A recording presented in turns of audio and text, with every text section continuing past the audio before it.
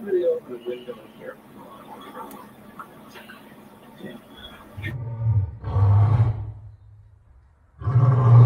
I want you and that young man to tie that knot. I'm gonna pray for you. And I want you to hold on to God's unchanging hand, because he helped Joshua fight the battle of Jericho. Yeah, it's the old he helped Daniel get out the lion's den. He helped get off the island. Let me get straight to the business. Yeah. Got them lions in the building. Yeah. Why you lying to the children? Yeah. Why you lying to the children? Yeah. RIGHTEOUS. Man, you know I've been to bed. Man, they know they no contest. Yahoo, he do the bled. We will not see you tomorrow. Cause you cannot go to thought. All the sons and all the daughters. Standing hard with big manotas. But my son, he made me Taurus. On that line, I'm still a Taurus. Karate kicking Chuck Norris, 4-5 on my waist. If he started, will not hesitate to get retarded. Oh lordy, he ain't got a PowerPoint, he forest. He running to the hills like a Philistine. G-Hawk hitting Hamites with the guillotine. Situation turned up with the ratchet team. JJ 7000 to debate me. I know them haters gon' hate me, but he won't debate me. Pistol off safety. He respond, come wake me. If I don't get up, nigga shake me. If he don't show up, then he fake G. I touch down and make these nigga nuts hate me. Dear brother.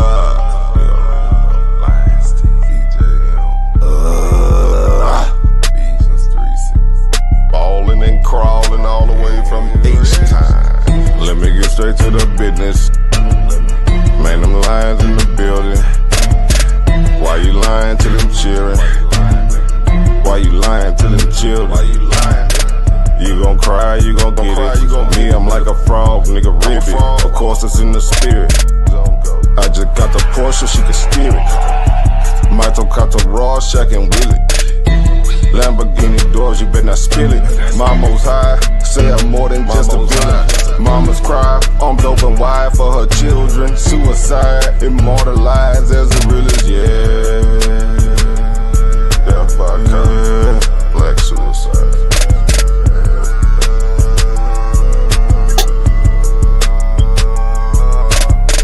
Let me get straight to the business. Got them lions in the building. Why you lying to them children? Yeah. Why you lying to them children? Yeah. RIGHTEOUS. Man, you know I be there. Yeah. Man, they know they no contest. Yeah. Yahoo, he do the bled. Wow, what's that? Why didn't take it over? Number one debate league, you heard me? When it's up, it's stuck. You stepping on everything, nigga.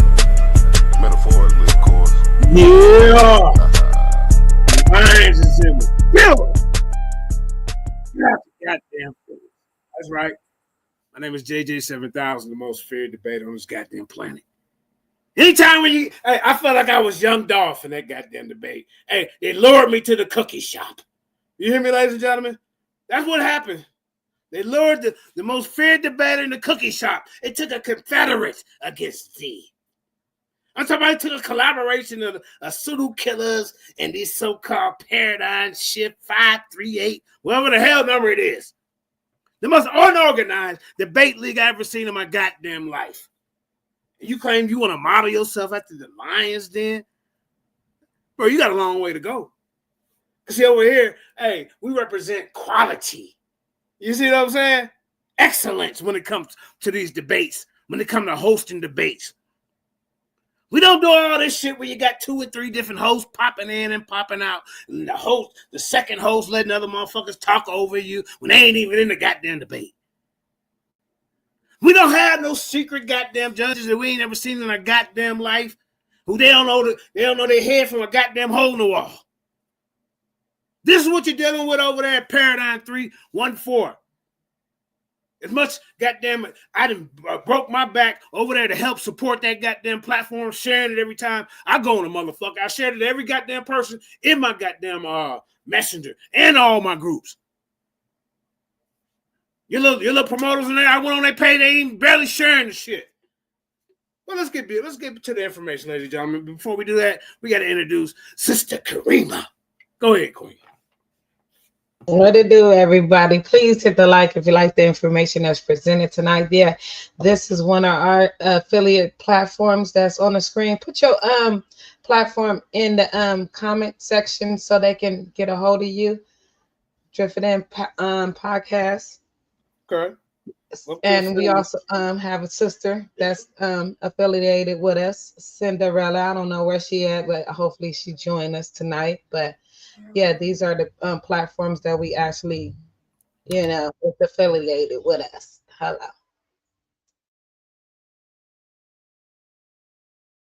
Yeah.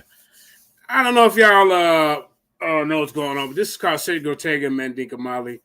Recap of the Christopher Columbus come to America before Africans.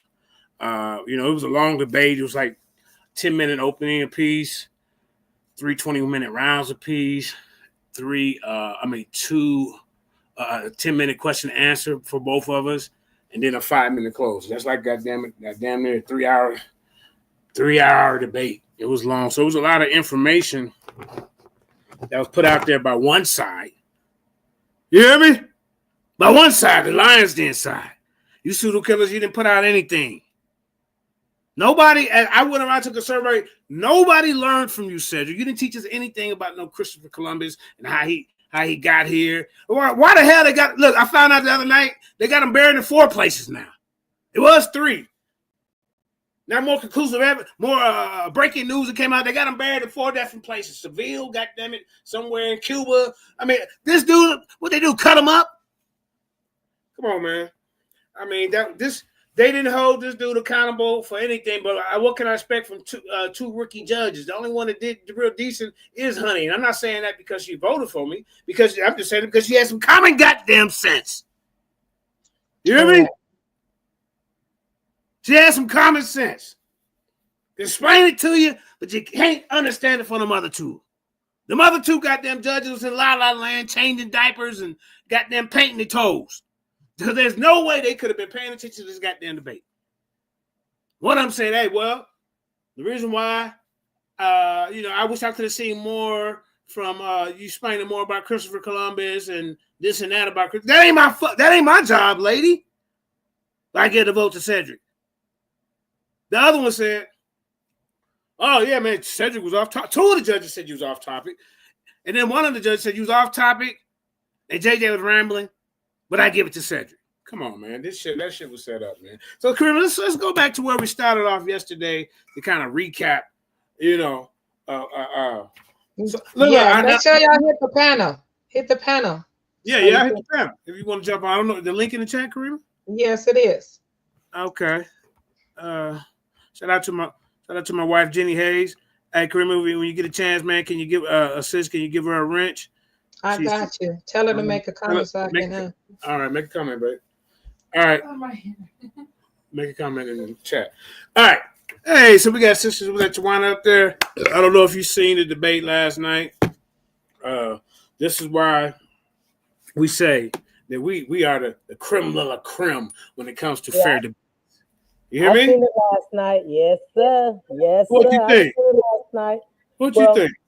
Like I put it in the chat, I think that JJ, you always gonna come with some real good heat and some good information. You put it to where it's very entertaining, so people may feel, as I heard, I don't know that you're jabbering, but you're not jabbering. You're just entertaining us while you're giving the information that you give. Right. Okay. So in regards to the other gentleman, Cedric, I respect his stance.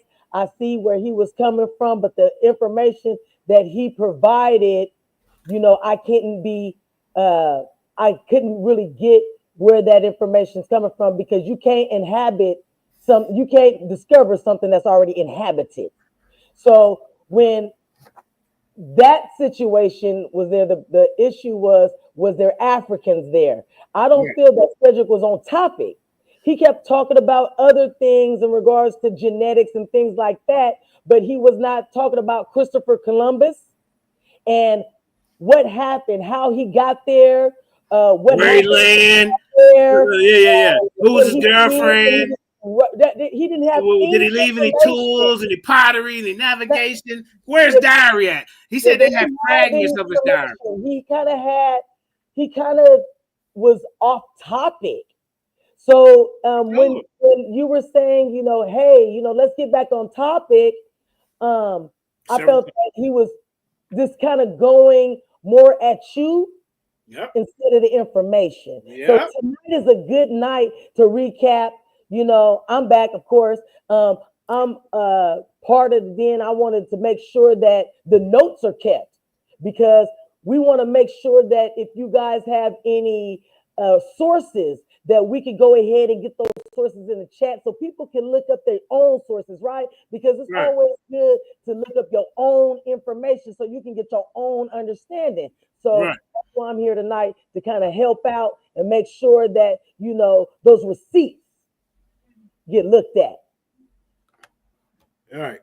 And like I said, even with the I feel judges, you won, JJ. I feel that say it again. Say it again. I feel like you won. I do. I don't feel like he was on topic because, see, I've been a judge as well. Right. And one of the main things that you do as a judge, there's certain things that we look at.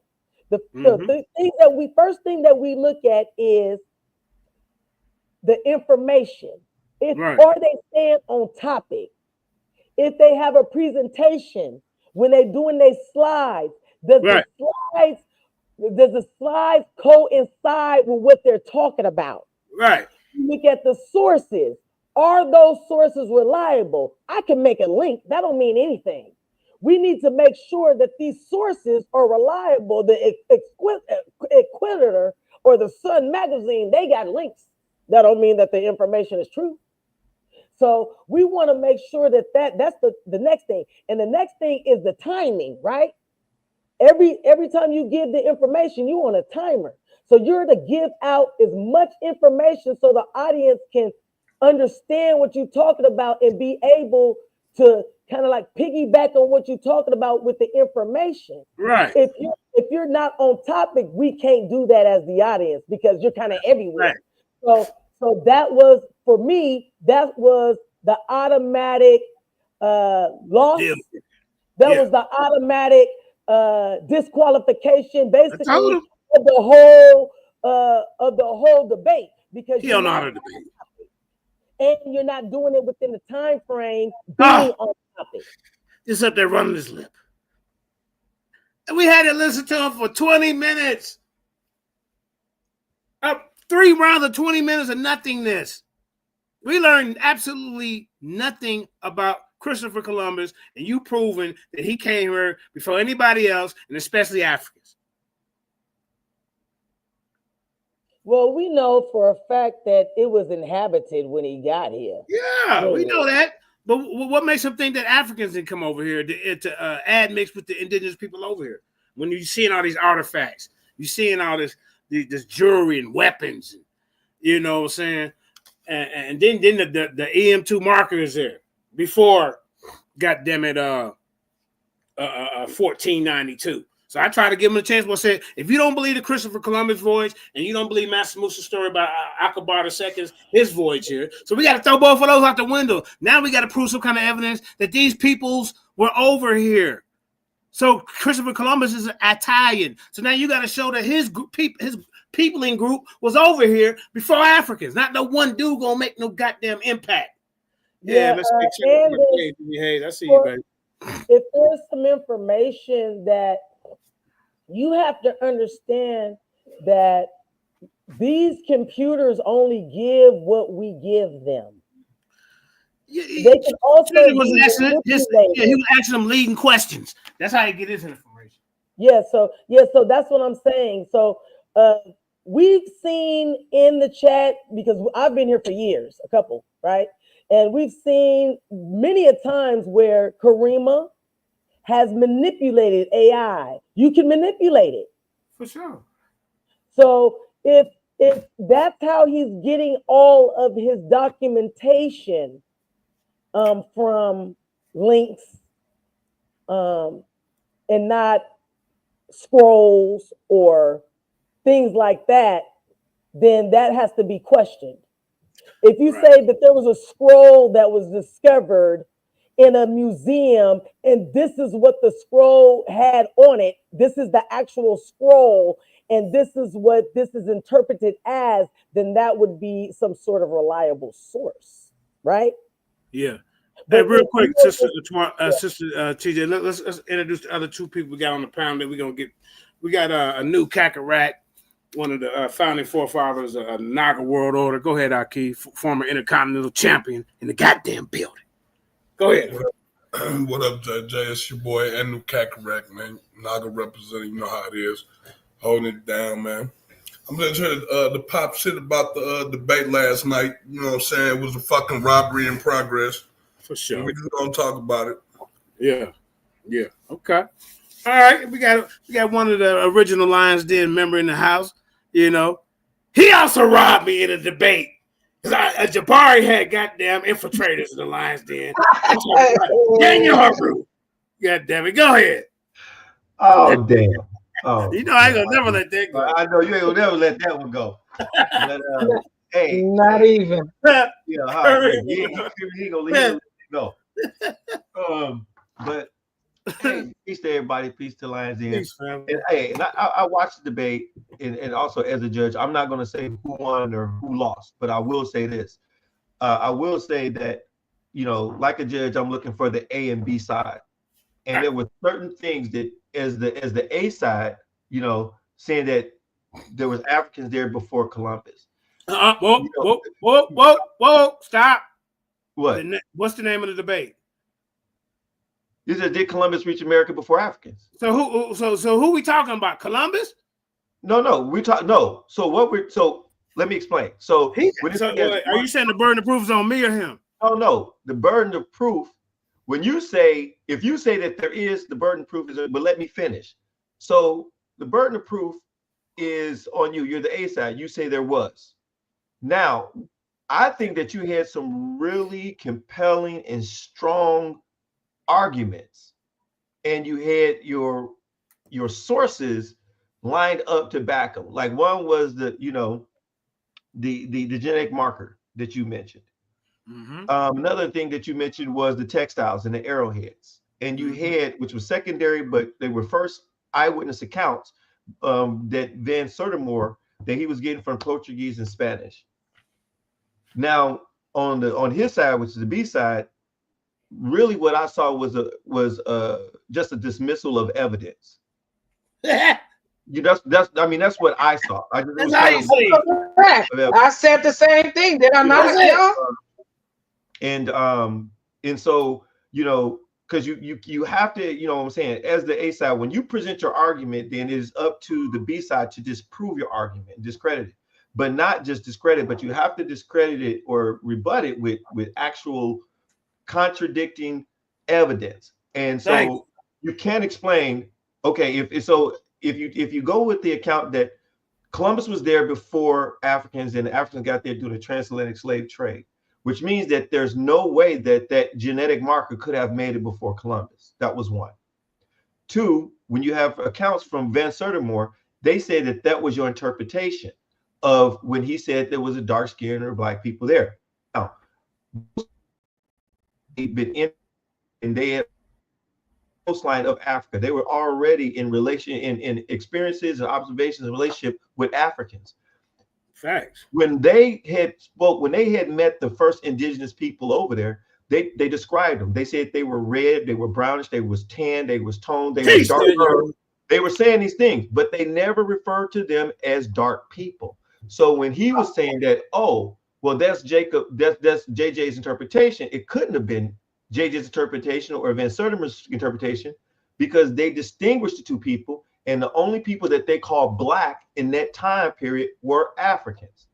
The arrowheads was there. The people described them as a dark people that they had captive. So you can't refute that by saying, oh no, that's his interpretation, you would have to come back with another linguistics or another source that stated that they called those people at that time, not after.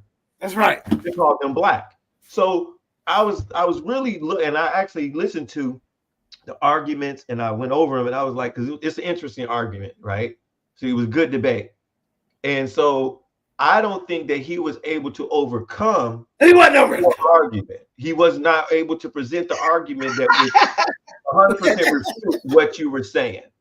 I would have been interested in him to see it, and the thing is like, oh, well, they could have come over here. Well, right. That's just interpolation. That's conjecture. You have to prove that why couldn't they have come over? And then when you presented it and I was surprised because I mean you were hitting with the sources, hitting them. You was layering them. You was layering them. And so you know what I'm saying? It was one of those things where you ain't gonna be able to get to all JJ's arguments and his points because he's just overloading you with the report from 2000 and I think it was 2003 that you presented. Oh, 2000. He would have had to directly. I had so many I forgot for the years. Directly refute that. He would have to directly refute the genetic marker that's from Africa. He would have to directly refute by saying, oh, when he started talking about the textiles, and he said, well, these are similar things of knowledge, right? And I hear this argument, back that up, though, Daniel. If you watch each slide, he's just making bullet point statements, even with my name in it. Well, here's the thing, right? It's not credible. So when he was saying about the textiles, this is what I found funny. It had nothing to do with Cedric, but this is what I found. I related it to arguments that I hear. They said that the textiles, right, are just kind of universal. These are just similar things that people have in place. Right. Now, I'm an atheist. I call myself a comedic atheist just for the spiritualism side of it. But that same argument cannot be used when we're talking about Jesus. When people say, well, Jesus was these things about Jesus were archetypes and they were similar to this. So this must be Jesus. This can't be Jesus. I mean, because there's different archetypes. Like, no, that's not it. But then the same argument was used to say, well, this was a shared kind of universal knowledge type of thing with textiles. They kind of look like they're African, but they're not really African. The spiral heads that they say were gold look like they're African, but they're really not African. That's not definitive enough to overcome your point. So I just think you had a stronger argument. I think you presented it stronger. I think so. You gotta tell me who you think won, bro. I mean, we need to hear. I don't care if you say no.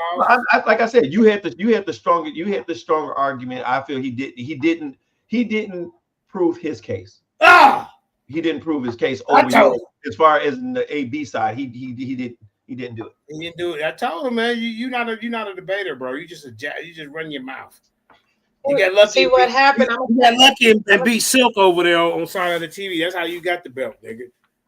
I'm gonna tell you what happened. What happened was, you know how they have a pre-discussion before the debate. Yeah, and he actually got all the information that they was going back and forth with arguing, and he made a powerful presentation on that argument.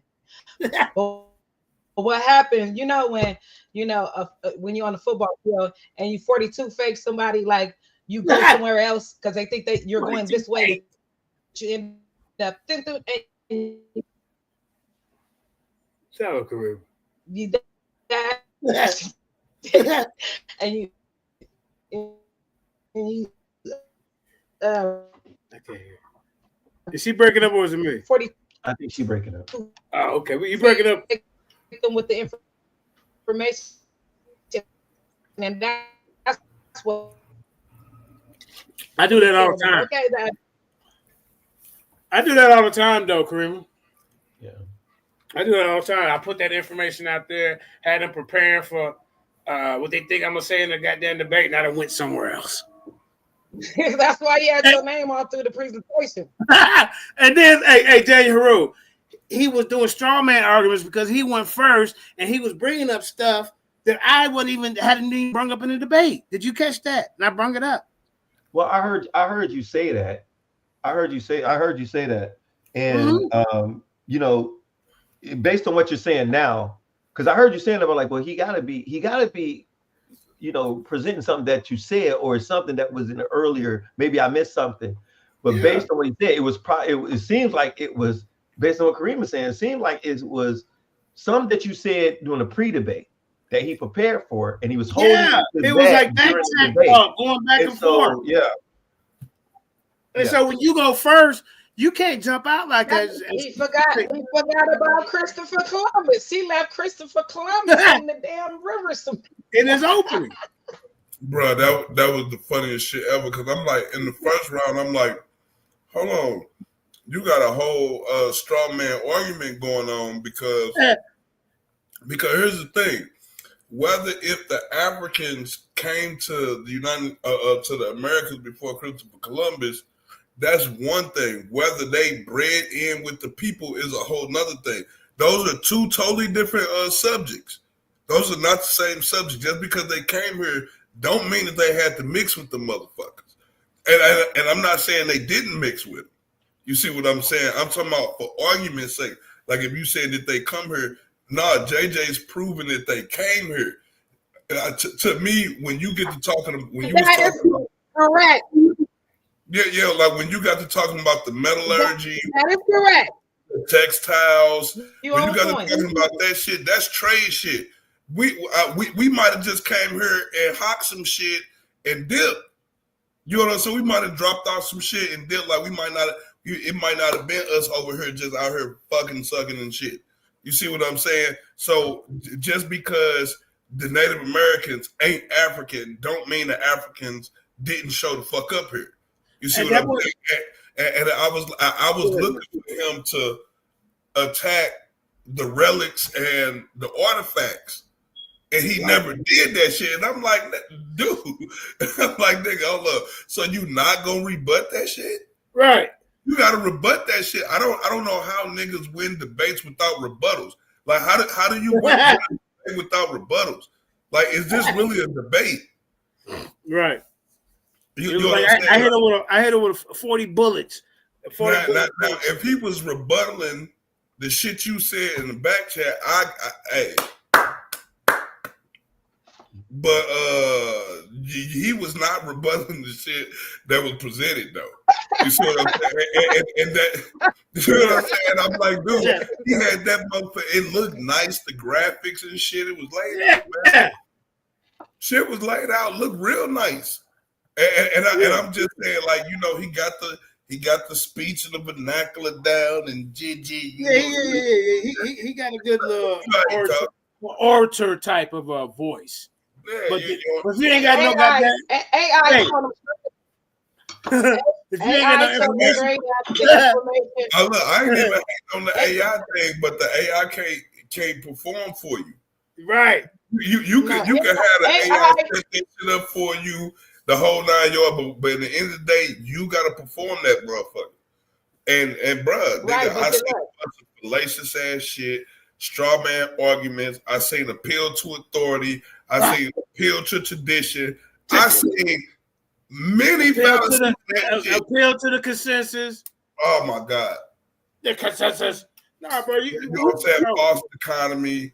Because thinking that just because you don't find no African genes in the Native Americans, so the Africans must not have came there. That's a fucking fallacy. That's a false dichotomy. Like nigga, maybe they looked at them people like, man, we ain't fucking with you little nasty, dirty ass Indians. Hey, but we'll sell y'all our shit. We'll sell y'all this shit. We'll teach y'all this shit right here though. I mean, I'm just saying, like, it's a lot of stuff, JJ, you did not bust dude head with. And I was like, damn, like JJ could have hit him with the Arabic scholars. Nigga, the Arabic scholars, bro, that shit go back 400, 300 years before Columbus was ever born. He wasn't even born yet. And they was writing about that shit, about the Africans selling over there to the Americans. And so I'm just saying, a lot of that. You know, one thing that I think that that everybody, I think, maybe take for granted, or the big assumption, is that the Africans' only trade route possibly to the Americas was the Atlantic.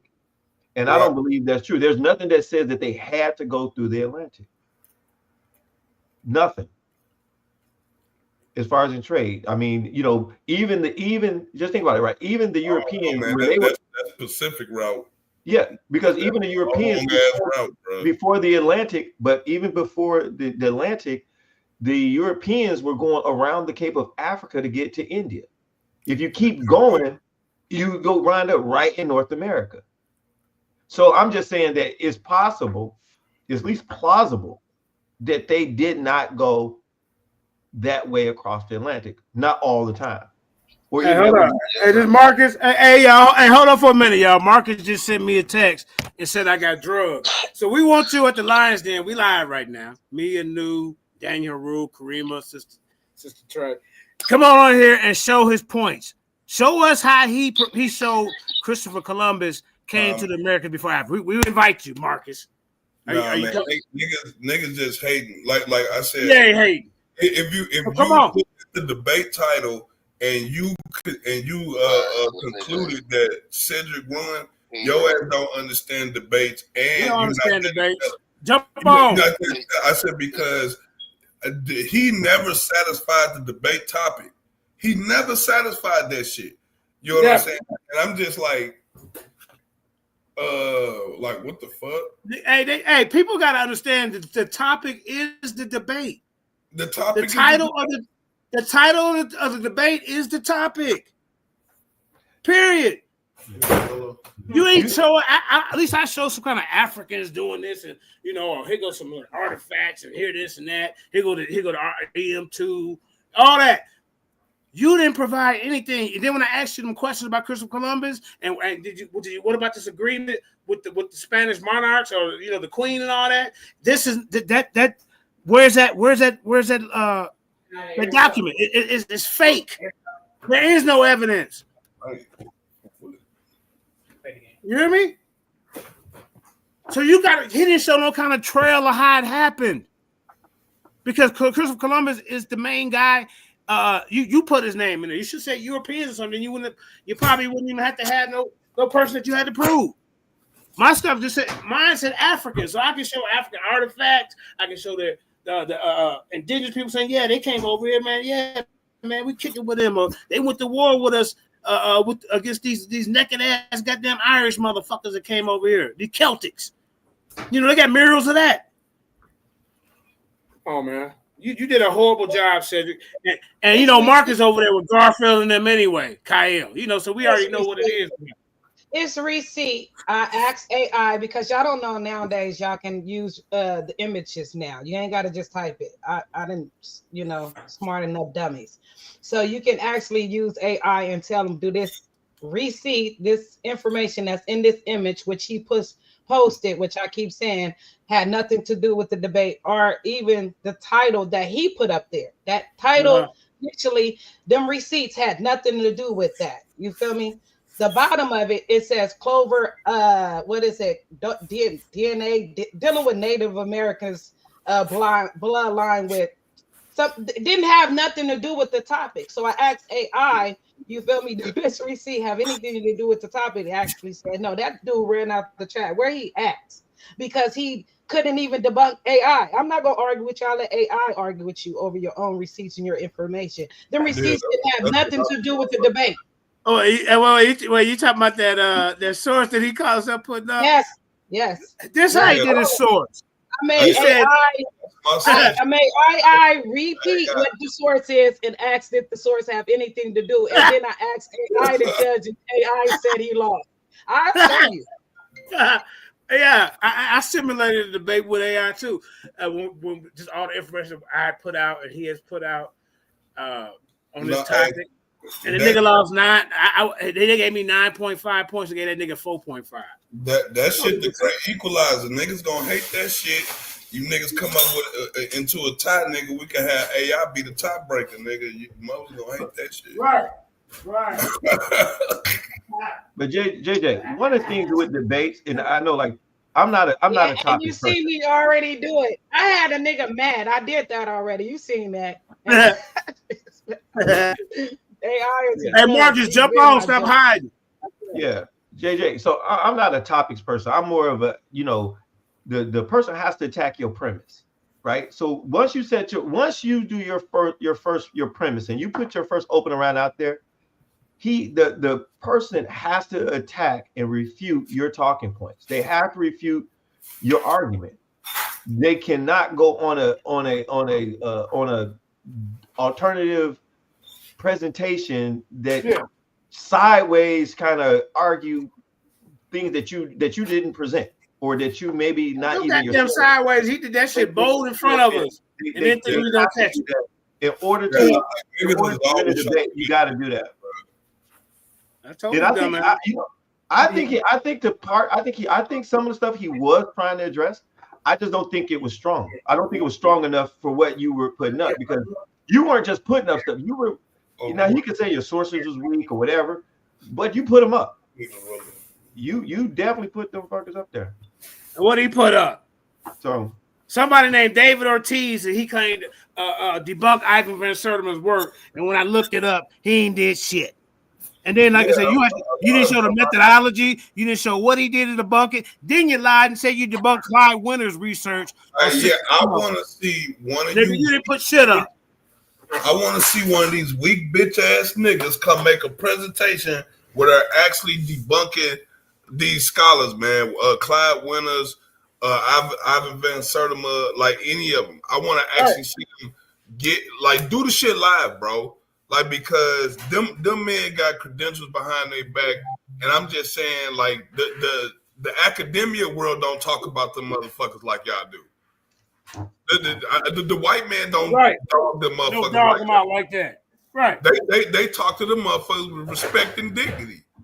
Hey, you got Leo Weiner. I think he's some kind of Russian or some kind of one of them type of fellas. He also either Ivan built off his work or he built off Ivan's work, one or the other. So this is not just Afrocentric, bro. This is the truth. History has to be rewritten because it was built off pseudoscientific racism. And they know that. They know the. They know that. They know the Reconstruction era happened. You know for a fact. Like we could all stop playing the games. And during Reconstruction era, they rewrote history. Let's keep it a buck. They rewrote history. That's the reason why all this shit fucked up. I'm with you, JJ. Christopher Columbus is just as fake as Santa Claus, nigga. You hit that shit right on the motherfucking head. We ain't got no proof that bitch ass nigga ever lived. Hey, they got him buried in 4 goddamn places. I thought it was 3. They didn't came out with a 4th place. So, hey, Kareem, let's go ahead and get into a little bit of this. I don't know. Nunu, was you here yesterday when we recapped the opening? That was horrible. And then the question and answer round. Hey, Daniel Haru, did you see the question and answer round? No, I saw part of it. I didn't watch all of it on the question and answer. And the reason why I didn't, I'm gonna tell you the reason why I did. Before you got to that, and I was listening to part of it, I was like, the question, unless you just give it up and say, yeah, you won, to me, I thought it was over at that point. Unless you just give it up. Oh, it was over, Cedric. I thought it was no way for him to overcome what you had presented. Unless, some people was like, yeah, you're right, and you succeed to the person's point, which I know you're not gonna do. So I was like, yeah, I was good. Yeah.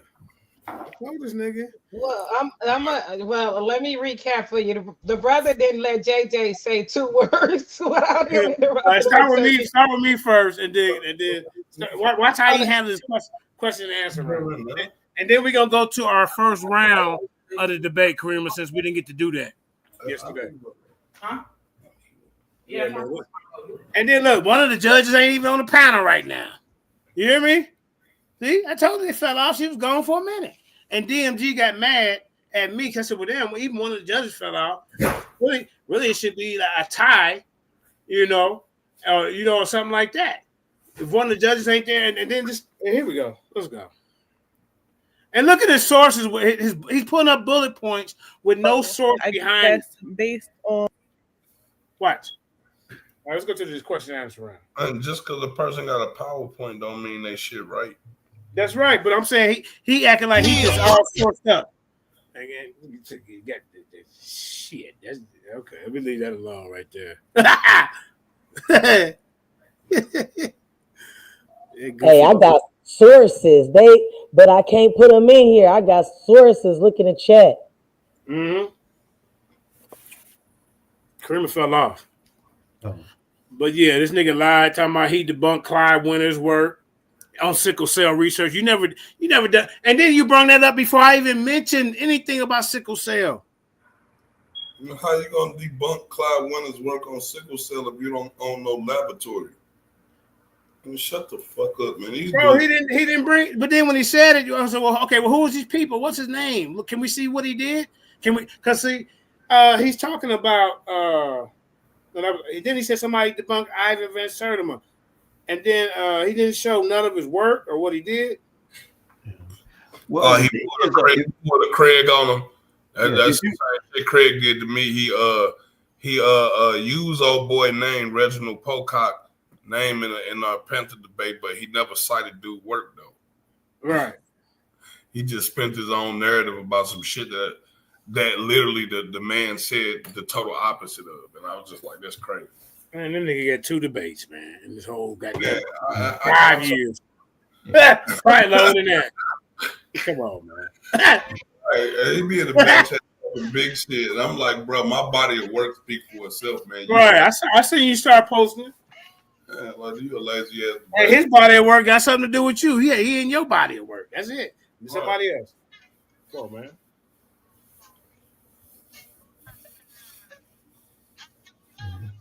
Oh, we waiting on Karima, so I guess but you know, if you present information like you said, if you ain't have it in your presentation, it's non sequitur. Right. It doesn't even count. Even if it was correct, it doesn't matter. It doesn't count. I didn't bring that up. Hey, the dude is not a good debater. He'd be crying and shit because he like, you had a 3-hour review on our debate. I'm like, yeah, man. I'm like that. Like when you really know what the fuck you talking about, and like I dissect the shit. Yeah, you expose them niggas. That's what it is. That's why they mad. We slow it down over here. You know, it should be happening fast in a debate. You gotta slow it down.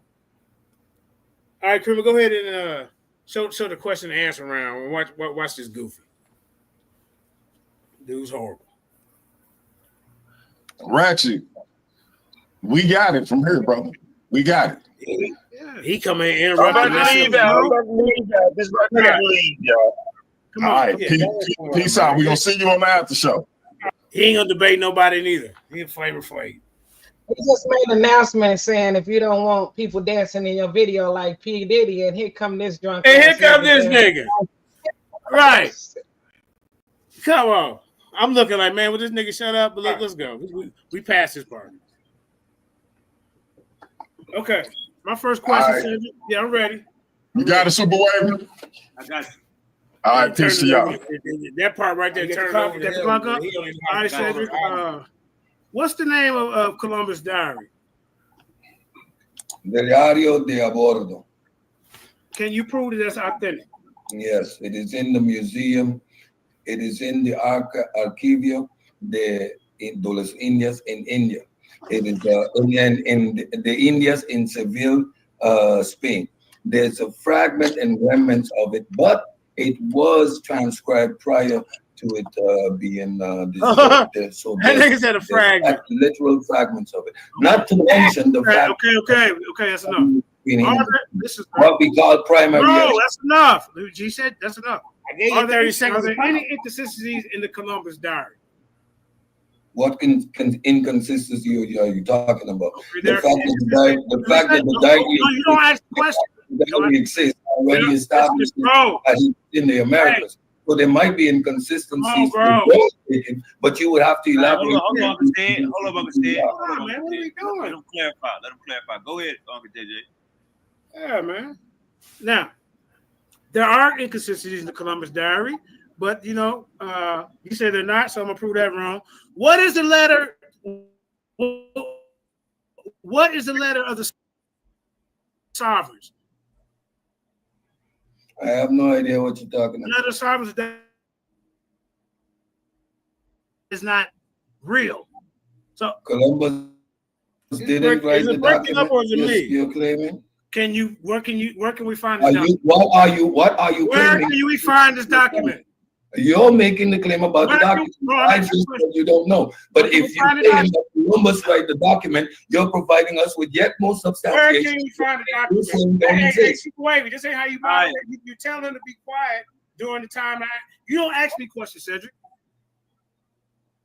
Now, as you can see, what is the Toscanelli map? What's that, sir? I don't know, JJ.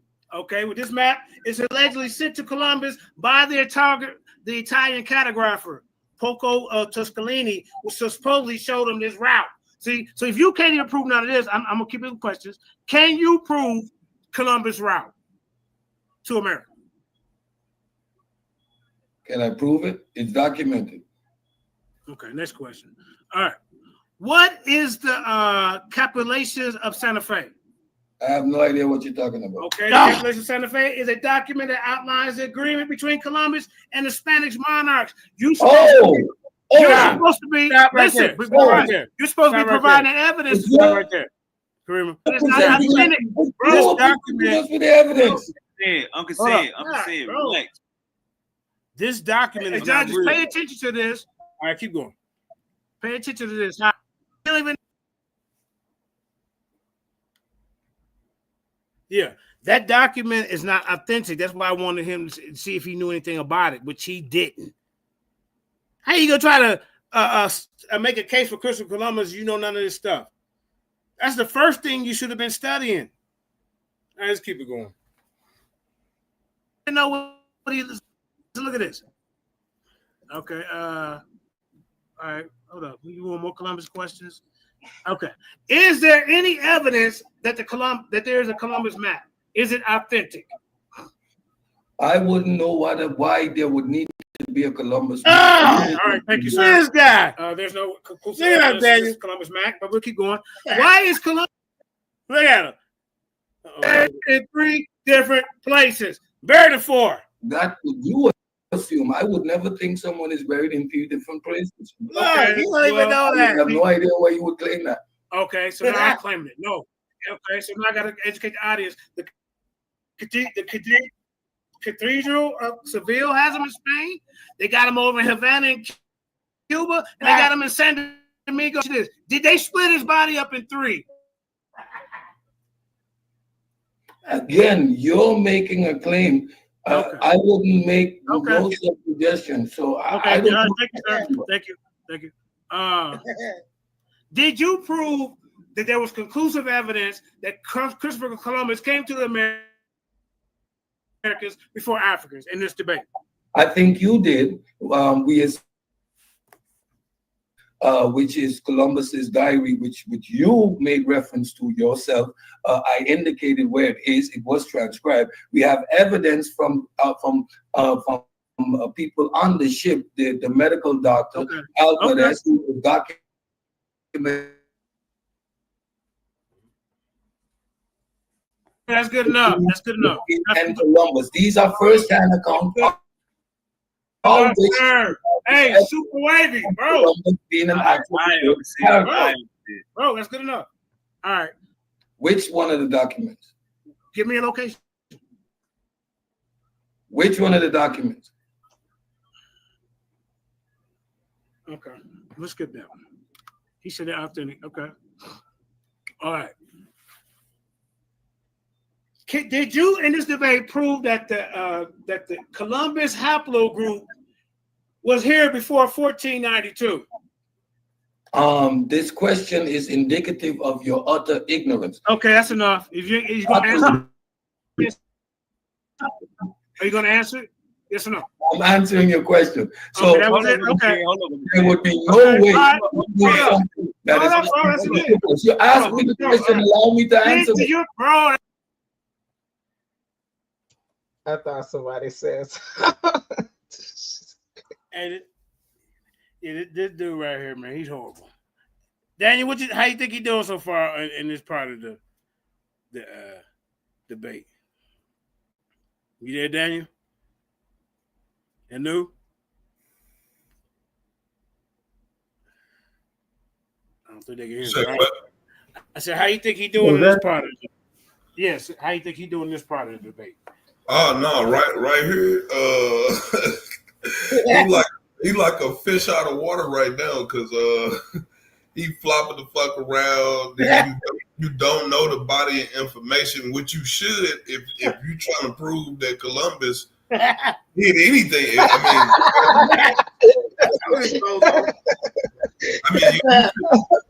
This was your chance.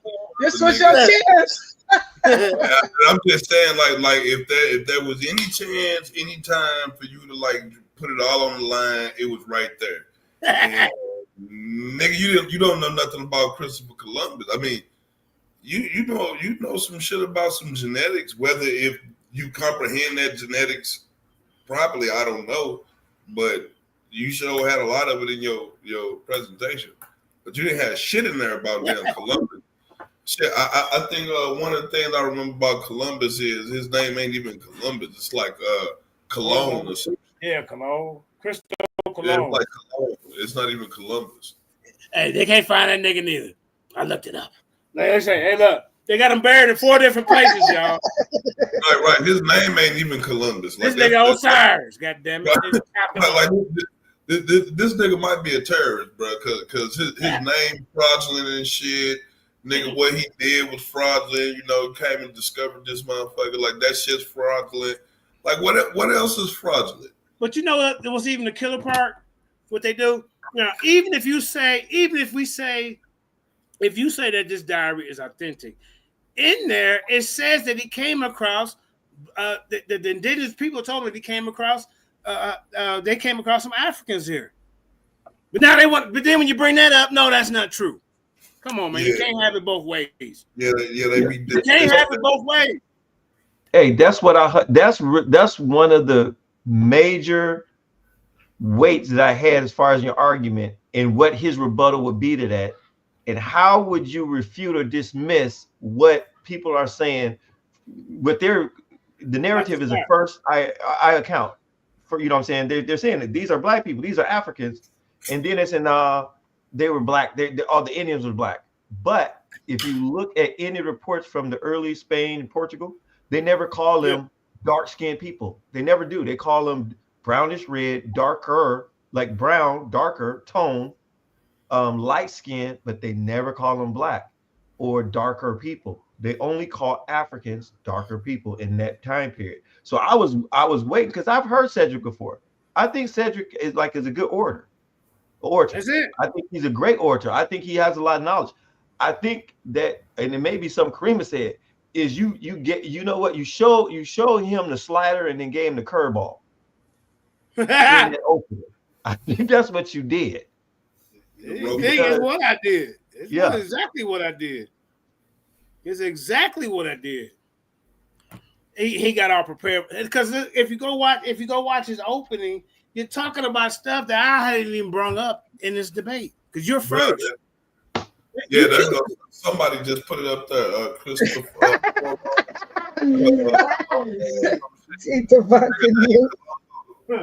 Krista Foro, nigga. His name Christopher Foro. You know what I'm saying? The nigga name ain't even Christopher, cuz it's Christopher Foro, nigga. Columbo. You know what I'm saying? I mean, like, what else is fraudulent? Like we just parroting this dude's shit. I'm with JJ. Abu Bakari got a better fucking story than that. Hell, right. He came over here with 200 ships. Columbus came over here with what, 3? You can't find them, motherfuckers. Right. We can't find the 200 ships, and we can't find Columbus shit either. Columbus 3 ships. What's the difference? So now what you do? You roll with the Eurocentric, story rather than the brother story. He ain't, he against that. I don't know. See, just the type of fella he is. He's against Afrocentric. So if you're Israelite, you're pseudo. If you're Pan-African, you're pseudo. If you're Kemetic, you're pseudo. Only thing right is being an atheist. They think science, technology, engineering, and mathematics taught by these people like the Darwins and the people like that, Margaret Sanger and all. I'm gonna call them indigenous, man. Shit. No, y'all keep going. He's an atheist that practices scientism? Because that's what that is. When you think that methodology is the only and supreme way to view and understand the universe. That's what that is, scientism. Right. You mean scientific theories? They ain't nothing but internet scientists, internet platform scientists. That's it. Yeah. No, they're interested in science, so they try to read it, and they try to manipulate what they read to convince the people that they're right about what they're talking about to push their agenda, ladies and gentlemen. And the agenda ain't nothing but to chase for clout. The niggas want views. Like let's keep it a buck. Let's keep it a bang. Like that's what the fuck the niggas want. The niggas want to be the next shock jock or whatever the fuck. You know what I'm saying? And this shit ain't cute, man. And I really started debating to edify the people. Like I really did. Right. Hey, no. We learned absolutely nothing about Christopher Columbus. You learn more about him from me. I brought out more information about him than this nigga did. Everybody who watched the debate got fucking robbed by Cedric. I blame you. All got robbed. We didn't learn that motherfucking thing. That goes to tell you. That goes to tell you. Did he wear the little leprechaun boots with the buckles on? Like did the nigga have a Quaker hat on? Nigga had a pilgrim hat on. You know what I'm saying? Go ahead, Daniel Haru. What you say? Hey, but that just shows you. Hold on. I'm gonna say I blame Q Butter for all this shit. Okay. Why Q Butter? What did he do? That stems that he got him on that stem. Yeah. They over there thinking that they professionals. Scientists. Yeah, but I fucks with stems. I fuck with Q Butter. I fuck with him. I fucks with stems, but you know what I'm saying? I definitely fuck with him. He know what he's talking about. We definitely know what he's talking about. Yeah. He the only brother that know what he's talking about, and all the rest of you say the rest of them don't know what the hell they talking about over there. You saying stems is a person? What? STEM is science, technology, engineering. I thought you. Hey, Daniel, I was saying, hey, that just really goes to show you, like in debates, it's not always about what you can prove in your facts. Sometimes you can win just based off of your oratorical skills. If you can lay little holes and fall people asleep, you can win. Listen, I've been watching. I done seen debates on SDVDL. I done seen debates on Sinetta. I done seen debates on the Lions Den. I done seen debates on other channels. And you could be like, this person is not right. This person is not right, but he talks well, and he can present his argument in a way. We all recognize that I don't give a damn how. Yeah, I'm Cedric. I don't give a damn how he talk. It didn't help him in this debate. But if you got judges, the two judges didn't. You got a judge. But that's brother. The shit was just set up, man. We just call it the nuances in this, right? Like this is conscious community debating, though, right? So. We supposed to have a higher level of standard when it comes to truth. Fuck your narrative. Your narrative don't mean a motherfucking thing when it comes to the truth. You see what I'm saying? And I don't know how half the community could be Hebrew Israelites, Kemetic. If y'all standing on my eye, I don't see how the fuck truth ain't everything. I don't see how you following the Most High and truth ain't everything. You claim to be a Christian, you claim to be a Buddhist, whatever. Truth is supposed to be every fucking thing. So why is your narrative more important than the truth? Like that's the crazy shit to me. Yeah. Why do you think your narrative deserves to overshadow the truth? Because you got judges. And so when you debating, a lot of times you're not debating necessarily your opponent. You're presenting it to the judge. And if you can sound more convincing even if your information is wrong, or if your information may not be as strong, or whatever it is, if you can win over those judges, if you can appeal to either biases, or you can appeal to emotion to them, or their sense of logic, you can win a debate. And it's happened over and over and Yeah, over. we get that, but yeah, Daniel, I get that. Yeah. Let's get back to this epic A fail. well-organized lie, a well thought out, organized lie overpowers the truth sometimes. Well, goddamn it, but nothing he said. He didn't bring the information out. He didn't put nothing together. Nah, the nigga didn't teach us shit. He got the homies. Bruh. Okay. No, it wasn't even up to the homies. It was up to the three judges. Man, it was up to the homies, the three judges. Oh, well, the crew, the platform, Hell we yeah. couldn't get that. How they set the judges up, because those judges weren't even qualified to even be, I say Honey Clark, but the other two, what the hell? Come on, man. And then She one of just them, how well he articulated his information, not off the information, but she just liked the way he just, made a little sense to the lies that he was telling. Yeah. Like, cause she don't believe that shit whatsoever. But it's just like, yeah, but he stayed on topic though. You know what I'm saying? JJ stayed on topic. So With his lies. Yeah. And Whether it if it was true or not, that was irrelevant. You know what I'm saying? Like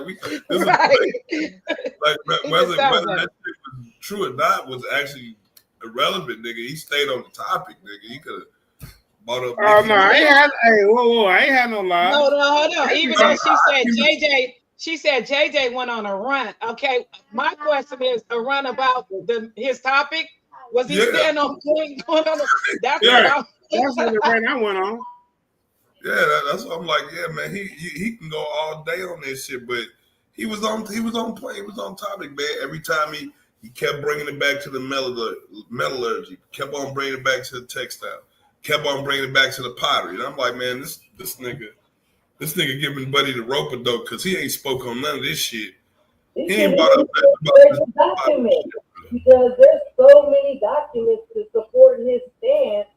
Even if he didn't talk about pottery, there's so much information out there in regards to Africans being there prior to Columbus. It was just out of pocket. He talked about greens, corn, ham, and yeah.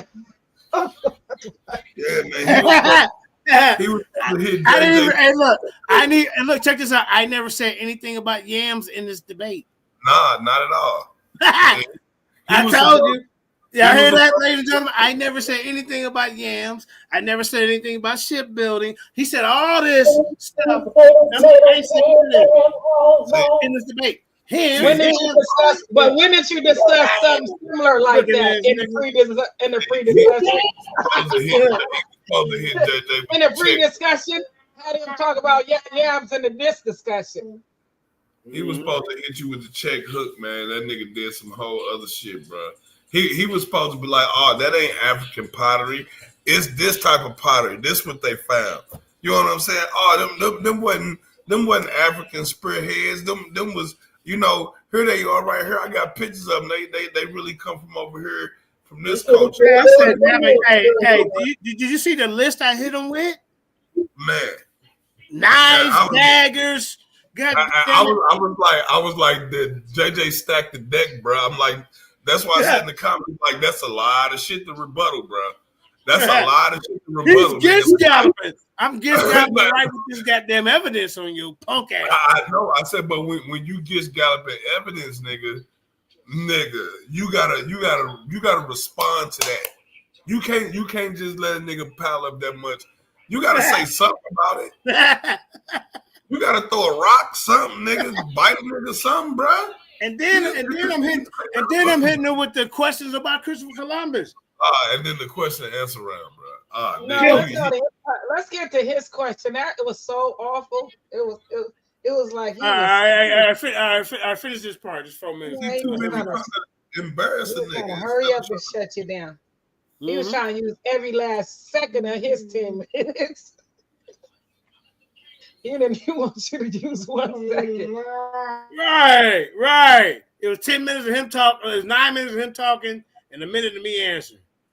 That's what happened. You see, I let him talk. But if he start ad homing, like, nah, bro, come on, chill. Let's go to the next question. Watch. Go ahead, Kareem. Please and thank you. I'm saying, Hey, judges, look how he's acting during the question and answer round. He's doing ad hoc. Now, how about, did Europeans have a concept of ocean depths before Africans? Yes or no? What was the question again? Did Europeans have a better concept of ocean depth before Africans? Of ocean depth or depth? Depths. The question is irrelevant, even if the all right, thank you. Did they? All right. So did they have thorough knowledge of ocean currents and patterns, Europeans, before prior to them being able to get around the horn? No. Oh, okay. Yeah, I heard that. Let's keep going. All right. Which haplogroup is older, the EM2 or the RB1? The African haplogroup in America or the European? Which one was here first? The African haplogroup and the European haplogroup all are post 1501. That is coincide with the. They came at the same time, y'all.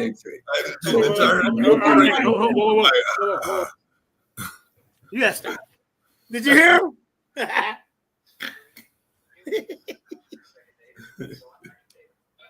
Hey, no, did you hear him? Yeah, man. They came at the same time. That's because a nigga brought them back. They already in it. They came at the same time. Yeah, because they showed them how to get here. Yeah. So if a nigga drove, well, he probably was the first one off the ship. He won. God damn it, he was here first. Christopher wasn't even in the front ship. Yeah, but how about that? How nigga know how to get there though? How nigga know how to pull up unless he been there before? Right. Make that shit make sense, man. Man, bro, this was horrible. And then they fucked up. Hey, they fucked up when they let me go first in this question and answer. Okay. All right, let's go. Now I'm getting more momentum. Go. All right. Yeah, he came and got a nigga and brought him back and said they out there like that, and they sent them with some mofos to collect some more. They was collecting them like they was treasure. Okay, it was something that they ain't never seen before. That is how rapid fire rounds supposed to go, man. That shit's supposed to go fast and quick. Hey, you see how I'm hitting them? I'm already scared. No time to fucking Google, nigga. All they give is a minute, 2 minutes to answer a question. Nigga, fuck that, nigga. You supposed to know that shit. Yeah. Yeah. All right, go ahead. Let's go, Chris. So what you talking about? What you talking about? Willis' face? Nah, nigga. You giving niggas time to Google and shit. Nah, fuck that, nigga. Answer these questions. So, are you saying in front of the audience that the African haplogroup and the Christopher Columbus haplogroup came here at the same time? No, that's not what this is about. So, I'm asking you, which one came here first? Do I need to repeat my answer? Yes, sir. Okay, the first African presence in the Americas is noted at 1501, an individual named Juan Jorido. He was with the Spanish as part of their expedition. That is the first known African in the Americas. Sir, I asked you which came here first? I'm representing the EM2. What happened? Here's my question. What haplogroup are you representing for Christopher Columbus? Which one for this debate? I have no idea what that question is. Oh, okay. All right. So, ladies and gentlemen, which story is more valid? How about this? Which story is more valid? The Christopher Columbus voyage, or the story to tell that Mansa Musa told about Abercrombie II? Which one would be more valid to you? The one that has the evidence, because there's no. Okay, stop. All right, thank you. What evidence have you brought? We have already. What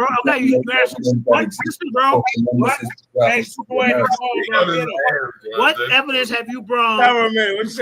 The Christopher Columbus came to. Huh?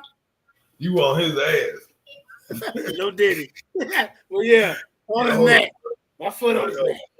Yeah, that shit crazy. Come on. They shut up. Answer. I ain't trying to hear this nonsense. Let's go, Korea. Yeah, he trying to burn out the time. Where is the ships? Can you tell me where the ships are located?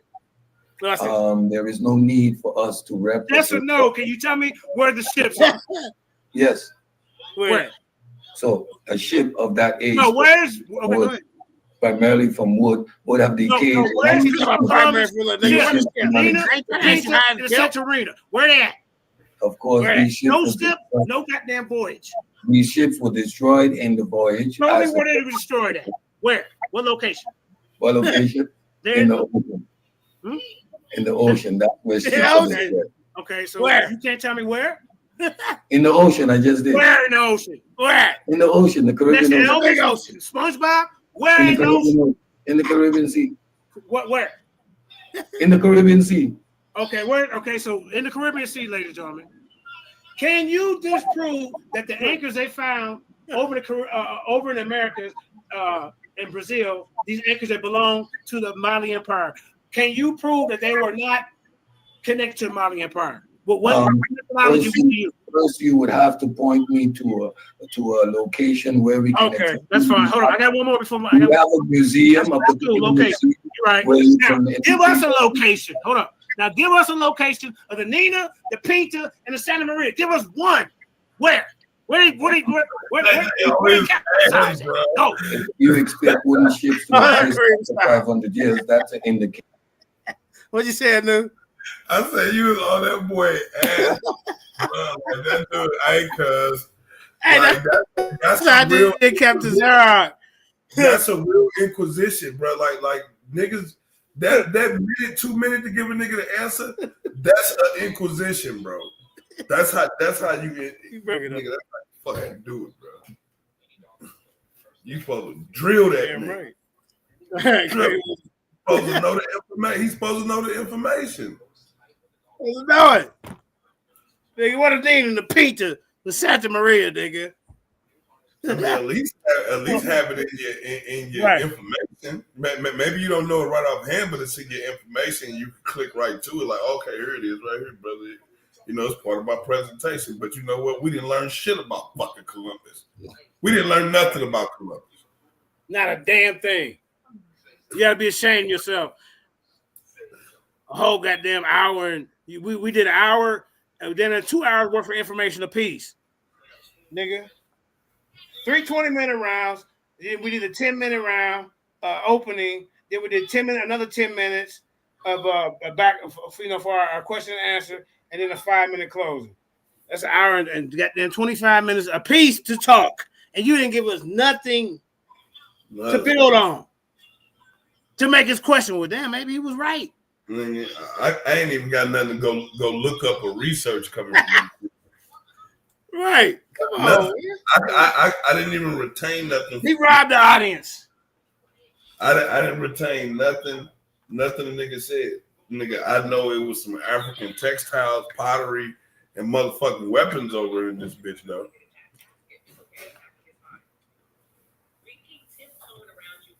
Yeah.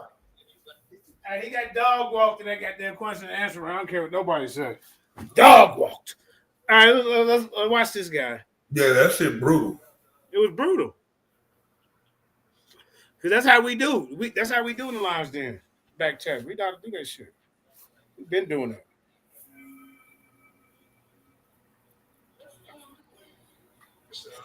Go ahead, Sister Career. You have, so can you tell us once again, did you prove that is it breaking up or is it me? It a particular individual you prior to that exists.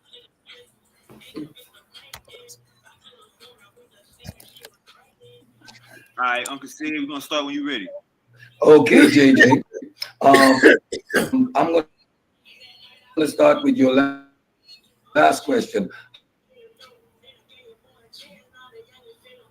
How would you expect to find European genetics before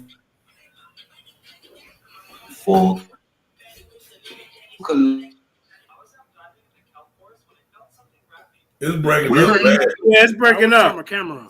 Hold up. All right. Breaking up. Dates and times is called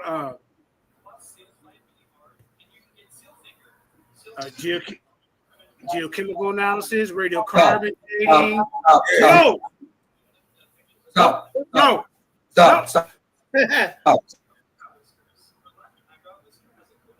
Oh, y'all. So I'm going to reiterate my question. Reiterate, sir. European genetics arrive in the Americas at the point that Europeans arrive. You are asking us to present Europeans prior to Europeans and prior to the European genetics being in the Americas. Okay, let me rephrase it right. The narrative is did Europeans come to the America or Columbus come to the Americas? So again, okay, thank you. So that means stop. It's my time to ask the question. We're not answering the question. You don't want that. So what I just illustrated is the ignorance in even asking that question, because you wouldn't be able to have European genetics prior to Columbus because it's pre and post Columbus. Now, JJ, can you point us indicate to us in which museum we can find artifacts like the anchor you're speaking about? Yeah.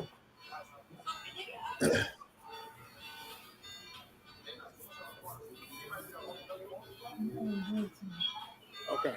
If they do have in a museum, I didn't look that up as part of my debate. Claim about which I indicated during my debate that these are fabricated sources. Did you ask the question, sir, or you just keep talking? Shush, it's my time, so I'm doing what I want for my time. You got to ask questions. JJ, don't interrupt him. It's his time. So we've established that there's no credible evidence for that either. You made a claim about yams, about food. Now, we've totally dismantled that claim. How do you stand behind the claim of yams when we know by genetic evidence that which yams are indigenous to the Americas and when West African yams were brought to the Americas? We have scientific evidence for that fact. So how do you continuously make that claim? Okay. Now, ladies and gentlemen, during this debate, I mentioned food, coins, textiles. I never, if you go back and retry, I never specifically in this debate said anything about yams. Once again, it is opening. In his opening slides, in his opening slides, you can clearly see the food source he was referencing was yams. You realize that he has no evidence for the yams. Now he's running away from that claim, which was actually presented. Now, JJ, you're making claims of African clothing and material in the Americas, yet you present us with no evidence for how this transoceanic voyage could have been made. Present us with some actual evidence, archaeological evidence, and a source where we can find the means by which this transatlantic slave voyage was made. Okay. We're going to do, okay, so can I share my screen, or are you just going to cut me up before I share my screen? No, you don't need to share your screen. Okay, so ladies and gentlemen, I'm going to answer the best I can. I see what he's doing. He don't want to hear me talk. So I can't even share my screen to answer his question, right? But through the Canary currents, there's possibilities of them following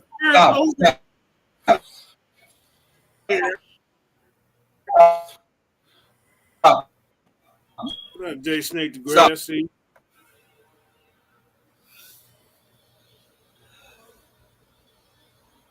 Check with which doesn't support your arguments. You made the claim and doubled down after I demonstrated wrong. He himself made it clear that his whole work was based on speculation. Why would you lie to the people still and tell them that his work has never been debunked or refuted?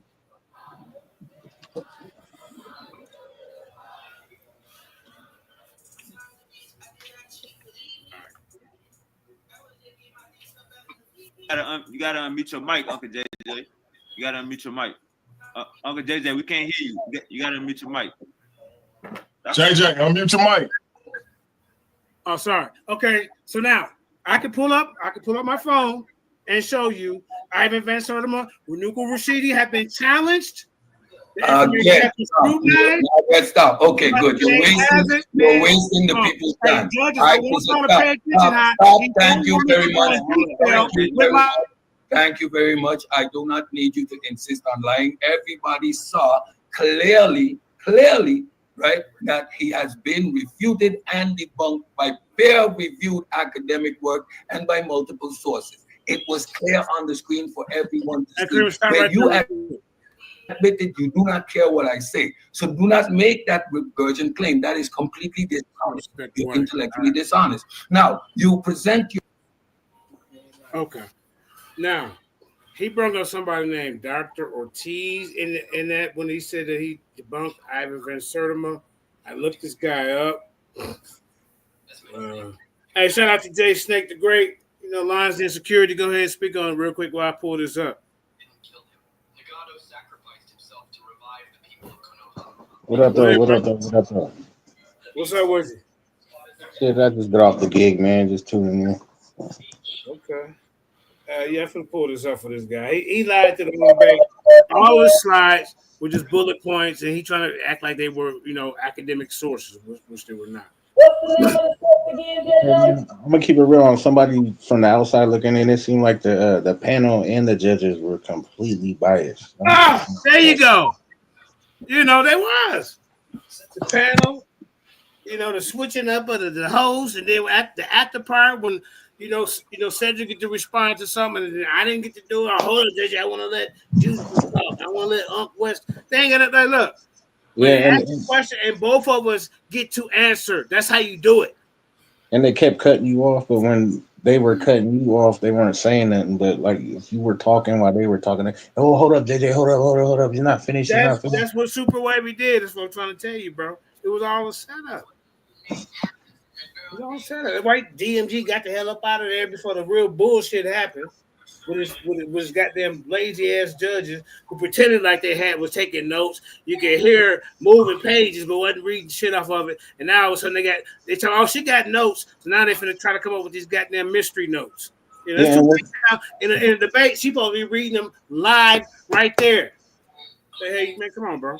And what kind of host goes off on one of the debaters? You feel me? The host is supposed to sit back and, you know, soak up everything. You know what I'm saying? Fact. Even if I said, well, one of the debaters fell off, that's all I said. I'm like, you're not gonna disrespect Paradigm Shift. Man, what the fuck, nigga? I said, nigga, I shared your shit. Yes, it goes somewhere. Yeah. Yeah. I look. I shared it. Every one of y'all got that alert. That's probably on this panel I sent to y'all. And the rest of the Washington. Yeah, and the rest of my friends list. Then I went on all my pages. My pages got 20,000, 30,000 people in them. At everyone. Then I went through the goddamn back chat groups was sharing the shit, nigga.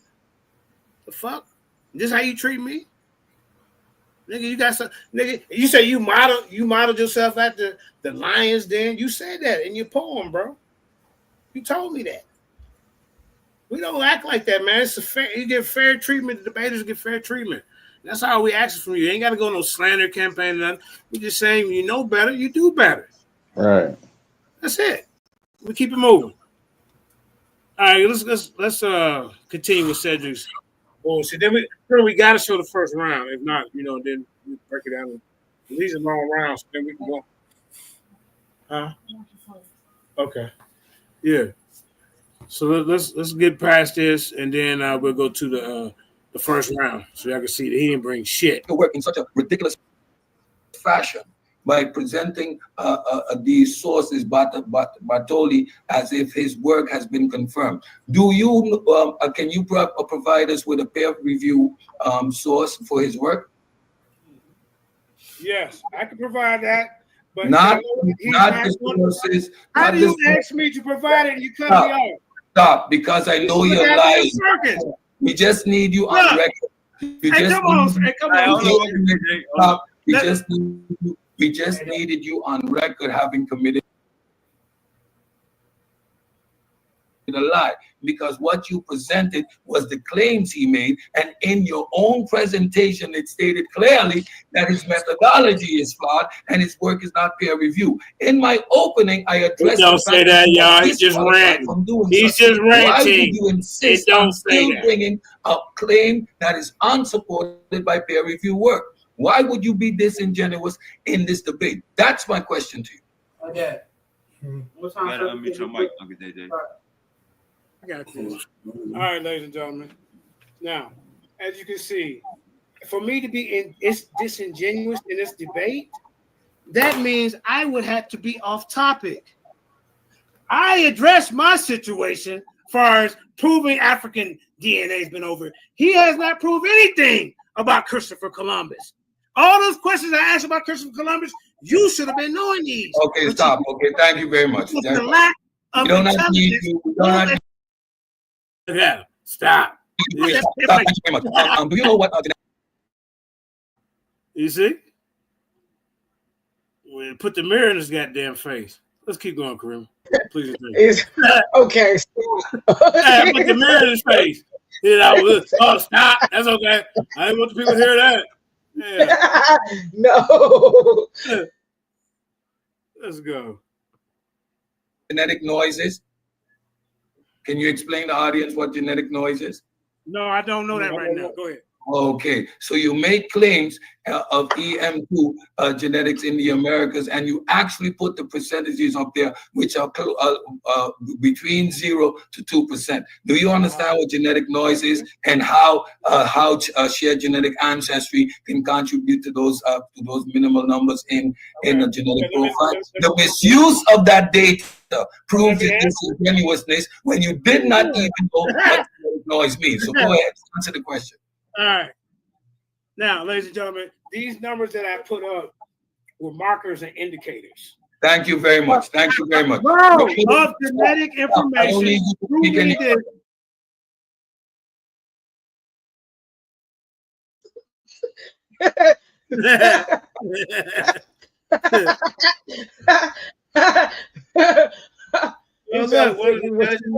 as you say something like you make it cut you off, like, no, stop. Okay. All right. Okay. I'm doing my part of what I'm supposed to do. All right. He didn't. I do not need you to speak any further. Again, you even don't know what you're presenting to the people. This is the disingenuousness I'm talking about, because you present numbers and you do not even know what genetic noise represent. And now that you've been caught out there naked, you're laughing, hey.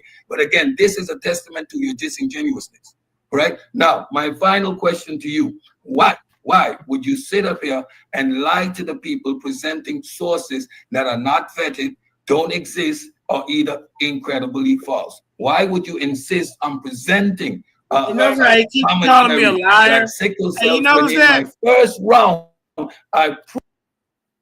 you notice how he keep calling me a liar when he lead off with his questions? Yeah. Come on, bro. Stop it.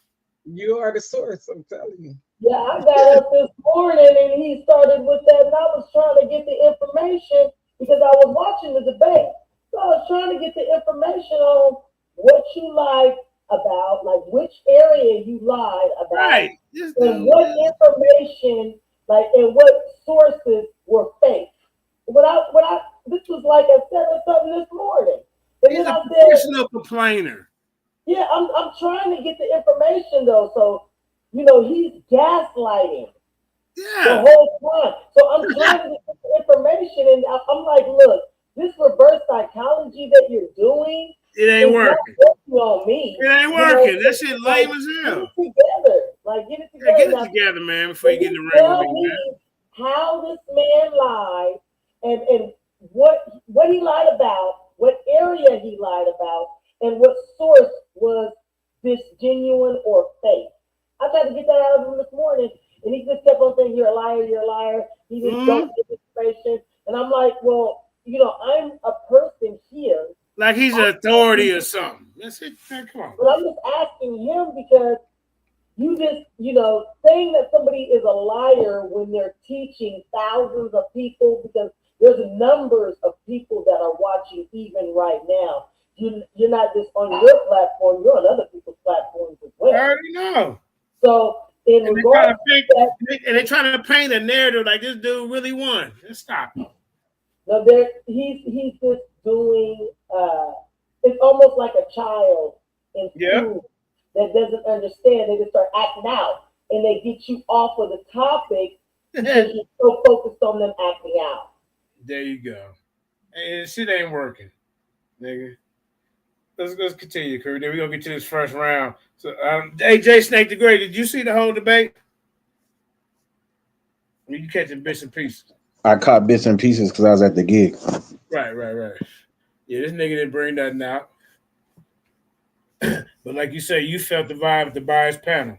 I think I caught the whole first round and like part of the second round, and then when he flipped out on you, I missed all that shit. Well, I don't understand why he wouldn't let you build. He was afraid to let you actually cook. Let him cook. Right. Because he couldn't control the other parts of the debate to make me be quiet.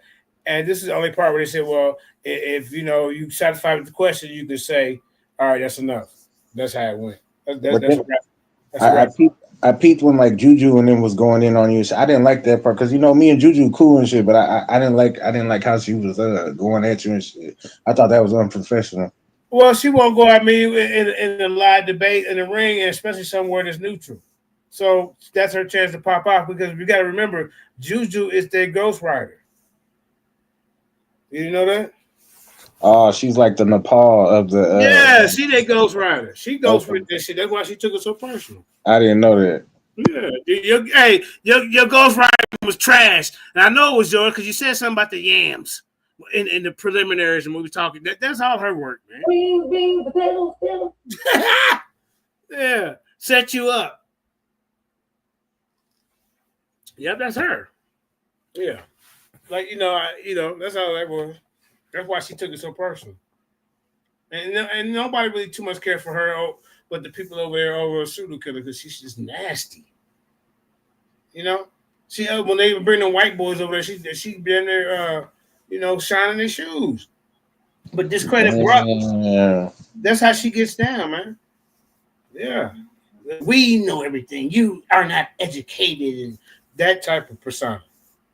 And that rub a lot of people the wrong way. But you know that whole crew they hold white academia at a higher esteem than that's what I'm saying. He said, I'm here to turn out Afrocentrics like you, JJ. And I'm like, this is the real history, bro. This ain't got nothing to do with no Afrocentric. It's about presenting the truth, not just his story over there. That's because you Eurocentric.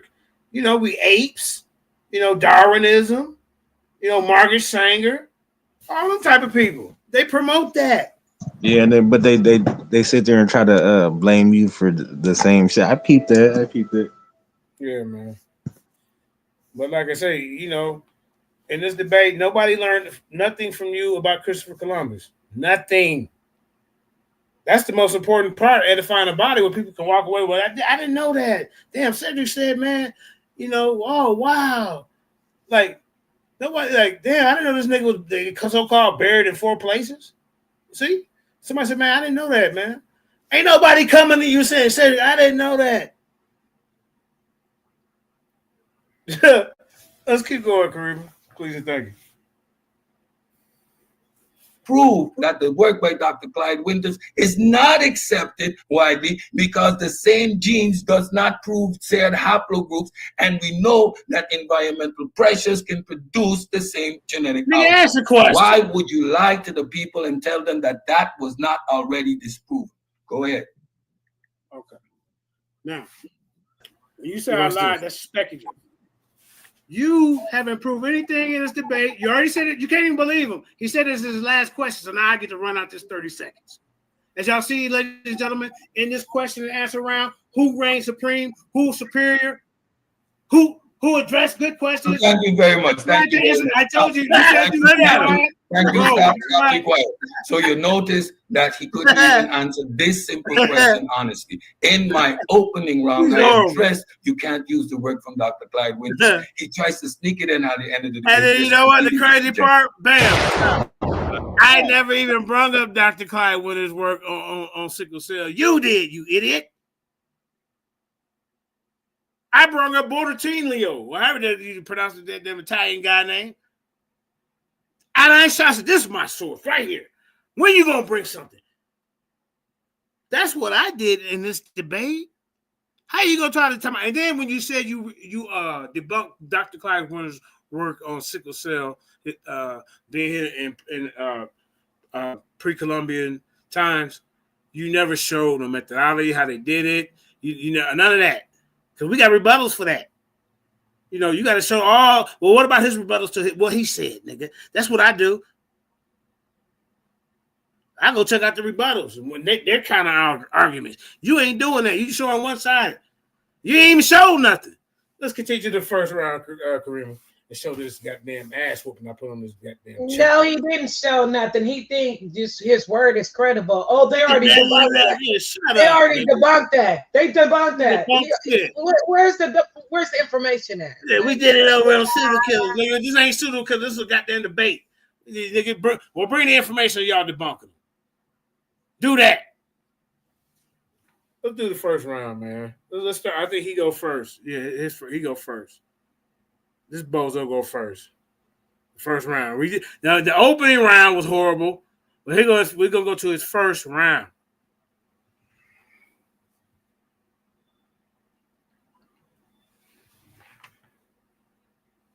For this man called Columbus, Cedric says that's cap.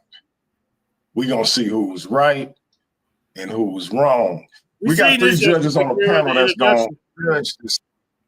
I'm gonna 10-minute opening. We knew, yeah, go to the first round. You didn't see the opening when we evaluated that yesterday? Go to the round that you see online from yesterday. And Cedric, it is on you. Time will start when you're ready, my brother. As soon as you let me know my screen is sharing, we can go. All right. And before I do that, first round, y'all. Let's see if you prove his case by Christopher Columbus. And if you can, do that for me so that way when I go out, you'll be in control. I got you. All right, Cedric, your screen is sharing, my brother. Okay. It is absolutely laughable. Yeah, that JJ 7000 claimed we cannot prove Columbus was in the Americas. This demonstrates an embarrassing ignorance of primary source methodology, historical documentation, and basic research skills. The sheer volume of direct primary evidence for Columbus's voyages is overwhelming and undisputable, unless, of course, you subscribe to a level of historical illiteracy that rejects all documented history. Primary source documentation. We have first-hand accounts, including Columbus' own journals, Diario de Abordo, Journal of the First Voyage, written between 1492 and 1493. Bartolomeo de las Casas later transcribed it, but fragments of Columbus' original writing survive. The documents are housed in Spain's Archivo General de Indias in Sevilla, along with letters written by Columbus himself to the Spanish crown. These are direct, unfiltered records from the man himself, unless JJ 7000 wants to argue that Columbus somehow fabricated his voyages while securing funding from the Spanish monarchy. Independent collaboration. Other crew members also documented the voyages, such as Diego Alvarez Chancha, who wrote medical reports on the expedition. We also have official Spanish Crown documents acknowledging Columbus's discoveries, rewards, and governance. These are not just vague mentions, but extensive, detailed records spanning multiple sources. What the hell?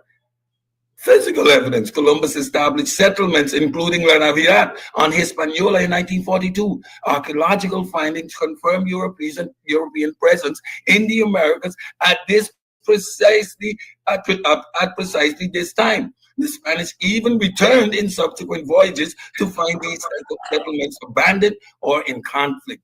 This isn't speculation.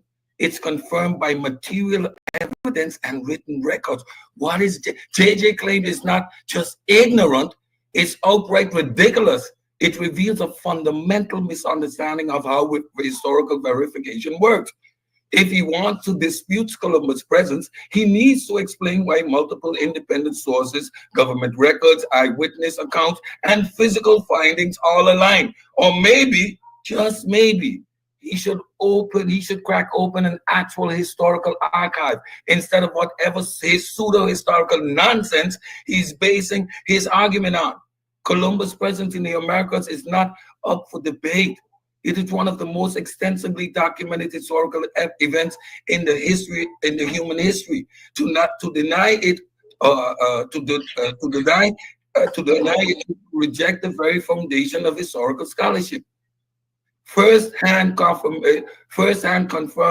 first confirmed African presence in the Americas dates to the early 16th century, primarily as a result of the transatlantic slave trade initiated by European powers. The initial Africans in the Americas were enslaved individuals brought by European colonizers. Notably, where's this nigga source? Where's the source? Come on, man. Do y'all see any sources? As he goes through his things, his slides, you're not gonna see any real sources. And like when we can go, who said this? You know what I'm saying? You're not gonna see this. Even if you got Wikipedia, go to the person who tell us whose research this is. Let's keep going. Yeah, he making it seem like them names and all that. No, this is still you talking. This is you talking and regurgitating what's already face value on the internet. Where is your sources? Where is your, where's books? So watch this, y'all. Kareem, watch this. So okay? So now you're saying that this diary is authentic, right? So I say that is not. But if we're gonna go with the narrative that is authentic, it says his diary of Columbus writes that the Taino people of Hispaniola, present-day Haiti and Dominican Republic, told him about the presence of black-skinned people in the region. Specifically, Columbus notes that the Taino people mentioned that there were people with faces like those of the Ethiopians, nigga. Now what? Who had visited the islands. While Columbus' diary entry is often cited as evidence of African presence in America before Columbus' arrival, it is essentially considered that the context and potential biases of the Columbus account. So now it's biasness when they mention the Africans. Y'all notice that? You see? So, but it is biasness. It is bias. So I'm talking about on pseudo killer's part, because now they're trying to say this is authentic. So in here, I said, well, they mentioned that. This is all before the pre-debate. And you're saying it's authentic. So now, how are you going to say that this part is a lie? So some historian scholars have questioned the accuracy and reliability of Columbus' diary, suggesting that he may have misrepresented or exaggerated information he received from the Taino people. So now on that part, now he did. See, y'all notice how they do that? Now on this part, he may have over-exaggerated what the Taino people said. Now, them niggas wasn't black. That's what they're saying subconsciously, because they're trying to continue to hide the truth. But like I say, Cedric, you're up here vouching for this diary. Why is this part a lie in the diary and not everything else? That's the question you need to answer. Right? What y'all think about that? Just like Daniel Roos said, they wouldn't even identify him as such. But they did describe their tones and things like that. So Christopher. Yeah, that was the body bag. Who's Christopher? His name ain't even Christopher. Carlos. Right. I don't know what the fuck. It said, here are some scholars who agree with this and supported Ivan Van Sertima's theories about African presence in ancient America. Dr. John G. Jackson, he's an anthropologist and historian, supported Van Sertima's work on African presence in ancient America. Dr. Alexander von Voutema, archaeologist, proposed similar theories about African influence in ancient American cultures. Dr. Leo Weiner, I mentioned him earlier, suggests African origins for some Native American populations. Historians, Dr. Chancellor Williams, these are when you bring up the black ones, they want to try to discredit them. Supported Van Sertima's work on African presence in ancient America. Dr. John Henry Clark, historian, advocated for a broader understanding of African history and culture, including African presence in ancient America. Other scholars, Dr. Renuka Rashidi, anthropologists, all these people are qualified, and these guys over here try to act like they ain't got no credentials, but they accept everybody else. Has written extensively on African presence in America and supports Van Sertima's work. These are some of the pioneers. Dr. Clyde Winters, anthropologist, has proposed similar theories about African influence in ancient American cultures. What else I got to read? Then we can get back to it.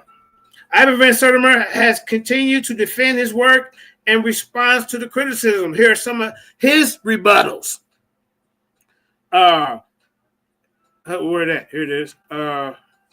It says African presence in ancient America. Van Sertima says the evidence for African presence in ancient America, including physical characteristics of the skeletons, cultural similarities, and historical records. Challenge of Eurocentric narratives. He argues that his work challenged dominant Eurocentric narratives that Cedric is pushing about the peopling of America and the origins of Americans' cultures. A call for multidisciplinary research. This is what Van Sertima advocates for: multidisciplinary research approaches incorporating archaeology, anthropology, history, and other fields to better understand the complexities and cultural exchange and African presence in the Americas. But hold on, let me read you something else. Hold up. Here goes some more rebuttals. He said they said that he misrepresentation of his work. Van Sertima has argued that his critics often misrepresent his work, taking quotes out of context like Cedric, or attributing views to him that he does not hold, like Cedric did in this debate, when you're bringing up stuff that I haven't even spoke on in this debate.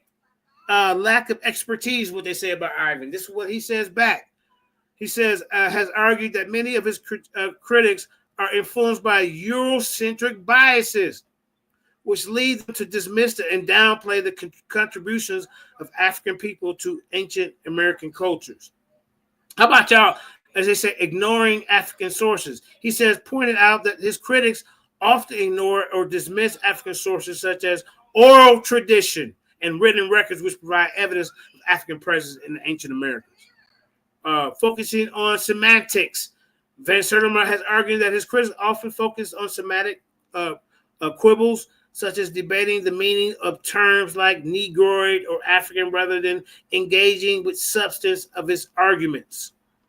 Lack of engagement with his evidence. He has pointed out that his critics often fail to engage with the evidence he presents, such as the physical characteristics of Olmec sculptures, the similarities between African Olmec cultures, and the presence of African plants and animals in ancient America. Let's keep going.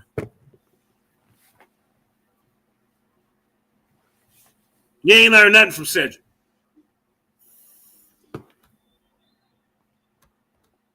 The Spanish and Portuguese. One prominent figure was Juan Querido, an African conquistador who participated in the Spanish expedition and is recognized as the first documented African to arrive in North America. You can wiki that.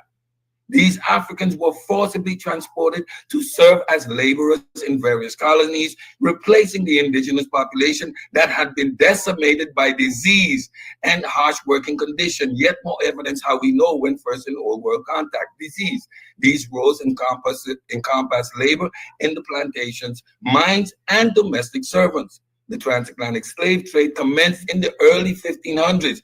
By 2008, data had been gathered on nearly 35,000 transatlantic slave voyages from 1501 to 1867. estimating that slaving vessels embarked about 12.5 million captives in Africa and landed approximately 10.7 in the New World. That's you just can wiki that. The transatlantic slave trade involved European traders capturing or purchasing Africans who were then transported across the Atlantic under brutal conditions, a journey known as the Middle Passage. Upon arrival, they were sold into slavery across various colonies in the Americas. This is high school education. You want key sources? David Iltus and David Richardson, 2010, Atlas of the Transatlantic Slave Trade. It documents ship records and arrival and African arrival in the Americas. The Atlas of the goddamn transatlantic slave trade has nothing to do with this debate. The transatlantic slave trade happened in the 1600s. I didn't say that. Dumbass nigga. Wait, what are we doing? Did anybody else catch that? In the audience, did anybody else catch that, bro? Brothers and sisters? David Ellis, Records Richardson, 2000 Atlas of the Transatlantic Slave Trade. What do they got to do when we talking about 1492? So this is what I'm talking about. I'm the only one that actually caught it. That's the reason why I had AI debunk all his fucking sources. You forgot? Yeah. And gave him a any of these sources have anything to do with the debate? Nothing. The AI said none of them. I showed him every last. I screenshot every last. He showed him. Did it deal with it, and then he scored them as a loss. AI. Damn. David Eltlis and David Richardson, Atlas of the Transatlantic Slave Trade. All right, let's keep going. We'll see what this next one is. Many thousands gone in the first 2 centuries in slavery. We're not talking about that. Look, y'all. The Atlantic slave trade since its estimated numbers of enslaved Africans transported by the Americans. But we know all about that information, sir. You must have prepared for a different debate. And got your days mixed up. He did. What the hell going on here? You gotta run it slow. You gotta run it slow to those that just you gotta slow it down. They're like, oh yeah, he just, yeah, you and this, that. No, run his information back, and y'all check in, nigga. Nigga, check in, nigga. What the hell is this? Slow it down. You got some explaining to do. We ain't trying to hear nothing about no translate. That happened in the 1600s. Let's keep going, man. I told you, y'all. Many thousand gone. The first 2 centuries of slavery in North America provides details on early African populations in the Americas. Philip D. Curtins in 1969, The Atlantic Slave Trade, a census, estimates the number of enslaved Africans transported to the Americas. Genetic evidence. Genetic studies show African ancestry in the Americas appear only after the 1500s, coinciding with the documented history of the transatlantic slave trade. The lack of African genetic markers in pre-Columbian indigenous remains confirmed that Africans were not present before Columbus. Who did the study? Reich and colleagues in 2012, Reconstructing Native American Population History. It's published in Nature. You see how you source up? Show indigenous American ancestry traces back to East Asia with no African influence before the slave trade. Montano and Represto in 2021 and colleagues in 2021, tracing the genetic history of the Caribbean. PLOS and genetics finds African ancestry in the Caribbean originates from the transatlantic slave trade, not pre-Columbian contact. You want your sources. Consensus, JJ, you know what that is? The first confirmed African presence in the Americas dates to 1502, when Spanish colonists brought enslaved Africans to Hispaniola. This marks the beginning of the transatlantic slave trade, which continued for centuries and shaped the demographics of the Americas. No credible archaeological, genetic, or historical evidence supports the pre-Columbian African contact. The fact that JJ7000 believes his hypothesis is on equal footing with the scientific consensus reveals several key issues. Misunderstanding of epistemic weight. Scientific consensus is built on rigorous peer-reviewed research, multiple independent lines of evidence, and expert analysis. A personal hypothesis, I link things up, especially one lacking empirical support, is not equated to this body of knowledge. False balance fallacy. JJ7000 assumes that all opinions are equally valid, regardless of the quantity or quality of the supporting evidence. This is a common tactic in pseudoscience, where unsupported claims are framed as being just as legitimate as well-established scientific findings. Dunning-Kruger effect on steroids. His confidence in an unverified hypothesis suggests he may be overestimating his knowledge while underestimating the depth of the scientific research on the topic. Rejection of peer review. If his hypothesis were valid, it would need to be tested, scrutinized, and replicated in the scientific community. Since he has not passed this process, stop. Everything he's reading, there's no source to either go with what he's talking about, and these are just talking points. Dunning-Kruger effect, rejection of peer review, JJ, the false balance of fallacy, misunderstanding the epistemic weight. This is AI. This is AI. If you don't get your ass up out of here, this is AI. Right. This is AI. And then he added a little graphic to it. Come on, bro. JJ stands demonstrates fundamental misunderstanding of how knowledge is established.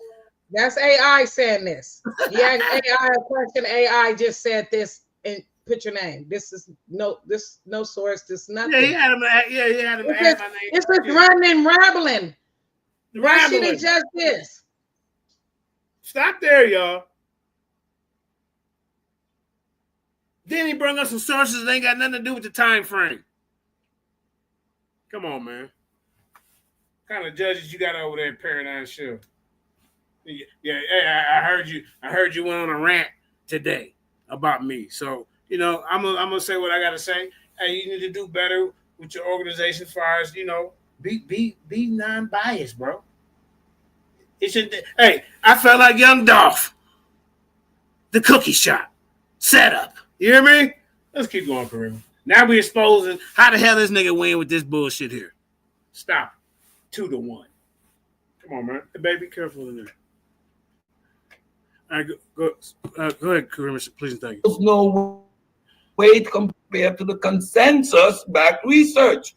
JJ7000 stance demonstrates a fundamental misunderstanding of how knowledge is established. The scientific consensus is not just another opinion. It is a result of a self-correcting, evidence-based process. Equating a personal hypothesis to decades of rigorous research without credible evidence is intellectually dishonest. The first major flaw in 7000's argument lies in the sources he presents. All right, now stop. Books and journals seemingly to support his claim. However, when we attempt to verify these sources, hold up, y'all. Now look what he's doing. I haven't even went yet, and all right, he already made claims of me saying stuff in the opening. Now the first right now he said I got fabricated sources, which he hasn't even seen in this debate. All right, let's keep going.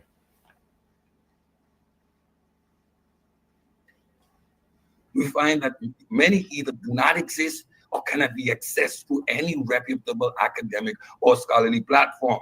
This is a classic example of intellectual dishonesty, an attempt to bolster a weak argument by fabricating credible references. In any scholarly debate or credible debate, sources must be verifiable and reputable. If anyone presents sources that cannot be confirmed or traced back to a legitimate publication, it casts doubt on the entire argument. basically, when you go first, you're supposed to present your argument on your case. You don't supposed to present a rebuttal unless your opponent went first. And Right. let your opponent win first, then you start rebutting his information, starting off what he presented. He didn't present anything because he didn't go first. So you cannot start off with this type of information. You're supposed to start off how Christopher Columbus got here. Told this dummy. You was in trouble. You gotta go first. This is your opportunity to start first and present your argument. And then when your opponent goes, then you debunk whatever he just mentioned in his argument. Okay? But you have all that already written down and planned. So you started kind of backwards. I'm gonna meet him at the pass, is what he thought. It is essential that we hold our. And then no sources to back up nothing he talking about, y'all. Let's go. These are just his little ideas. No, this is AI. This is what he did earlier. This is AI basically speaking for him. JJ this, and JJ this, JJ. You know, this is information he got from AI. You see it. You know how AI I'm a do. lesson in AI. He misleading AI to you said like I said, he said, like damn it, he said, were the indigenous Native Americans Asians or European? And not European. That's that ain't the part of this debate. We kind of doing that. And that's why AI is giving him this information because he misleading. He's not giving them the topic. He's not giving them the argument that you're presenting. He just basically asking him a question and then putting you in it. Yeah. Yeah, he can't ask AI the information on the topic because I went in and did it just to see what AI would say in regards to the topic. And the response that AI gave wouldn't have been beneficial to him. So he did not put the information, the actual title in AI and ask AI that because no, he didn't. He asked another question that's irrelevant. Yes, he did. And then he pasted the topic on. He pasted the heading of the topic, but his information of his resource and his source had nothing to do with the topic. He asked a totally different question. Yeah, and watch this. Here it says that if you refer to Christopher Columbus, he arrived in America in 1492. However, African presence in America before Columbus is the debated topic. Some theories suggest that West African sailors, particularly from the Mao Empire, may have reached America before Columbus. One such theory is based on accounts of Mansa Abu Bakr II, and Milan ruler who allegedly set out on vast expeditions across the Atlantic in the early 14th century.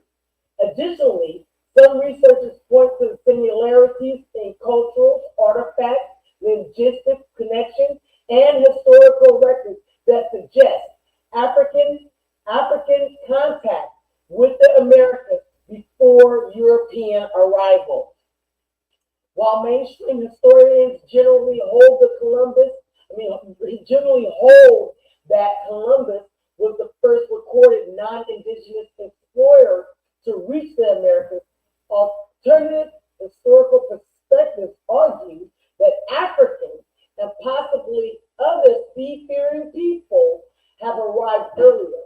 Indigenous people, of course, have already been in the Americas for thousands of years before Christopher Columbus or any Africans arrived.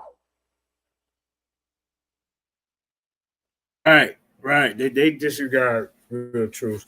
But hold on, let me say this real quick about this diary that he said he talking about the one he talking about he got fragments of it. I mean, they got so many of these damn diaries. Which one, Cedric? It says there are several contradictions and inconsistencies within the different versions of Christopher Columbus diary. Now we got several of them, y'all. All well as between the diary and other historical records has been some examples. Dates and timeline. Different versions of the diary have varying dates timelines and for different dates for the same events. You see that, y'all? Geographic descriptions. Columbus description of the islands and landscapes he encountered are sometimes inconsistent or contradictory. This shit's made up. Encounters with indigenous people. The diary accounts of Columbus' interaction with the Taino and other indigenous people contain discrepancies and contradictions. Contradictions with other historical records. Columbus route. The diary description of the Columbus route to the Americas has been disputed by some historians who argue that they may have been taking a different route. The treatment of the indigenous people, that's in there too. Some of the diary portrays his interaction with the Taino as peaceful and friendly. But other historical records, such as the accounts of Bartolome de las Casas, describes widespread violence and exploitation. The discovery of gold. Columbus' diary emphasizes on the abundance of gold in the Americas, but other historical records suggest that the gold deposits were not extensive as Columbus claimed. Contradictions with archaeological evidence. The presence of African peoples. Columbus' diary mentions the presence of African people in America. But then they go to say, but then they say archaeological evidence has not confirmed this claim. So it's like if you vouching for this diary and you saying it's real, then you cannot deny the fact that it just said that there's an African presence. That these people told you that there was some dark-skinned people here that look like Ethiopians. You know? So let you know that wasn't his first time seeing a black. He described them as Ethiopians, y'all. So do we go on Cedric's theory that this diary was real? So if we do, then we have to go with what they saw, what he said in that diary. So unless you have to prove, well, that's a fraud. And then this piece of the diary is real. You can't do that, bro. Yeah, Muslim Moors already had some islands in the Atlantic, the Barbary Coast before the requisition. Yeah. All right, let's keep going, man. This dude, man, he didn't bring nothing to the table. It was his pork chop eating lip. That's all he brought.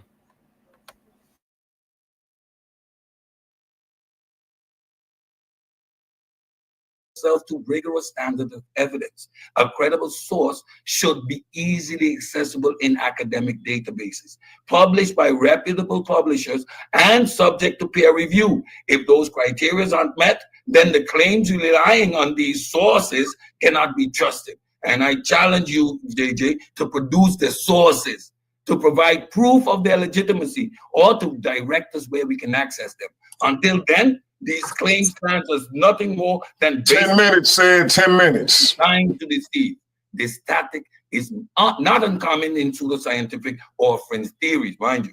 When the actual evidence fails to support their positions, those promoting these ideas often resort to this kind of misleading behavior. Without the backing of credible sources, these claims hold no weight. Let's take a deeper look into the specific sources that have been cited. I've personally searched for many of these titles provided by JJ, and time again, they lead to nowhere. He just said it out his own mouth. I was reading something. What did you say, Kareem? I've been time and time going over your sources. This is why I said he's pre-recorded, already scripted as far as his presentation, because he's actually fighting against an argument that you discussed with him. And you ain't even pushed the sources out there yet. That's what I told him, man. When he didn't want to go first, so we flipped the coin, and he had to go first. So now I'm like, now you got to go first. I told him, when you go first, you got to present your case, bro.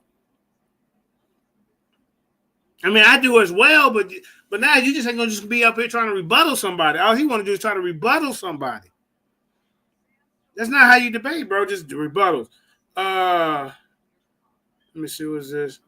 The crew of Columbus spoke of blacks who arrived before them. Look at this. Now, Apollo Bay just sent me this.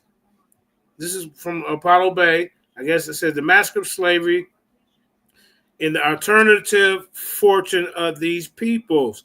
Lopez de Gormor in his 1554 Historia de Mexico also wrote, these were the first Negroes who had been in the Indies. The crew of Columbus spoke of blacks who arrived before them.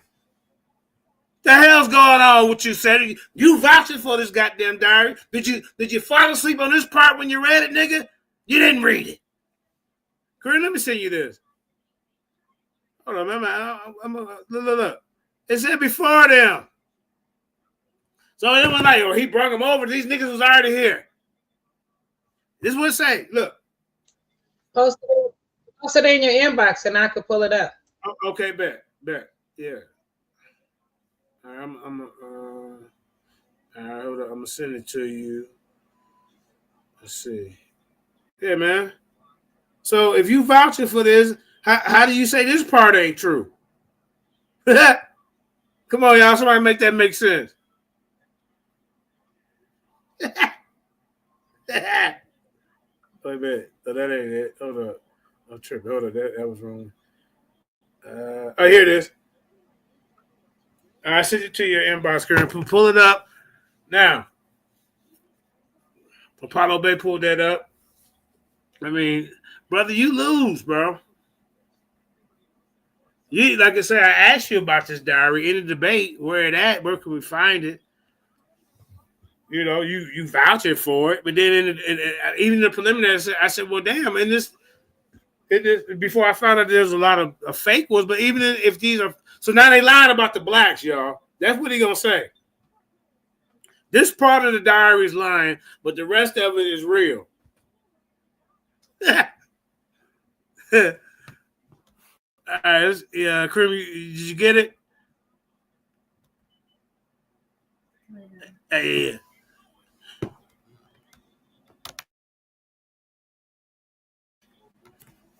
All right, man. Yeah, man. This as we go through this is a poor performance by this fella. All right, but can you blow it up, Krim?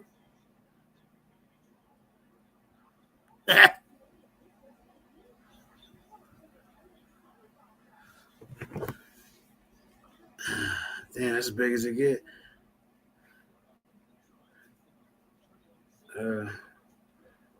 Okay, I'm about to. Can somebody read it? Maybe I could blow. Yeah, I can read what I have over here, but I could. It says, let me see, massacre of slavery in the.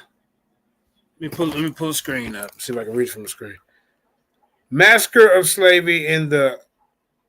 Is it alter? No, I got to read it from my phone. This is what it say. We're gonna get it blowed up next time so y'all can see it says, because y'all know I just ain't making this up. Massacre of slavery is the alternative fortune of these people.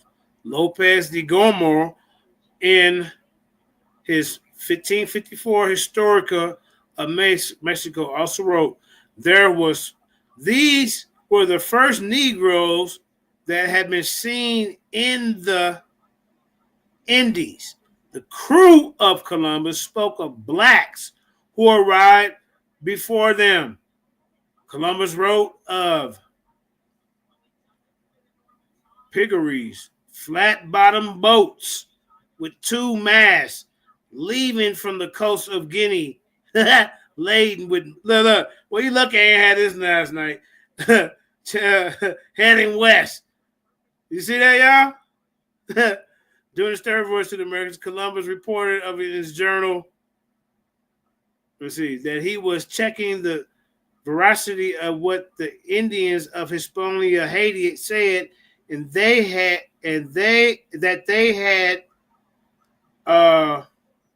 javelins with tips made of metal they called gunyon.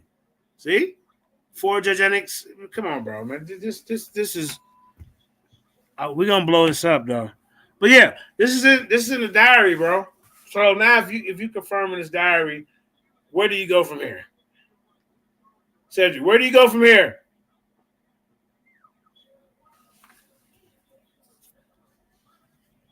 All right, Sister Criminal. Let's get back to the 20 minutes we had to waste listening to him, and then we can get my first round. Then we'll wrap it up, and then we'll do a second and third round. Some other days or whatever. Because this is a long debate.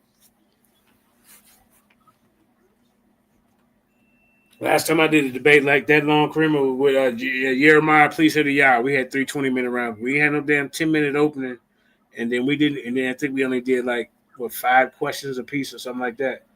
But I like the rapid fire. Put that nigga on the spot.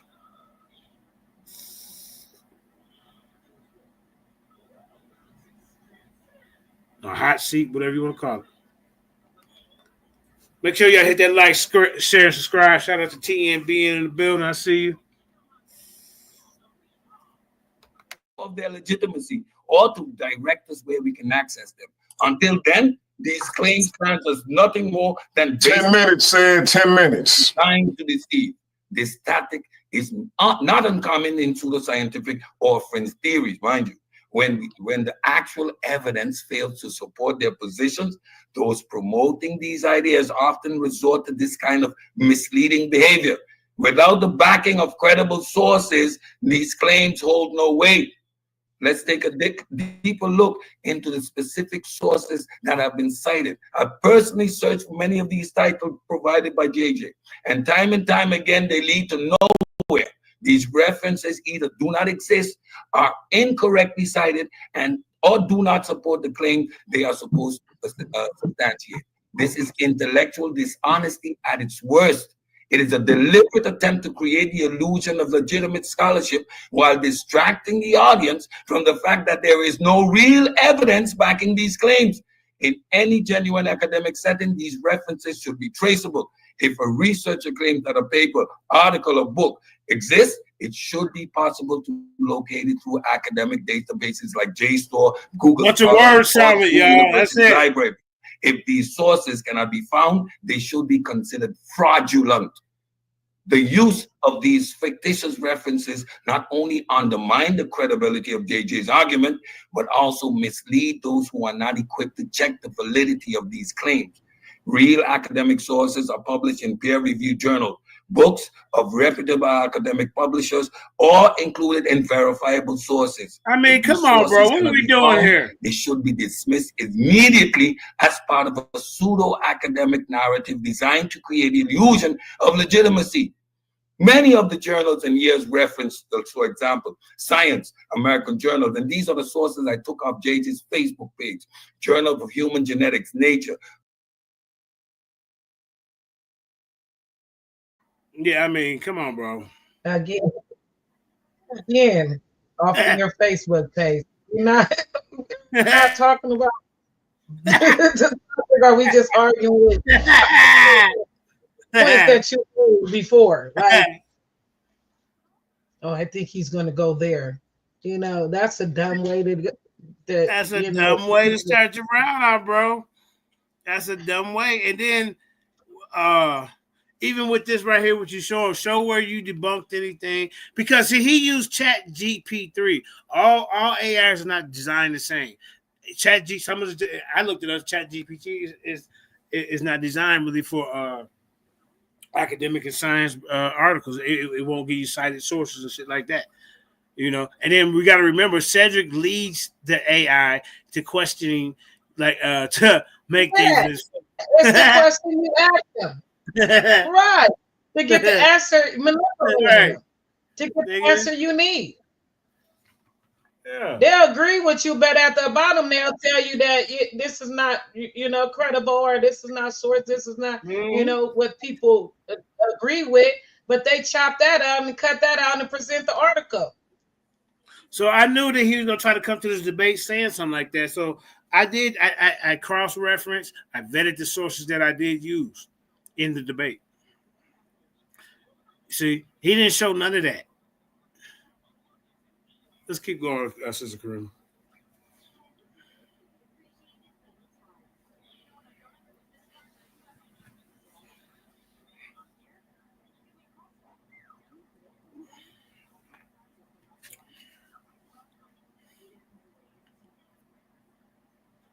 Indeed credible. but I cannot find any evidence of these specific studies were published by those institutions. African Genetics, Legacy in the Americas. Watch the title's good. And Ancient DNA's African Presence in the Americas, 2019. I was unable to find any records or references of these specific studies in prominent academic journals or databases like Google Scholar or PubMed.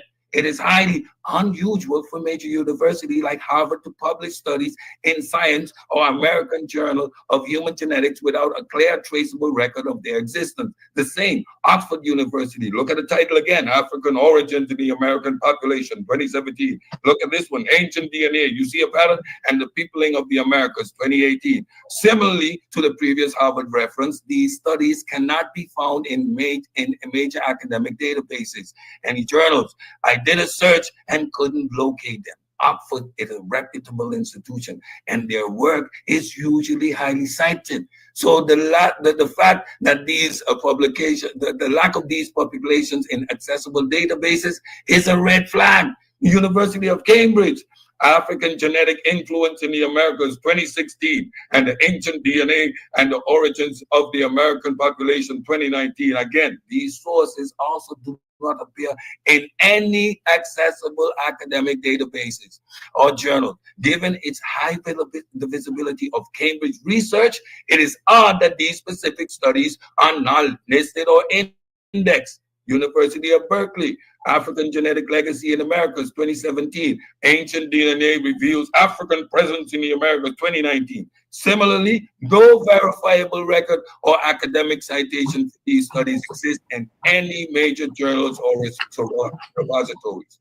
To boost the claim further, let's examine the broader pattern of pseudoscientific arguments in which complicated sources are commonly used. This is not the first time that false or unverifiable references have been relied upon in fringe theories, from ancient astronaut theories to alternative historical claims. The tactic is employed by those who wish to present themselves as legitimate experts without actually providing legitimate evidence. By presenting fabricated sources, Mandinka Mali is exploiting a common logical fallacy, the appeal to authority. This fallacy occurs when someone cites the name of an authoritative figure or a seemingly legitimate source in order to make their argument appear. Now, when is you gonna prove Christopher Columbus came over here? Names that sound legitimate, the argument itself would seem valid. However, as we all know, authority in science isn't about name.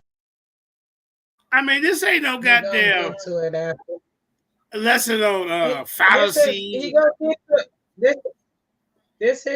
He just said he's going over debunking your Facebook post for right now. My Facebook post. I ain't even win my first round. I ain't brought none of this out right here. What is this dude talking about? And then he ain't even showing how, because he couldn't find them, y'all. It told him that he couldn't. He's arguing with you. He said he arguing with you, and he's going over a stance that other people usually bring out when dealing with this type of topic. So he's just all over the place right now. Yeah, he's a mess, poor fella. Let's keep going. With the assistance of AI, because it's really actually AI, and he just putting your name right there. So, you know, this is what AI talking about. Right. Exposing the fallacy. He'll look it up, then they'll make him a little bullet point thing. Yeah, come on. You gotta make a bullet point on your information, bro. Your diary. So if you go on with the diary, I told you before the debate, just wanted to debate fast forward slave trade. Ain't got shit to do. Right. That's why you didn't want to speak on none of the information, because if you like bring the source, bring it up, you're gonna be like, screenshot, cut, copy, so you don't get certain stuff. Be like, hold on, let me see the bottom of that. Hold on. Let me see the source for myself. Oh no, everything is gonna be shut down. Let's keep going.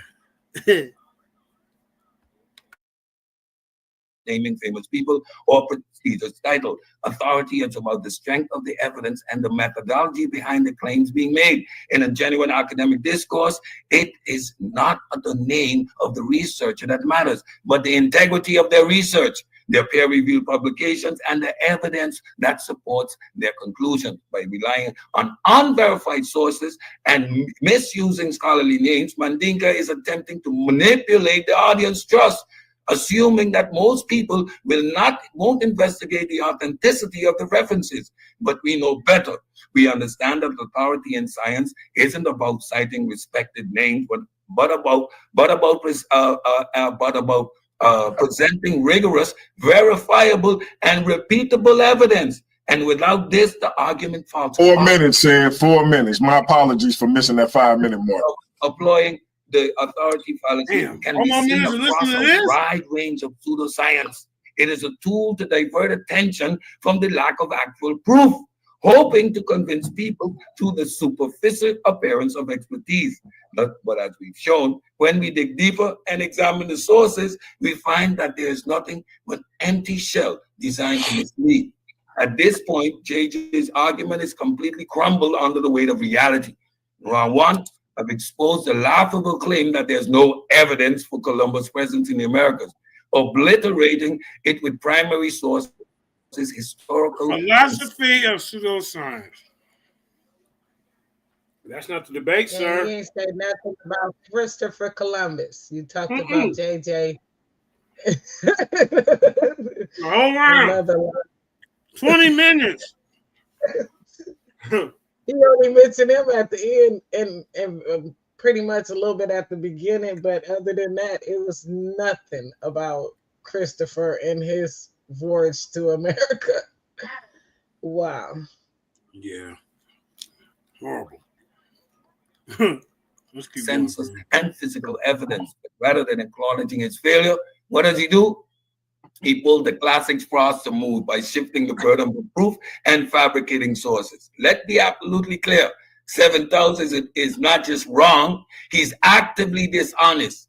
He throws out made up genetic evidence without a single verifiable study, expecting everyone to just. It's funny because you're making it seem like you already didn't have Joe around before. He's talking like you said so. For a person that ain't even heard you or don't even know the conversation or don't even know what the debate is about, they can be like, they're like, well, what the hell are he talking about? Damn. Take his word for it. But science doesn't work that way, JJ, and neither does history. If we had real genetic proof of pre-Columbian African presence in the Americas, it would be published in peer-reviewed journals, not in fringe blogs or cherry-picked pseudoscience. Where are these studies, JJ? Where's the verifiable evidence? Nowhere, because it doesn't exist. And let's talk about his outright fabrication of sources. This is what separates ignorance from intellectual fraud. He's not just misinformed. He's deliberately presenting false information, hoping nobody checked. But I did.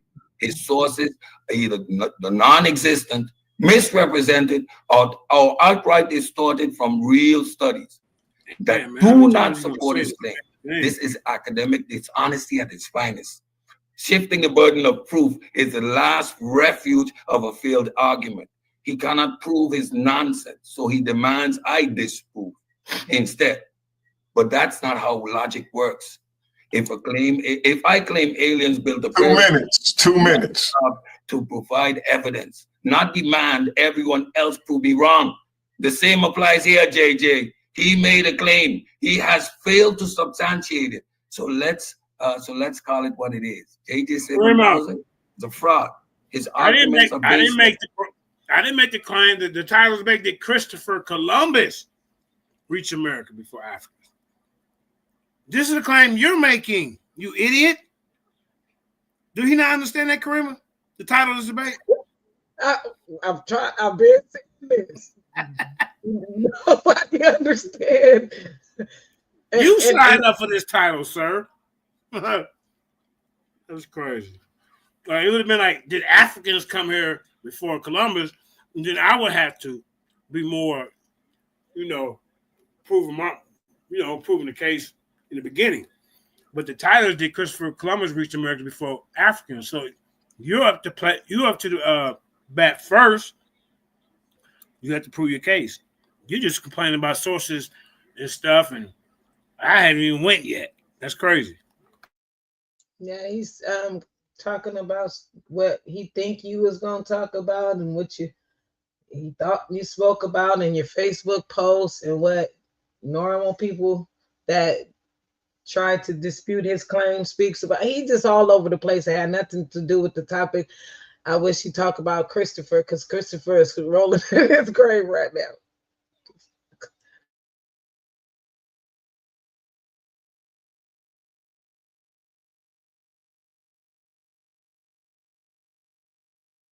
Yeah. His sources are fake, and his understanding of both history and science is an embarrassment. At this point, his only option is to double down on the nonsense or to finally admit he's out of his depth. Either way, he's already lost. With that, I yield the floor. All right, you got 1 minute and 15 seconds left. Are you sure you want to yield? Yeah. Let's see how JJ climbs himself out of that hole. I yield my floor. All right. And brother, I apologize for getting the 4 minute mark instead of the 5 minute mark. I'm a professional. My brother. Shout out to Cedric for a powerful opening round. Let me reset the timer. We're going to get ready for the legendary Mandinka Molly. Mandinka, time will start when you start. Let me know if you're sharing your screen.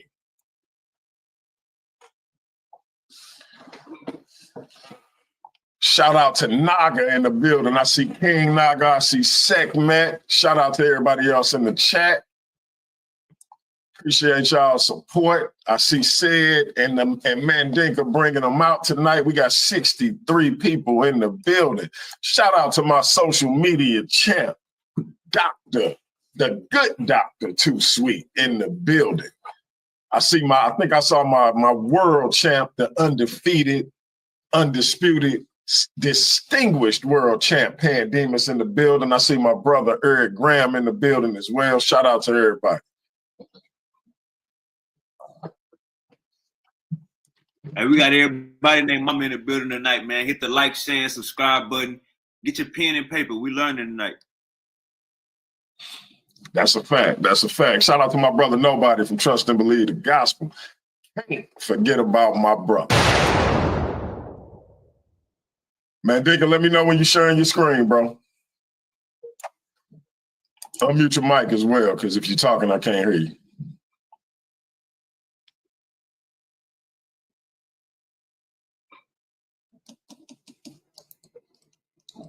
I apologize. I'm trying to get my PowerPoint back up. Hold up. What the hell going on? Share screen.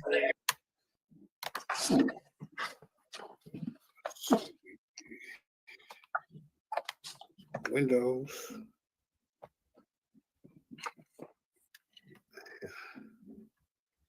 I apologize for that part. Hold up. Hey, Kramer, you notice the other judge ain't even up here on the goddamn screen at all. Y'all notice that?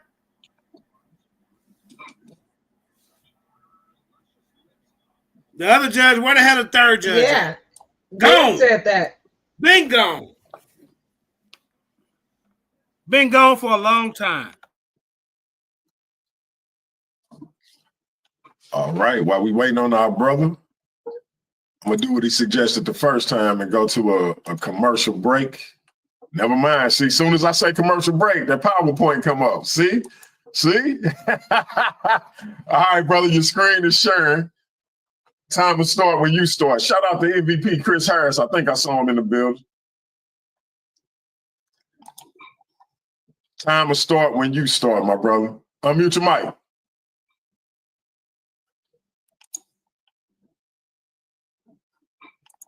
Yeah, hey, I'm ready. Hey, you can trust, believe. I ain't gonna run out the building. You can believe that. Best believe the legendary Mandinka Molly ain't running. Right, I ain't never ran from a debate. Hold up, man. Once I get it going, it's on. Hold up, present my fault. Time start when you start, bro. Like he ain't never had no technical problem in the debate. He ran from the whole show, y'all. We know who he is. Let's go. Chris Harris, y'all. Let's go. Y'all see this? Can you see my screen? Time starts. All right. Now, see, he came up here to prove that Christopher Columbus came to these Americas before Columbus. You sitting up here arguing sources that I didn't even bring up. Now, okay, JJ, yeah. Mandinka, I stopped your time at 19 minutes and 46 seconds. Yeah. Listen, I stopped your time at 19 minutes and 46 seconds. Is it any way you can make your screen bigger? Like go to where it says. How about that? There you go. All right. That's a lot better. All right. Time to start when you're ready. Yeah. All right, man. I saw y'all had to sit through that 20 minutes of just rambling. I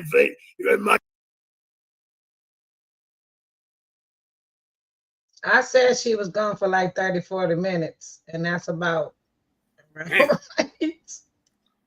She's been gone for a long time. A long time, y'all. So I mentioned it, and DMG goes off on me. Come on, man. Stop it. Go!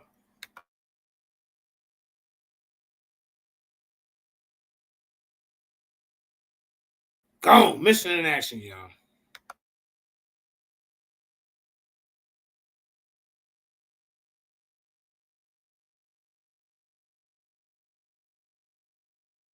You see her, Kareem? My sources, like, man. She been gone. Yeah, I'm showing you what her icon. Oh, you can't see it because that comment. I'm gonna show you. If you can see on the bottom, you can see where she come in. She's not here. You can see where I put the point where how when she come in there. It's about 30, 40 minutes watch. Look at this. This is why we slow it down. You're not here. You're not here. Nah. Go. Let me see if I can get.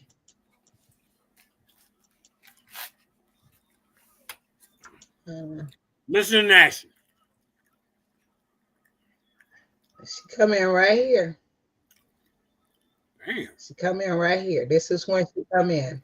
Right Look here. at all that time. An hour 20. Right here. Back. You see her icon? At the bottom, you see it right at the bottom. Whole goddamn round. She's from here. 53 minutes to 1:21. She's gone. Gone 28 She was right here. She was right here. All the way up. She gone. From the 30-minute mark to the hour 20, she gone. Gone. All the way. See, she right there. At the 29-minute mark, all the way to the hour and 20 minutes. She come back at an hour and 20-minute mark. She was gone. Almost a damn hour, she gone. And DMG had the nerve to get mad at me because I brought that up. Start cussing me out. Tell me I'm disrespecting this platform. Then they started trying to treat me during the when the people come on the panel. Man, fuck that shit. Whack ass judges going for the whole fucking debate. Let's go, Colonel, please. Thank you.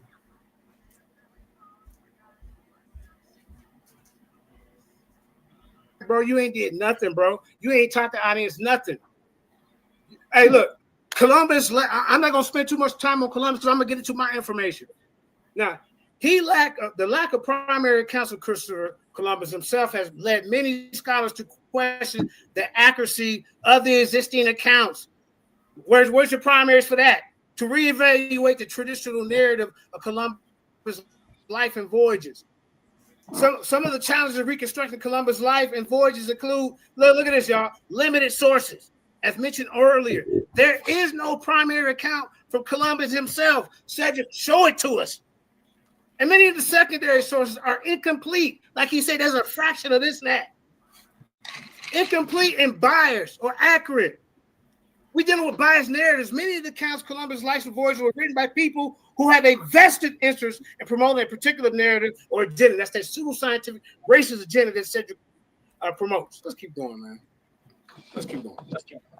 All right, hold up. Let me make it small so y'all can read. I want to get to my information. Look, here go one of the documents you need to deal with right here. Hold up, man. Hold up. Okay, yeah. Okay, like I said, there are no primary sources for Columbus himself that can be verified. How can we trust secondary sources that were written decades and centuries after Columbus' voyages, y'all? This didn't happen just right after. Centuries after he so-called walked the earth or whatever. Why does Columbus not leave behind any written records of his voyages? We cannot find them. Why do different accounts of Columbus' voyages contain conflicting information? See, I'm rebuttaling your information, sir, about Columbus, and I'm going to get into mine, something that you didn't do. How can we reconcile the differences between dates and timelines provided in various sources? Why do some accounts describe Columbus as a hero while others portray him as a ruthless conqueror? Lack of archaeological evidence. Why is no definitive archaeological evidence been found to support the traditional narrative of Columbus' voyages? I want her to get past this. What role did the Catholic Church play in promoting Columbus myth? Why did Spanish monarchs support Columbus voyages, and what did they hope to gain? See, this dude's up here promoting this Columbus myth. Now let me get you my information, man. Let me get you my information. I ain't got time to be. It's your job to prove something for him, not me. When you gonna prove it? I'm already disproving. Show us some validity. Let me see where I want to start. Let me see where I'm starting to bust this dude head, man. Come here to play with you. Anybody else out there looking around? Huh? Hold on, let me get to it. Hold up. Where we gonna start? Let's start up in here. Hold up. Let me get to where I want to start. All right. We're gonna skip that part. We're gonna start right here. Do you need to stop your time? Yeah, stop my time so I get right to where I need to get to. All right, time is stopped at 16 minutes, 37 seconds. That's cool. Hold up. So once I go in, you're in some trouble, sir. Hold up. All right, let's start right here. All right, let's start right here. No, I won't start right there. All right, let's start right here. Yeah, let's start right here. Not my time. See, what I'm bringing to the table, man, I'm bringing science to the table. I'm bringing geochemical analysis. See, it confirmed African mineral origins in pre-Columbian weapons and metals. I'm talking about copper from the Democratic Republic of Congo and Zambia, brass from Morocco and Algeria, way before any European weapons ever found in the United States. Iron, Nigerian, and can somebody mute their mic, please? Nigeria and Ghana. See, sources, peer-reviewed Journal of Archaeological Science, Latin American Antiquity, academic books that came from before Columbus, American presence in early America, institutional reports from the Smithsonian, National Geographic, USGS. All right, let's keep going, bro. Let's keep going. Now, this is my side. When you gonna present your side? Huh? Here goes the summary. Pre-Columbian African presence in America is confirmed. Sickle cell gene is found in ancient American remains, training back to African origins. This is what I'm bringing. African anchors discovered in the Caribbean water. They back to 12,000, 1400 CE, matching Mali Empire designs. African Democratic Republic of the Congo. How about this, y'all? The Ngomi Ngulu sickle blades from the Democratic Republic of Congo. All these are verified. The Berber daggers were found here in these lands before 1492. You ain't gonna find no European weapons over here before 1492. You ain't. You need to get in front of us and prove that this European presence, this European established, made a genetic marker over Africans who made their genetic marker here first. Now you got to go to these Italians because you said Christopher Columbus is Italian. I got his marker right here. It ain't nowhere to be found. Early. Let's keep going. Geochemical analysis confirmed African mineral origins in pre-Columbian weapons and metals. Let's keep going, man. Pre-Columbian African presence in America is supported by genetic, archaeological, and geochemical evidence. This challenges traditional narratives of Columbus' discovery of America. Let's keep going. Yeah, validation and methodology and science method. Reproducibility. See, I'm going to show you the methods they use, sir, which you have failed to do. You ain't even showed us anything. Results verified by multiple laboratories. Yes, Harvard University Geochemical Laboratory. I guess you didn't go look that up, did you? You bring up sources I ain't even bring into this debate. I want y'all to document that. The University of Oxford. Y'all better help them out. Isotope Laboratories, U.S. Geological Survey, USGS Laboratories. Data Quality Control Precision, plus 2.5% of elements concentrates. Isotope ratios, accuracies, 5 to 10%. Let's keep going, man. Let's keep going. The scientific method steps. Observation. Pre-Columbian weapons were unknown with unknown mineral origins. The question, did minerals originate from Africa? Hypothesis, yes. Geochemical analysis will reveal African mineral signatures. Prediction, African geochemical fingerprints will match weapon samples. Experimentation, geochemical analysis of weapon samples. Data analysis, comparison with African geological samples and database. I'm showing you the methods. He ain't showing you nothing. Show us the scientific method, the methodology the scientists use to study Christopher Columbus' bones and his extraction, his DNA. First of all, you have to go to 3 different grave sites to pick which one, and all of them is inconclusive. But this ain't even body even resistant. You can't even prove where the ships is, the Nina, the Pina, and the Santorini. Like you said, them should be in museums. Let's keep it going, man. Experimentation, geochemical analysis of weapon samples. This was used. The conclusion, African origins confirmed a pre-Columbian weapons and minerals. Let's keep going, man. Look at this. Now I'm finna really bust your goddamn head. I'm finna hit you with a 40 clip. Look at this. Weapons. Obsidian swords were found. Geochemical signatures match obsidian deposits from where? Ethiopia and Eritrea. Minimal compensation, 70%, 50% ALO 203. Geochemical analysis. You're seeing all the results. Look at the results, y'all. The match is 95% with African obsidian copper daggers. Excuse me. Copper daggers also found in Peru. Geochemical signatures. He don't know nothing about no geochemical signatures. Match copper deposits in the Democratic Republic. Match the copper deposits in the Democratic Republic of Congo and Zambia. Look at this, y'all. 92% match.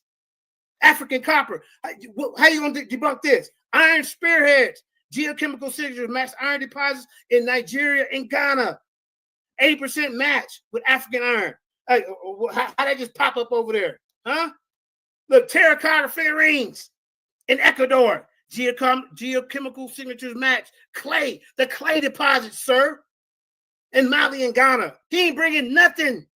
You gonna get in front of me with this nonsense, bro? All you did is bring in definitions. Look, now I'm gonna hit you with a 40 piece. Now I'm gonna hit you.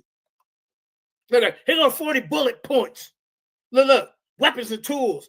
Obsidian swords, African origin confirmed. Copper daggers in Peru, African origin confirmed. Iron spearheads in Brazil, African origin confirmed. Bronze axe in Colombian, again, African origin confirmed. Wood spears and metal tips, Ecuador, African origin confirmed. Slingshots with African style stones. They did all the research on these. Harpoons with bone points. What are he bringing to the table to verify any artifacts, any DNA of Christopher Columbus being here before Africans? Don't talk about what you bringing up a source of reference I never brought to this debate. You already lost. Look at it. Fishing hooks with plants and fibers in Mexico. Ceremonial knives with ivory handles, Peru. Look, war clubs like I'm bringing to this debate with a stone on top of your head from Brazil. Let's keep going, man. Dude, I don't know what he got in the ring with me for. Look at this. Confirmed. We're going to look. Now we're going to do the woods, plants, and materials, ebony wood carvings, African blood musical instruments, rosewood figurines, mahogany canoes. You got to debunk all that, sir. You ain't 10 minutes, JJ. 10 minutes. 10 minutes, good. Look, terracotta figurines, clay pipes. Hold on, let me keep going, man. Let me keep going, bro. You got a lot to deal with, sir. Huh? How about the textiles, foods, coins, jewelry, shoes? All this is tested and dated before 1492, and they all have an African origin. Cotton fabrics, indigo dyed textiles, leather sandals, domesticated Guinean fowl, navigation tools. Bro, what are you doing, man? What are you doing? Huh? You want to look, counter. Oh, look, you want to say, oh, your testing methods are flawed? Well, guess what? The rebuttal. We use methods of SRF, the SEM-EDS, DNA analysis, sir, verified by peer-reviewed journals and labs. Here go another of your counters that you might come out your goddamn own mouth. Sample size is too small. Well, guess what? I already prepared for that rebuttal. We analyzed 400 samples across 40 categories, exceeding standard archaeological sample sizing. But you got another counter that you might say contamination could have occurred. Well, guess what, sir? We followed the strict protocols to prevent contamination, including glove use and sterile equipment. All right, let's keep going. Let's keep going, bro. You got a lot of questions to answer, sir. That's what you got. That's what you got to deal with. You ain't brought us nothing about no goddamn Christopher Columbus doing anything. How about this? Counter. Dating methods were inaccurate. Well, the rebuttal is we use multiple dating methods, radiocarbon, thermolucents, to cross-validate results. Counter. Your labs lack proper accreditation. Rebuttal. Our labs are accredited by international bodies, A2LA, ISO 17025. Let's keep going, man, because I got so much to bring out today, man. Yeah, man. This dude ain't brought us nothing. Look at this. Counter. African presidents is impossible due to ocean currents. Rebuttal. Historical records and model experiments prove African vessels could cross oceans, which he want to try to take away from us. You know? Let's see what else. Oh, yeah. Testing methods. Okay, now, yeah, okay, hold up. Let's keep going. Let's keep going. Let's see. What we got here? Yeah, look at this, y'all. 20 points to express how late European settlements came to the Americas. Look at this. Indigenous Americans arrived 15,000 to 20,000 years ago via land bridge from Asia. Africans arrived 2,000 to 3,000 years ago via transatlantic migration and trade. That's a very important word to listen to because Cedric wants you to believe that we only got here through slavery. Look at this. Europeans arrived 500 to 600 years via Columbus in 1492. Look, we got 2,000, 3,000 years ago, we got documented evidence. But these Eurocentrics want to try to discredit that because they're perpetuating the myth of this pseudo-scientific racist ideology that Christopher Columbus discovered everything. Look at this. Delayed European settlements. Europeans were latecomers to the Americas compared to indigenous Americans and Africans. European settlements was delayed due to various factors, including the Black Death, the Crusades, and lack of maritime technology. When are you going to show that the maritime technology and show that they was more advanced than Africans? Bring that to the table. You're up here getting dog walked. How about this, man? Let's go. Let's keep going. Let's keep going. And then, okay, let's see. Did I read this? Okay, African. Okay, I read that. Hold up. Let's keep going. Let's keep going. Look, the legacy of the late European settlement. This is what he up here defending, y'all. The legacy of the late European settlement continues to impact the lives of indigenous indigenous Americans and Africans descendant communities. Historical trauma and ongoing disparities persist in areas like education, healthcare, economic opportunity. Just a little fun fact to let you know what I'm dealing with when he gets in front of me with this goddamn nonsense. Excuse my language. Now, acknowledging the late arrival of European settlement is crucial to understand the complex history of the Americas. Let's keep going, man, because I got a lot. I got a lot for you, sir. I got a lot. Hold up.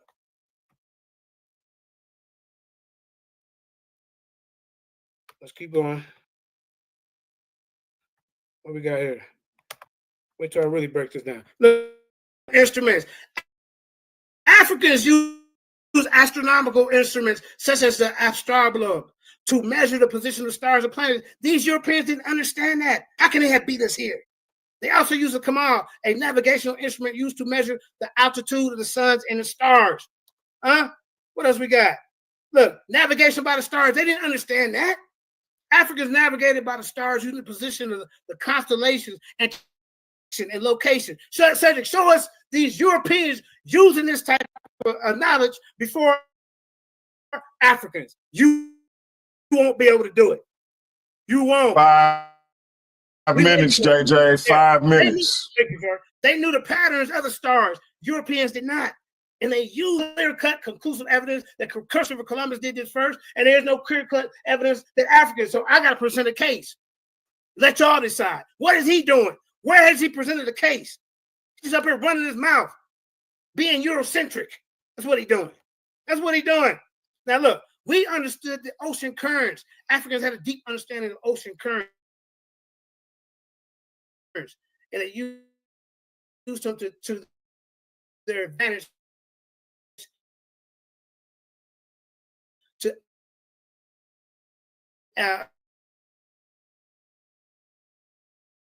when navigating.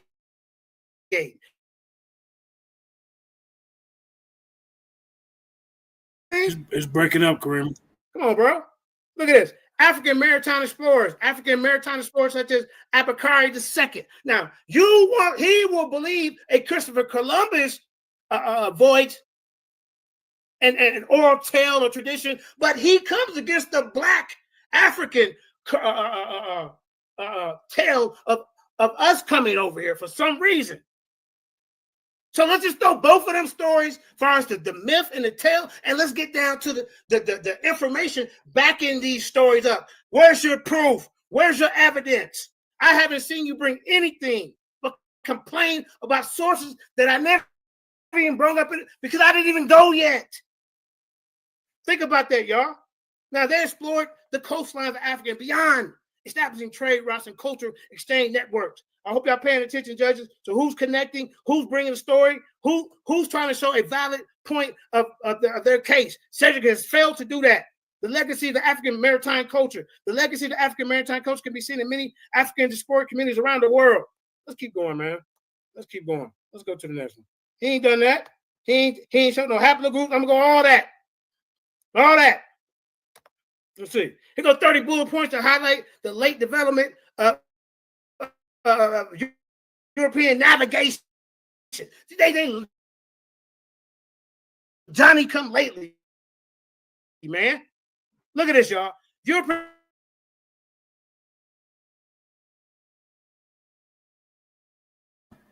can't hear it, Karima.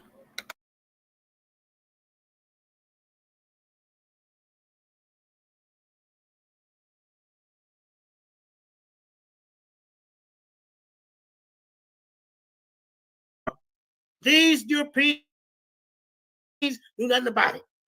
Remember, the Moors had to go over there and tell them to wash their ass and brush their teeth, which was developed by others, relied on dead reckoning and pilotage, which is a less accurate method. Two minutes. Look at this, y'all. Limited understanding of the ocean. Europeans had limited understanding of the ocean. They did not understand the patterns and the currents, winds and waves. They did not have enough thorough knowledge of the tides, with the navigation even more challenging. What else we got? You said I got 2 minutes. Let me keep going. Look at this, y'all. They had no concept of latitude and longitude. Europeans did not have a concept of latitude or longitude until the 15th century. We see no evidence of them until after European colonization. Why is that? But we see evidence of other cultures over here way before them, particularly the Africans.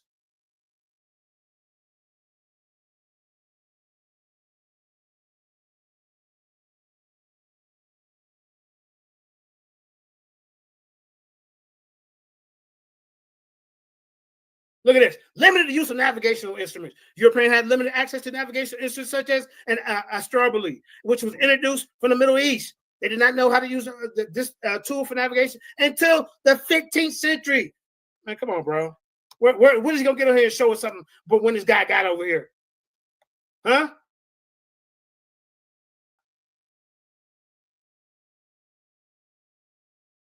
Look. No concept of the Canary Currents.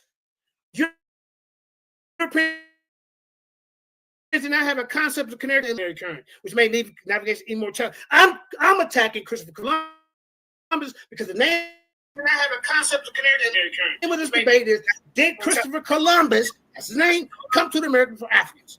Has he shown us any proof? Any primaries? There is no primary account of Christopher Columbus writing anything. There's no logs. There's no ship logs. There's no goddamn proof of where he buried. They got him 3 different goddamn places. Where is he buried? That is time. That is time.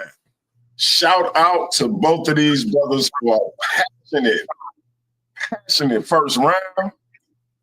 A very impassioned first round. Shout out to both brothers for giving it they all in this powerful first round. That being said, before we get into the second round festivities, just a little bit a channel promotion, if you will. Let me show you what we got this Wednesday. Handled for me this face-off between the undefeated versus series world champion Pandemus and the argument king James Cassell. That's Wednesday, March 19th, 7 p.m. Central Time. If my man says these brothers try to come up. What are you saying? One of the judges is off the panel. I only see 2 judges. Okay. I see what's going on. Stop right there. Show gotta go on.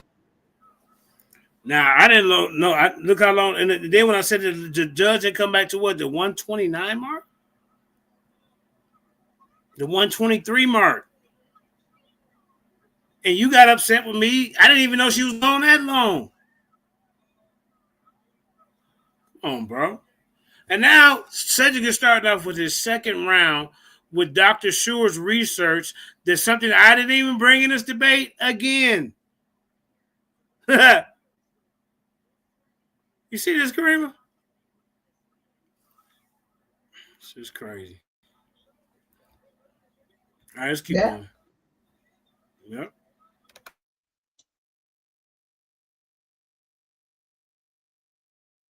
On either way. All right, Cedric.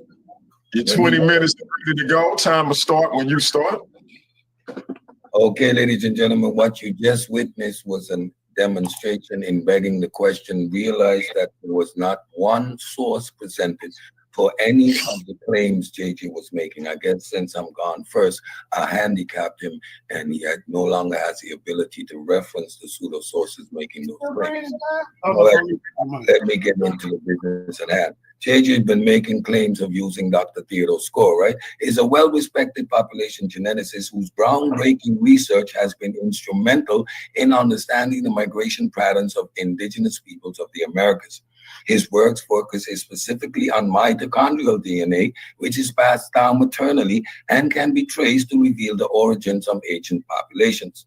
Sker's research provides clear and compelling evidence that Native American populations are primarily descended from East Asian ancestors who crossed the Bering Land Bridge more than 10,000 years ago. Through the analysis of genetic markers in Native American and East Asian populations, Sker was able to identify significant similarities, further solidifying the theory that Native Americans migrated. All right, first of all, I already showed you that I didn't bring up Dr. Schuer's work in this debate. But if you read right here, it says Scher's research provides a clear and compelling evidence that Native American populations are primarily descended from East Africa. That doesn't mean all of their the admixture of other people mixing with them. So this don't even prove your case at all. We're not talking about what Native American. We're not talking about that. We're talking about who admixed with them first, who got here first. Was it Africans or was it these Europeans that you're defending? These Italians. Then you're bringing this up. I didn't even bring up Dr. Schuer's work in this debate. Let's keep going, Karima. Please and thank you. From Asia, not Africa. It is important to note that Dr. Sker's work is based on years of meticulous research, peer-reviewed publications, and solid scientific methodology. Nowhere in Dr. Sker's extensive body of research does he suggest any significant African migration in the Americas before Columbus. His conclusions align with the broader scientific consensus on the origins of Native American populations. Any attempt to claim his research supports an African presence in pre-Columbian America is a serious misrepresentation of his work. Despite the clear and unequivocal conclusion drawn by Dr. Sker, Mandinka and other proponents of the African migration theory have intentionally misquoted and twisted Sker's findings to fit their narrative. That is what JJ was doing this now, presenting you with a African migration theory, which claimed between 2,000 and 5,000 years ago. They take the genetic research and selectively use portions of it to support their baseless claims.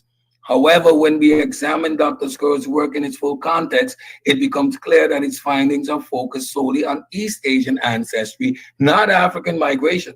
Sker's research highlights the shared genetic markers between Native American population and East Asian groups, specifically those from Siberia and Northeast Asia. Those markers found in mitochondrial DNA paint a clear picture of Native Americans are linked to these populations through migrations across the Bering Land Bridge. At no point does Dr. Sker suggest that African genetic markers are prevalent in Native American populations in a way that would indicate pre-Columbian African migration to the Americas. This is a critical issue because it demonstrates, again, a fundamental misunderstanding of the scientific method. JJ is out of his league. Sker's conclusions are based on rigorous analysis of actual genetic data from Native American population.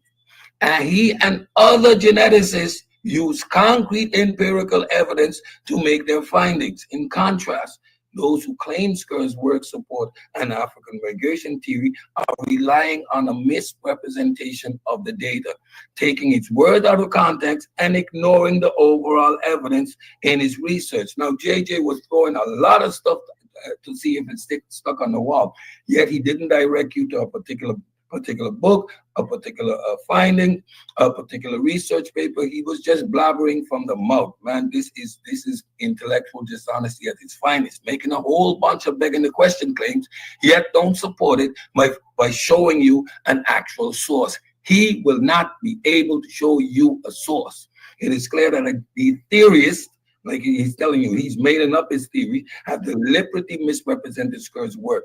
The suggestion that Sker's findings support the ideas of African migration is not only misleading, but it's also gross distortion of scientific fact. Sker's studies have revealed that Native American population exhibit low genetic diversity and greater differentiation compared to populations from other continents. This pattern aligns with a southward dispersals from the Bering Straits, indicating a single migration wave into the Americas. You can find that in PubMed. There, right there, there's a .gov. You see, I present a link to where my reference comes from. His work has identified the prevalence of the QM3 haplogroup among indigenous peoples in the Americas. This lineage is believed to have arisen approximately 10 to 15,000 years ago during the initial migration into the Americas. There's a reference to where you can actually find the source. Sker's research on the Kalingo population in the Caribbean confirmed a high percentage of Native American ancestry, 55%, alongside African 32%, and European 12% ancestries. This underscores the complex admixture in the region's history. Let's continue. In conclusion, the claim that Dr. Sker or any other geneticist research provides evidence of African presence in pre-Columbian Americas is unequivocally false. His research is overwhelmingly supports the idea that Native Americans are primarily descended from East Asian populations who crossed the Bering Land Bridge. Sker's genetic work on mitochondrial DNA is a cornerstone of our understanding of Native American origins. And there is no valid scientific basis to suggest African migration to the Americas before Columbus based on his findings. This is a perfect example of how misleading half-truths and misrepresentations are used to justify an argument that has no scientific merit. JJ and similar theorists rely on fabrications and distortions of reputable research to support their claims. By taking Dr. Sker's work out of context and twisting his findings, they attempt to lend credibility to an idea that is not supported by the evidence. The reality is clear. Dr. Sker's research, along with a wealth of other geneticists and archaeological studies, support the well-established theory that the Native Americans have East Asian origins, not African. The misuse of his work in an attempt to mislead and confuse. But when we look at the full body of evidence, the true narrative is undeniable. One of the key arguments put forward by JJ is the claim of dental traits. Now, I'm going first, so I'm chopping his head off. He can't bring these things up, but I'm address all that pseudo nonsense he brought up. The dental traits found in pre-Columbian remains show evidence of African presence in the Americas. This claim, however, is both flawed and outdated. He couldn't bring up the sickle cell evidence yet anymore. He ran past that. The shape and structure of the teeth is influenced by a variety of factors, including environmental pressures, diet, and genetic drift. Over time, human populations have evolved distinct dental traits, but these traits are not exclusive to any one population. The features are often cited as African in origin, are actually found across many different populations worldwide, including East Asians. These traits are not unique to Africa or Africans, and therefore cannot be used as evidence of African migration to the Americas. Furthermore, the argument that these traits indicate African ancestry is rooted in outdated race science, which categorize human populations into rigid, oversimplified racial groups based on physical characteristics. Modern genetics, however, show us that human populations are far more complex than the simplistic notions of race suggested by these outdated frameworks. And you're calling me using the outdated white man science. Human genetic history is shaped by a range of factors, including migration, environmental adaptation, and gene flow between different populations. The concept of Negroid dental traits is an artifact of early anthropological thinking and does not hold up under the scrutiny of modern science. So you, my friend, are engaging in race-based science. Don't ever mention me at that point again. It is crucial to recognize that the presence of certain dental traits in pre-Columbian remains do not provide any solid evidence of African migration. These traits are found in many different populations, and their presence in the Americas does not support the argument of pre-Columbian African presence. This argument based on dental traits is both scientifically unsound and misleading. The study of teeth morphology has been used in anthropology to compare populations and track human migration patterns, but it does not provide definitive evidence of pre-Columbian African presence in the Americas. Here are the key points about how teeth morphology have been used in studies, along with its limitations when applied to determining African presence. Dental morphology includes the shape, size, and features of the teeth, such as the cusp, enamel thickness, and root shape. These traits can vary across populations due to the genetic difference and evolutionary pressures. Researchers often use dental traits to examine population differences between indigenous groups and to explore migration patterns. Some traits, like shovel-shaped incisors and certain molar curve pattern, are common in indigenous populations of the Americas, East Asians, and parts of Africa.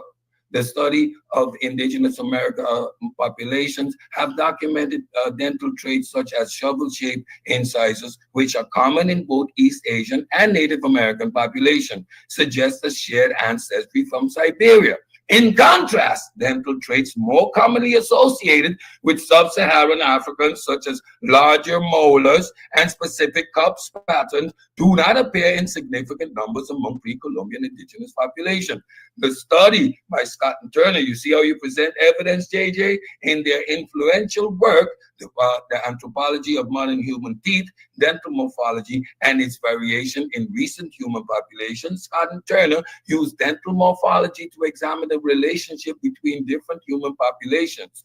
They emphasize that while some dental traits might appear in both African and indigenous populations, these shared traits do not imply direct migration from Africa to the Americas before Columbus. This common feature could arise from convergent evolution or common ancestry rather than contact. Here's your real source. You see, Cambridge Press, I can actually pull up a real source. Now let's turn to another claim that has been repeatedly made by proponents of the African migration theory. The so-called 10 minutes, said 10 minutes.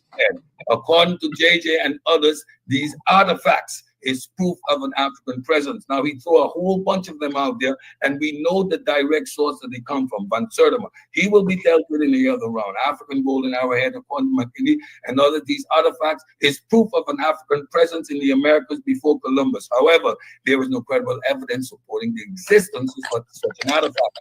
Let's see it in a museum, JJ. Show us a picture. No reputable archaeologist or historian has verified the existence of this golden arrow. Artifacts like this are often fabricated and misidentified. And in this case, the golden arrowhead myth appears to be a misunderstanding or deliberate misrepresentation of indigenous American artifacts. Native American societies crafted a wide variety of arrowheads and tools. None of these are particularly similar to any purported African artifacts. Claims like the golden arrowhead are a classic example of cherry picking. Proponents of these theories select only a piece of evidence that fit their preconceived narrative while discarding everything else. We call that confirmation bias. They take misidentified or fabricated objects. This is what we're dealing in, and present them as irrefutable proof of African evidence, of African influence. You saw him doing it just now, ignoring the much more substantial body of evidence that contradicts their claims.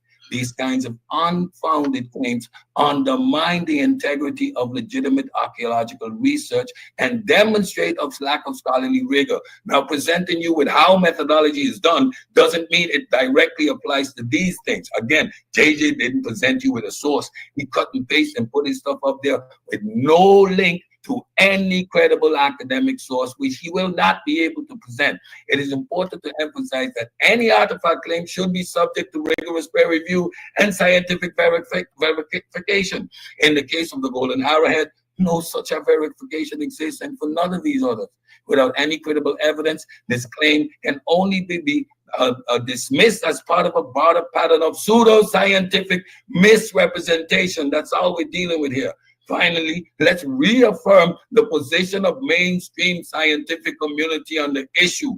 The overwhelming evidence from a variety of disciplines, including genetics, archaeology, and anthropology, support the theory that Native Americans are primarily descended from East Asian populations who crossed the Bering Land Bridge thousands of years ago. There is no credible evidence that pre-Columbian African population made significant contact with or settled in the Americas. The claim put forward by JJ 7000 are not supported by rigorous scholarship. As you can see how he presents his nonsense. These claims, such as those based on misinterpreted dental traits and the myth of the golden arrowhead, do not hold up on the screw. It says the Native American population points to a clear East Asian origin. That is not the debate, sir. So you saying that the Native American population didn't admix with nobody?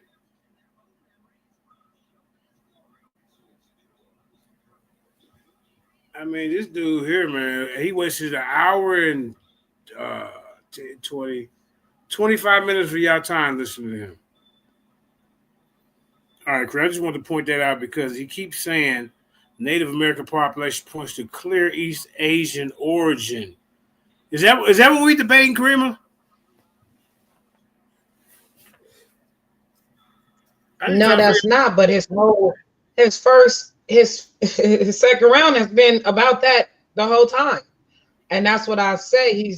He's arguing about something that has nothing to do with it. That's why I say when his heading on top had nothing to do with his receipts.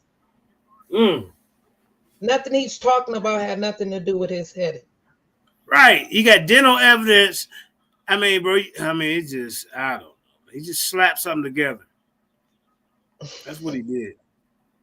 It has nothing to do with Christopher Columbus coming before Africans. It had nothing to do with it. Then he said these golden arrowheads showed up. You made a whole different debate. Like, I don't know if he's talking about. Native Americans being here before Asia, the bloodline between Native American and Asia. He's not on point. Like he's not talking about the topic at hand. And when he tried to talk about these arrowheads or whatever, at least show, you know, the metal analysis of breakdown where these you know what I'm saying, these alloys come from here over there. You ain't did that. You just running your mouth. If you're gonna say that, hey, prove it. Show the study. Right, let's keep going, Kareem.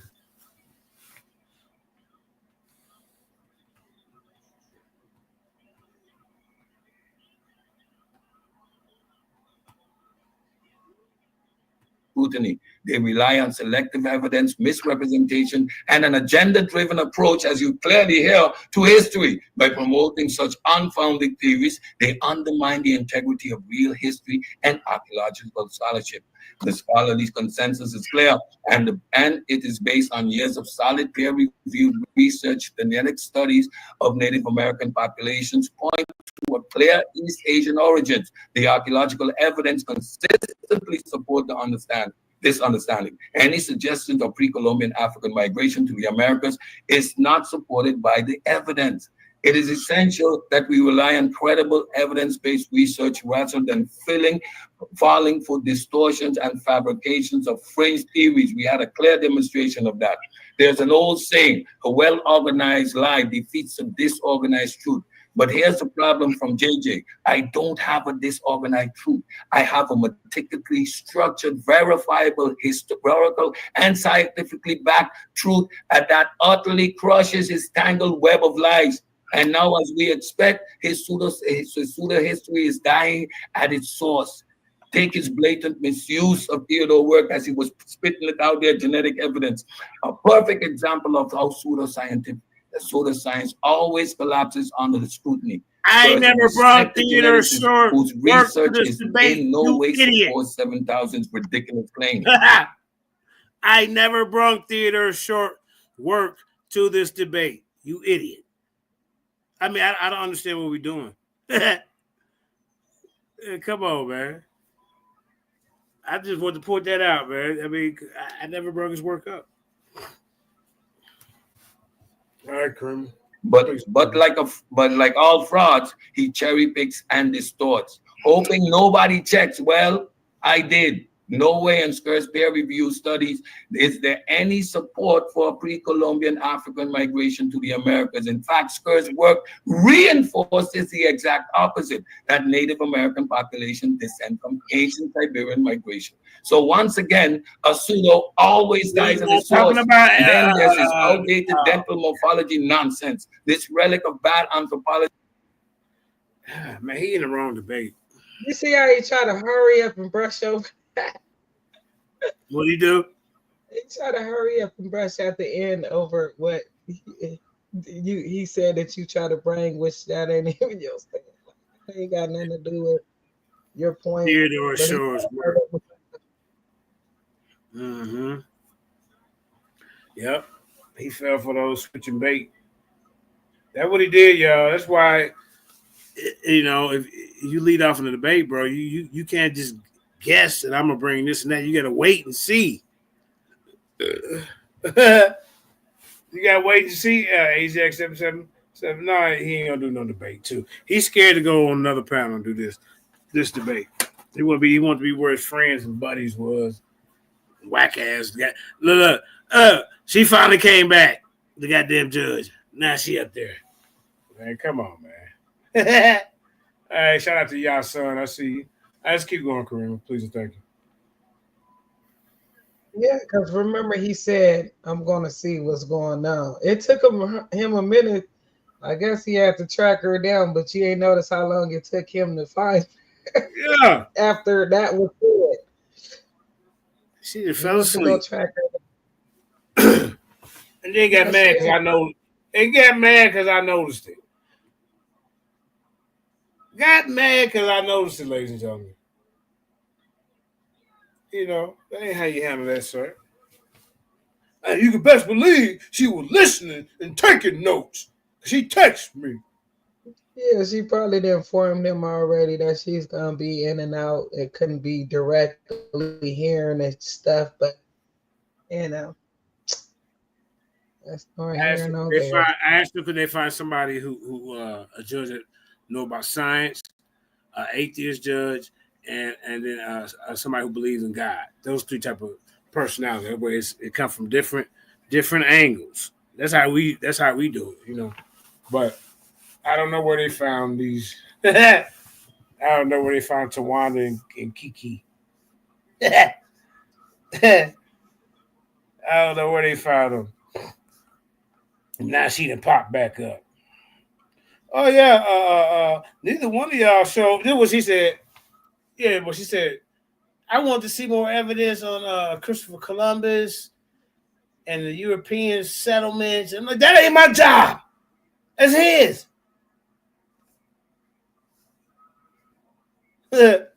So when I heard that, I'm like, okay, this is what we're doing. You know. And you got the nerve to get mad at me because I said something about the judge. All right, Kermit, let's keep it rolling. Has what was discarded ages ago, but by modern genetics. 5 minutes, Sid. 5 minutes. Yet here he is clinging to it like it's 1920, as if real scientists today would rely on tooth shape instead of DNA sequencing. It is not just wrong; it is pathetic. And let's talk about his so-called artifacts, arrowheads, tools, and other supposed African evidence. This is a textbook archaeology where random objects are desperately repurposed to fit a predetermined narrative. Arrowheads, really? As if independently developed stones aren't found all over the world. Where are those controlled excavations? Where's the peer-reviewed proof of African settlement? It doesn't exist because its arguments are built on misrepresentation, fabrications, and wishful thinking. At this point, JJ, it just isn't wrong. He's intellectually bankrupt. He's not presenting evidence. He's throwing out garbage and hoping no one notices the stench. But his lies are disorganized. And my truth is sharpened like a blade. The only thing left for him to do now is either double down on his fraud or finally admit he's outmatched. Either way, his pseudo history is already dead. I yield the floor. Making up sources, presenting us with begging the question nonsense, not having any credible sources. You're not directing us to anywhere. You're giving us your made up nonsense. I told you Dunning-Kruger on steroids. That's what we're dealing with here. You're out of your league. You're disrespecting the audience by presenting the nonsense the way you're presenting it. I'm ashamed of you. Cedric Ortega with a powerful the hell out of here round in the building. We're going to move to the legendary Mandinka Molly for his 20-minute second round. Time going to start when you start, my brother. Powerful. Yeah, let me share my screen. Yeah, that was. Yeah, let me share my screen. Yeah, that was. Don't forget to make it bigger, brother. All right, hold on, let me get to it.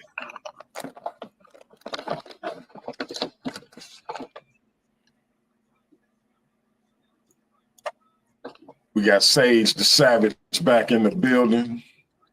Yeah. Y'all heard that? Back in the building. You had it up. I don't know where it went. Hour nap. Let me unmute my mic first. Hold up. Dude, I can share my screen. That was like. Damn. All right, you see it now? Let's go, man. Let's see where you at. Let's All go. right, I got you. All right, ladies and gentlemen. Make it a little bigger, bro. Hold up. All right, hold up. Time hasn't started yet. Can you see that? That's much better. Much better. All right, time start when you start. Okay, so now I'm okay. So I'm going to bring somebody to the table, which he has not done. I'm finna bring my scholar up. You see, the presence of EM2 in Americas before Columbus has significant implications for our understanding of the peoplings of America. He ain't got no source. He just crying. The dominant theory suggested Americans were populated by single migration from Asia across the Bering Land Bridge. However, the presence of EM2 in the Americas suggests that there's been multiple migrations to the Americas. This is Afrocentric. He Eurocentric over there, y'all. See, including a migration from Africa. He wants to deny this. So here's my guy. Now, hey, when are you going to bring your guy to the table to prove that Christopher Columbus did anything? That's what we waiting on. Now, the study by Bortoli and others, 2003, provides a strong evidence, but y'all going to look it up right now. You ain't going to be able to debunk it. From the presence of EM2 in the Americas before Columbus. This study found that EM2 was present in several indigenous American populations, including the Maya and the Kuka. The study also found that EM2 haplogroup in Americas was mostly closely related to EM2 haplogroups in Africa, suggesting a recent common ancestry between the two populations. All right, let's keep going. Oh, shit. Let's keep going. All right. In conclusion, the presence of EM2 in the Americas before Columbus is a well-established fact that has significant implications for the understanding of the peoplings of America. The study by Bertolli, 2003, provided strong evidence of the presence of EM2 in America before Columbus, and the phylogenetic analysis shows that the EM2 haplogroup in the America was mostly correct. Shows that it was mostly that the EM2 haplogroup in America is most closely related to the EM2 haplogroup in Africa. All right, let's keep going. All right.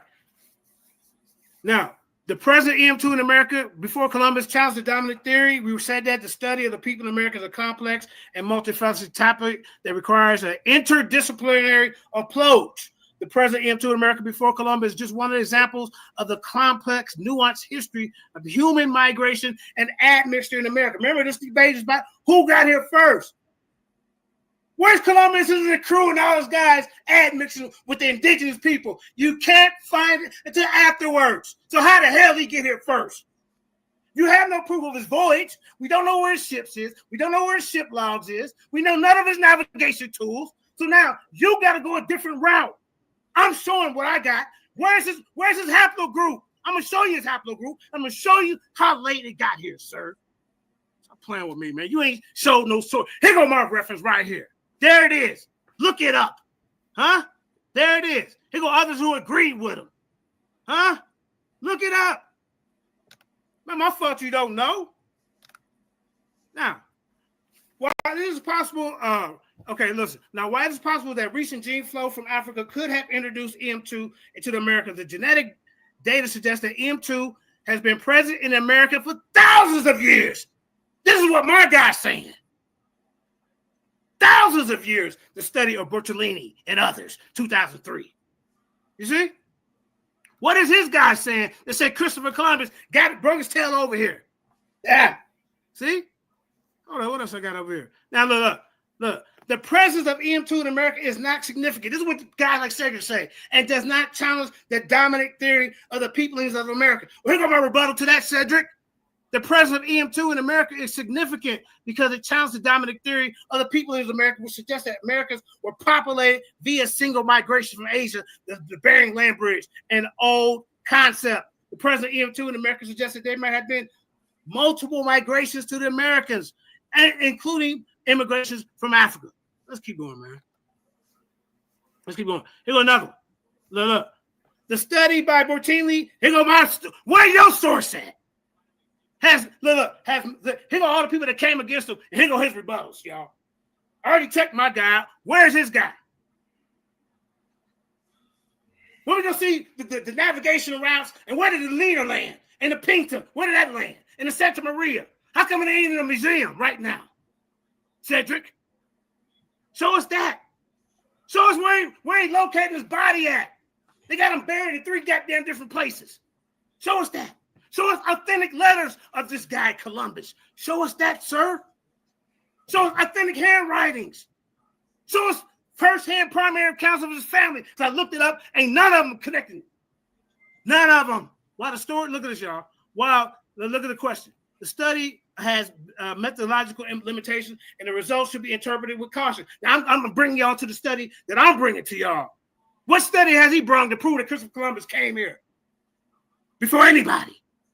Well, it's true that all studies have methodological limitations. The study, here's my source guy. I'm bringing them to the table. Use a reverse methodology to analyze the genetic data. The study used a large sample size and variety of genetic markers to analyze the data. Now I'm showing them how he did it, y'all. Cedric ain't done that. He just want to come up here and try to tell somebody what they don't understand, and you don't understand nothing.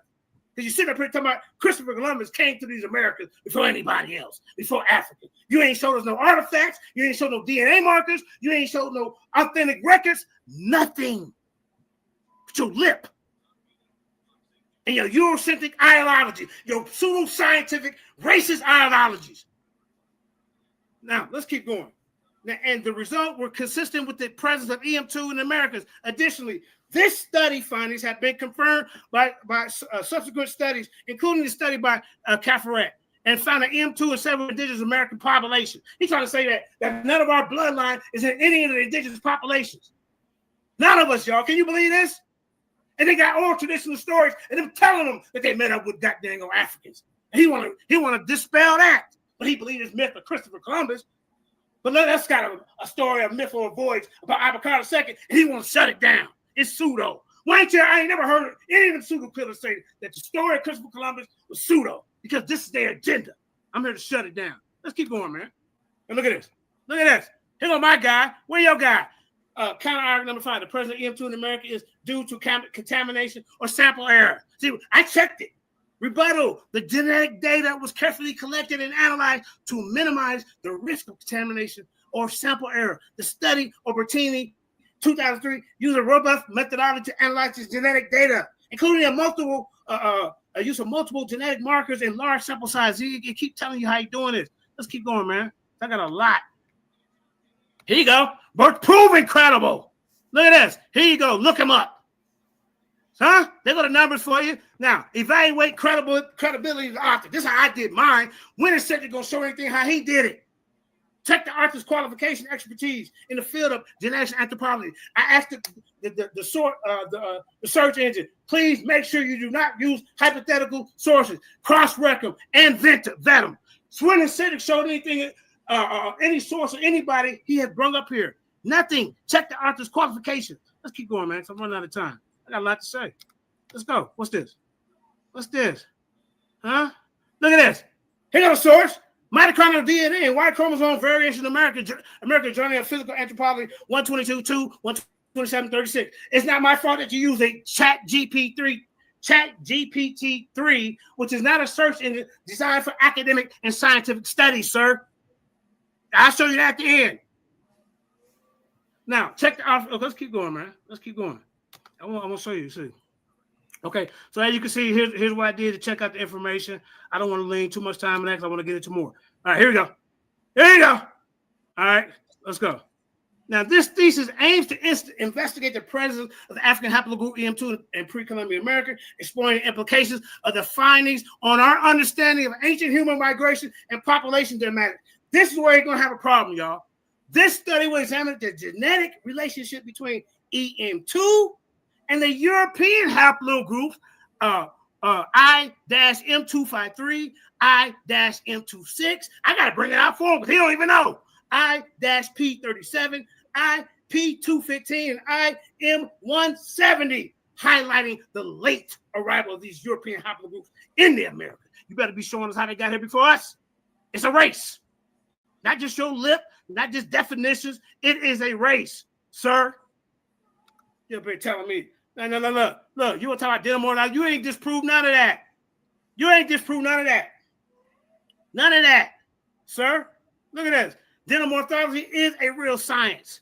It is a real science. Don't let them fool you. Hold up. Look, this is what they use when they test for dental the teeth. This method measures the amount of radiocarbon 14 in organic materials such as bone or teeth by comparing the amount of carbon-14 in the sample to the amount of modern samples.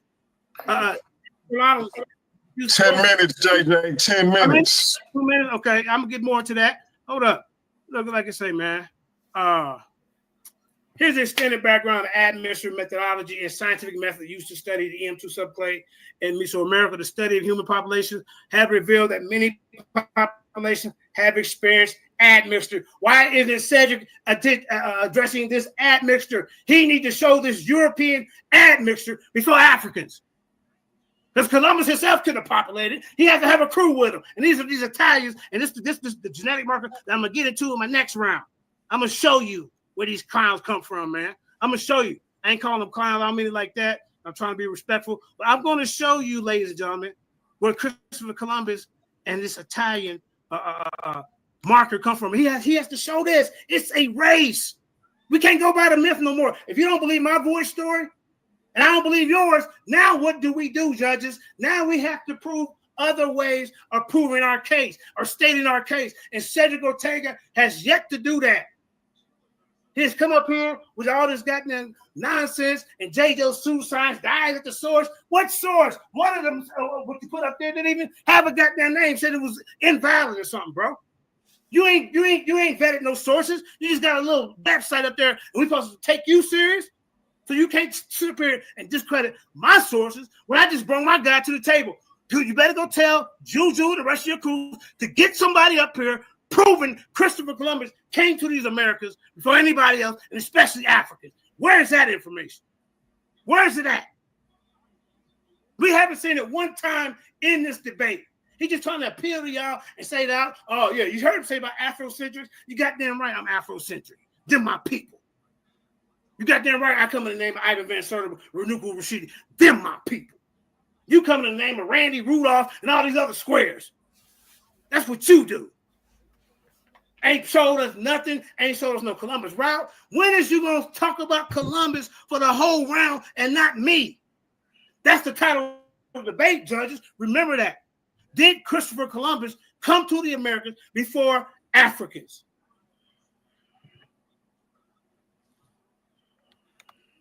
Am I still on or I fall off? You still on, bro? Oh, okay. Yeah, man. So, did you say how many minutes you say I had left? I thought I had you got 7 minutes, 18 seconds. Oh, 7 minutes. Oh, I'm finna rock and roll. Thank you. Stop it. Okay, hold on. Let me get back to it. I thought you said 2 minutes. Yeah, man. Let's keep going. Let's keep going, man. This dude's he's done.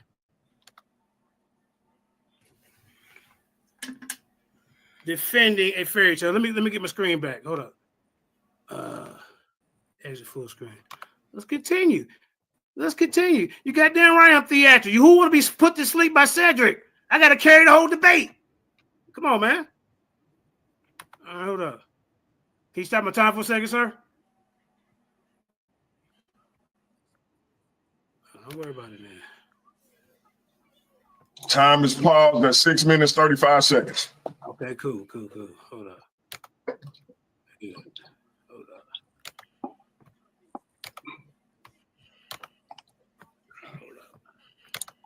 Let's get back to it, man. And if y'all ever need to see your time, let me know and I'll share my screen. It's as simple as this. All right. Can you hear me? So I'm just showing y'all, if y'all ever want to see y'all time, let me know and I'll show you. Okay. Let me get your screen back up. Yeah. Time start when you're ready. Yeah, man, this dude, man, let me tell you something about Columbus. Because remember, this debate is about Columbus. Did he come here first? He too smart to come here. Like, we too down, remember? This is the narrative. Columbus' arrival in America led to, like I say, erase indigenous people and their culture, their history. That's what it did. Columbus' treatment of indigenous people were brutal and racist if this dude really existed. I'm still on the borderline of thinking he never existed. Cedric can't prove nobody up here. He might as well be defending Jesus Christ, Santa Claus, and Spider-Man all hung out together in his living room. You've been bamboozled and hoodwinked to believe in the white narratives of Christopher Columbus, but disregard the black narrative of Abubakar II, our African stories. Look at this, man. Let me get back to my information. Let me get back. Let me see where was I at. I thought my time was up. Hold up. Don't keep going. Don't start it. Don't stop it. Let's see. Hold up. Let's see. Yeah. I want y'all to think. When has he presented anything to us about Columbus? Hold on for a second.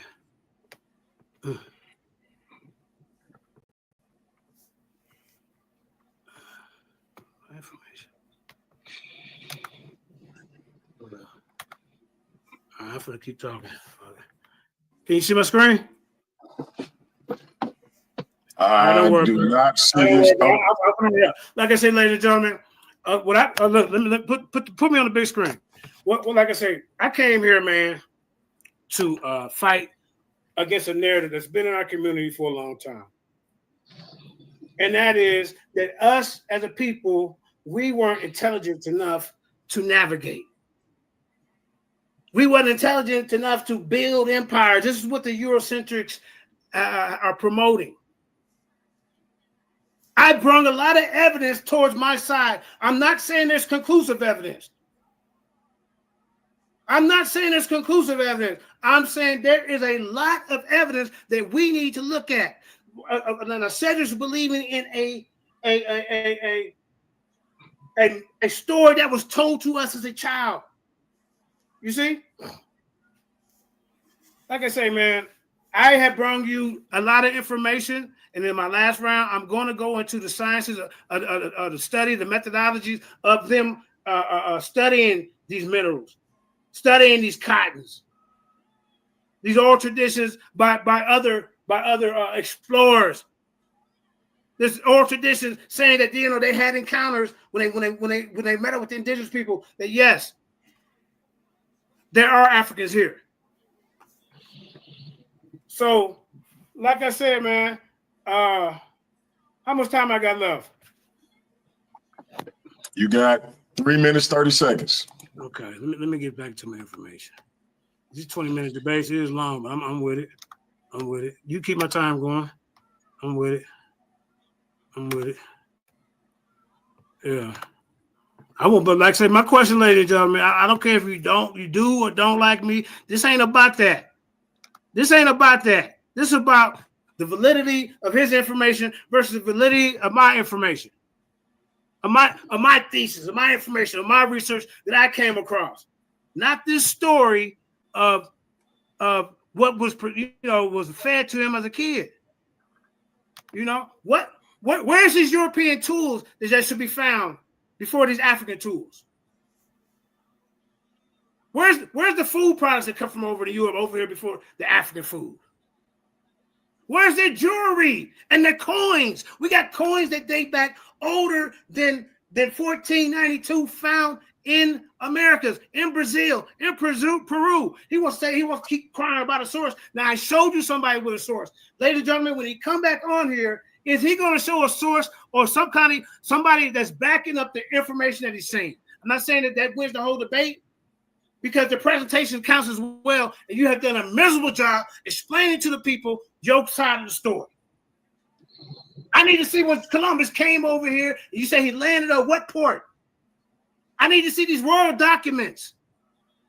I need to see first-hand accounts of peoples there talking to him, saying, yeah, where's his crew? Where's other crews, other people with that shit? They've written documents about this guy. All these stories come years and years later after so-called Columbus existed. So if you're going to hold the Christians and the Hebrews accountable and saying that they have to prove this in a certain amount of time, you can't talk about them, what happened years and years later because they don't count, then you need to do the same thing. Not one time have you said, well, this is the route he's taking. Oh, look at these. Here's the textiles that come from Italy and Spain that was over here a long time ago. Oh, look, here's the linguistics connections between Italy and Spain, where we come from, that was amalgamated with indigenous people. Look at the shared loan words. Look at archaeology. He has not done any of that. Look at the religious connections. You haven't done none of that, bro. We saying who came in first, meaning who made the influence. And not only that, who genetic marker is here? Who's? Who's here first? Even if it's a small 2% sample found in indigenous people, 2% of that population at this time, that's a 500,000 to 1 million Negroes or blacks or Africans. That's a lot of baby making that can be done. What you talking about, bro? So do not discredit the 1 or 2% that you may see admixing the population. Look up the population and you take that 1 or 2%, and that's how many Negroes was floating around here. It wasn't just no 1 or 2. Well, man, this debate, like I said, man, to me, it's about who really being real to the people. Who explaining this better? Who has shown a source? Who has shown different information? He think he's a professor. You're not qualified to debunk anybody's sources, bro. And that's time. That is time. All right, come. Let's stop here. We are moving on to the third and final round. Hold on. DMG. Could I say something? Of course. I'm just saying they had an opening round of 10 minutes and they had 2 rounds of 20 minutes. Why we can't go into the question and answer round right now? Brother.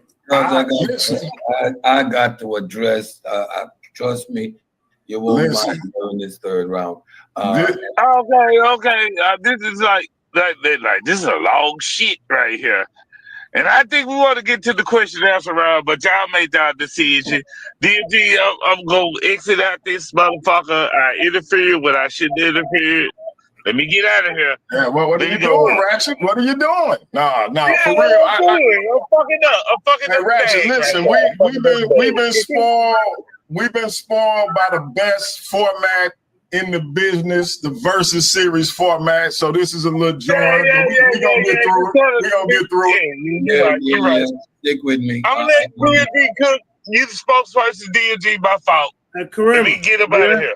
You know, listening to that crybaby make all these superficial claims, try to play on your emotions for 20 minutes, it's hard. But as soon as my screen is sharing, let me know. All right, for some reason it's telling me before presenting a screen, remove other media streams from the stage. So I don't know what it's talking about. I don't see nothing else.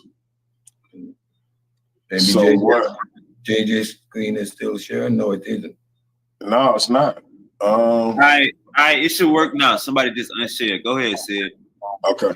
All right, ladies and gentlemen, I'm sorry you had to go through that poor demonstration of scholarship. Again, you realize he can't actually present you with a source.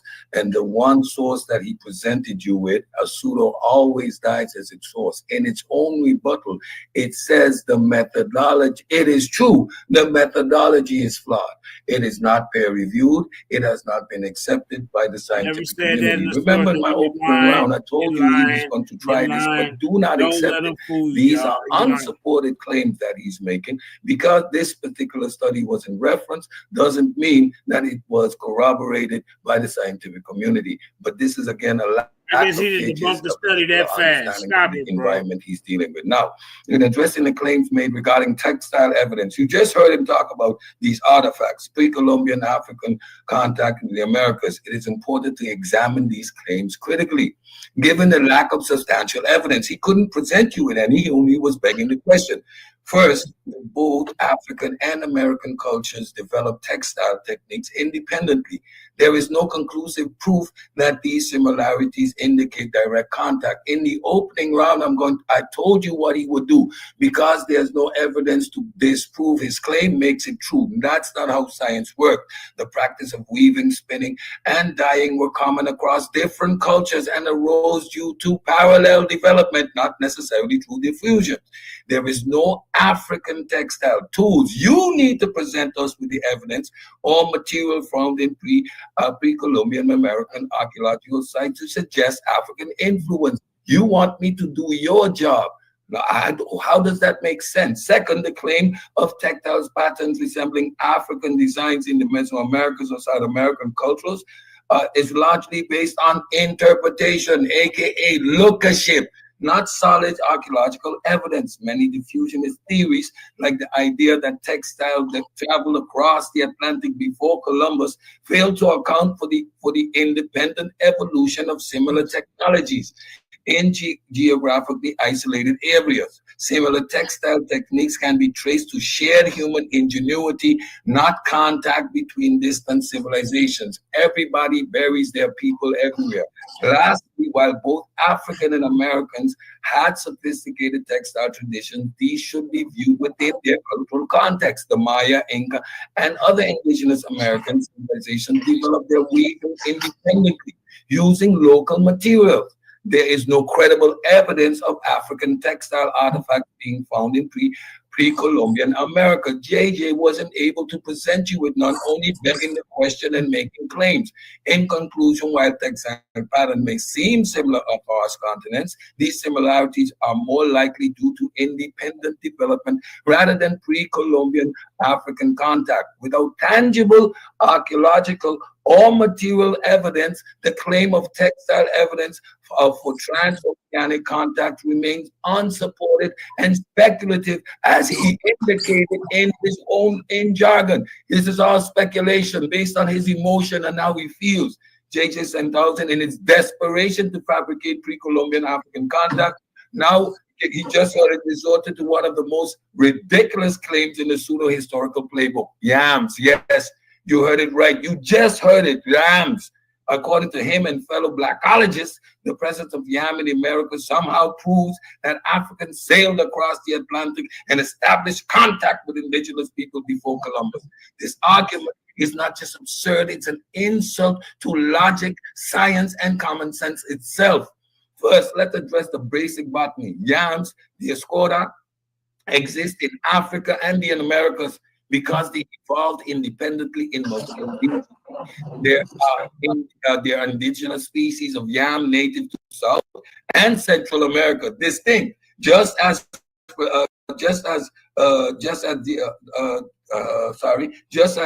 there are species native to Africa and Asia. The mere presence of a crop in two different locations doesn't mean there was travel. It means plants exist in different places. If we follow 7000's logic, we have to assume that elephants in Africa and India prove that ancient Africans sailed to South Asia and dropped them off. It's pure nonsense. Second, let's talk about evidence, or rather the total lack of it. If Africans supposedly introduced yams to the Americas, where's the corresponding proof of contact, of this contact? There are the African tools, the ship remains, the settlements, where the linguistic traits you talk about, prove them, show them, or the genetic markers in indigenous population. There is none.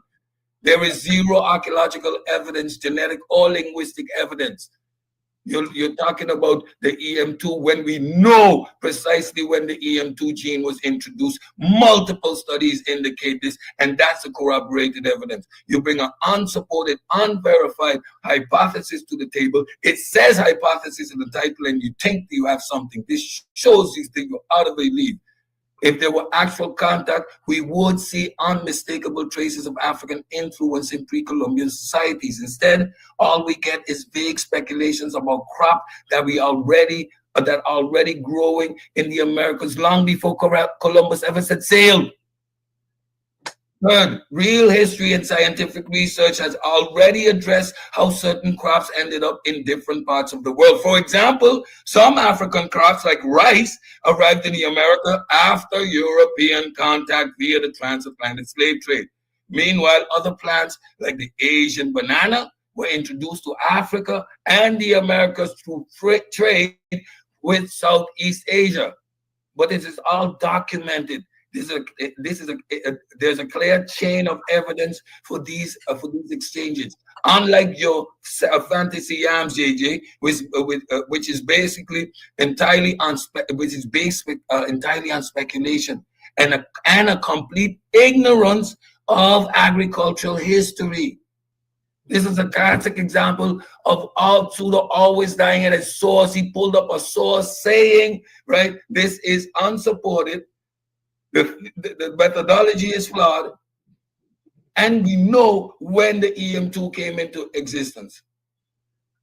JJ 7000 took a real plan, stopped a fake narrative on it, and hoped that nobody would check. But the fact is clear, yams in the Americas are not proof of African contact. Just another failed attempt at rewriting history to fit an agenda. This argument is rotten. Just like JJ 7000's credibility, it belongs in the trash. What you doing up here, brother? Now, let's take a look at the Blackology phenomenon, because you accused me of attacking that. Yes. In the ongoing debate about African presence in the pre-Columbian America, we see a disturbing trend, the reliance on so-called Blackology teachers, pseudo-scholars who distort history, misinterpret facts, and promote misleading ideas for personal or ideological gain. These individuals often use their self-proclaimed authority to push fringe theories without credible evidence, relying on distorted interpretations of history and misrepresented sources. 7,000, much like others in the pseudo-scientific community, reference a collection of these so-called scholars whose work is often based on little more than conjecture, selective reading of history, and in many cases, outright fabrications. It is crucial that we identify and address these so-called experts to show how these fabricated narratives continue to mislead and confuse. Start with a big one. Let's now take a closer look at the so-called scholars that 7,000 often cites in support of his theories. These individuals are often recognized in the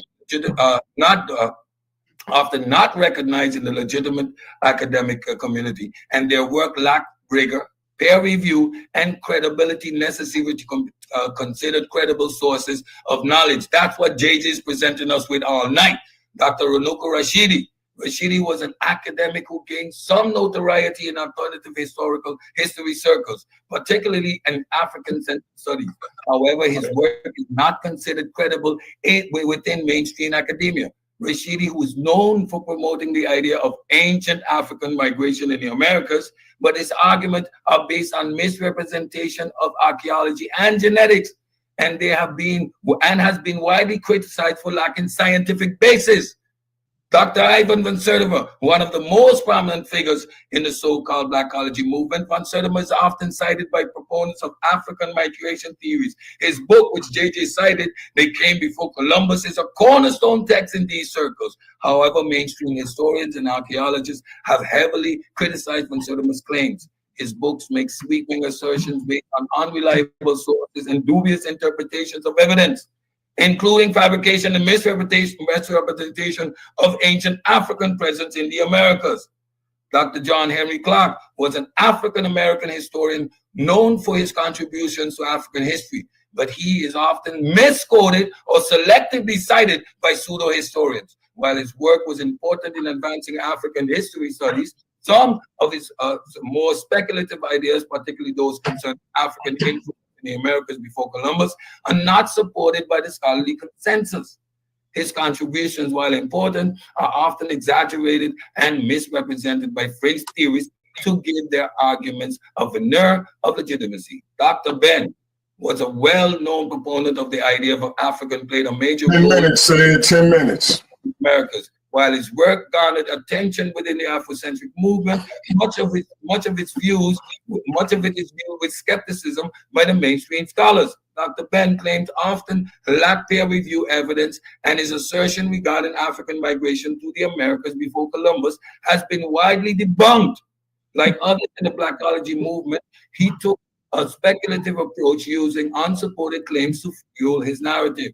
Dr. Chancellor Williams is another figure often cited by pseudo scholars. His book, The Destruction of the Black Civilization, is important in the African-centered scholarship, but his work on pre-Columbian African contact with the Americas is seen as problematic by historians and archaeologists. Williams relied on selective reading of history, making assertions that are not grounded in reliable evidence. JJ 7000 has now reached the peak of delusion by claiming Ivan van Sertima was never debunked or refuted. This is not just false, it's an outright lie that shows he either hasn't read the critique or is deliberately ignoring them. Either way, his claims collapse under the weight of real scholarship. First, Van Sertima's theories of pre-Columbian African contact were directly refuted by professional archaeologists, anthropologists, and humanists. The most comprehensive academic takedown came in 1997 when Dr. David Ortiz de Montalino, Dr. Gabriel Hasle Vieira, and Warren Barbeau published Robbing Native American Cultures, Van Sertima's Afrocentricity and the Olmecs in a peer-reviewed journal, Current Anthropology. The paper exposed Van Sertima's errors, including misrepresentation of archaeological evidence. He cherry-picked and distorted data to fit his claims, saying what JJ is doing. Lack of primary sources. Its evidence was built on speculation, not documented history. Lookership, selective use of linguistic. You talk about linguistic, I know why. He made wild, unproven connections between African and Mesoamerican languages. False claims about African skeletons. There is no genetic or skeletal evidence of pre-Columbian African presence in the Americas. None. Second, Van Sertima never provided a single verified African artifact in the pre-Columbian American context. His claims about the Olmec heads were particularly ridiculous. He argued that their facial features were African, completely ignoring the fact that the heads resemble indigenous Mesoamerican features and that similar features appeared in other Native American artwork. This is nothing but the racist, they couldn't have done it they couldn't have done it themselves argument, repackaged in Afrocentrism. Finally, even Van Sertima himself admitted that his work was speculative. In later interviews, he acknowledged that he had not had no definitive proof of African voyages to the Americas before Columbus. But of course, Blackologists like 7,000 conveniently ignore that. So let's set the record straight. Van Sertima was refuted decades ago. Real scholars in real academic journals. JJ 7000 claimed that he wasn't debunked. It's just more fraudulent nonsense from someone who wouldn't know legitimate research if it slapped him in the face claiming he did his own research. At this point, JJ isn't just defeated, he's humiliated. Have dismantled his fabricated sources, exposed his fraudulent use of real scholarship, and annihilated every pseudo-historical claim he'd thrown out. But like all desperate pseudo-scholarship, he keeps clinging to the same tired nonsense, textiles, yam, and the ever-persistent delusions of Blackology. Let's be clear. Not a single claim he has made hold up to scrutiny, like his textile argument, debunked. The patterns and weaving techniques he tries to link to Africans are found across multiple ancient cultures, including indigenous American civilizations that developed them independently. There is no African textile influence in pre-Columbian America. Just another baseless assumption he hoped nobody would fact check. His yams argument utterly destroyed. As I already explained, yam have indigenous species in America, and there's zero genetic, archaeological, or historical evidence that Africans introduced them. This is just another classic case of Blackologists pointing to a crop and screaming, Africa! Without a shred of supporting data. It is lazy, ignorant, and flat out wrong. And Blackology itself, nothing more than a conspiracy-laden cult of historical delusions. These pseudo-intellectuals operate like religious fanatics, bending history to fit their agenda while ignoring actual evidence. They rely on cherry-picked sources, outdated methodologies, and outright fabrications. And hoping that repetition will make their lies true. But history isn't built on wishful thinking. It is built on evidence. JJ has spent the entire debate running from evidence, distorting real research, and shifting the burden of proof because he knows he has nothing. Pseudo always dies as its source, and every single fraudulent claim that he's made has crumbled the moment real scholarship is applied. He can double down all he wants, but the reality is clear. His arguments are worthless, his sources are fake, and his credibility is non-existent. This debate is over. Don't forget, though, he was never equipped to have it in the first place. Time. Damn. 3 minutes and 12 seconds left, brother. You want to give all that up? At this point, it is useless. He's just blabbing his mouth. He's been discredited from every aspect. He's totally disrespecting the audience. We've been here long enough. I mean, at this point, what is there else to do? Listening to him try and discredit real scholarship because emotionally, they couldn't sail over here. You can't provide any evidence. You just run in your mouth. Even your presentation is putting the audience to sleep. You're an embarrassment. You shouldn't be on the stage with me to begin with. He can have the All right. Let me reset the time to 20 minutes. JJ, this is your third and final round, brother. Time gonna start when you start. Yeah.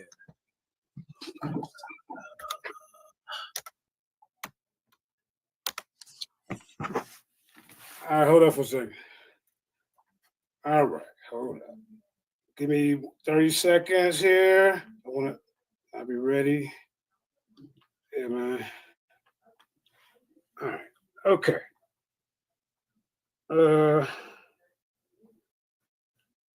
Go ahead and start my time.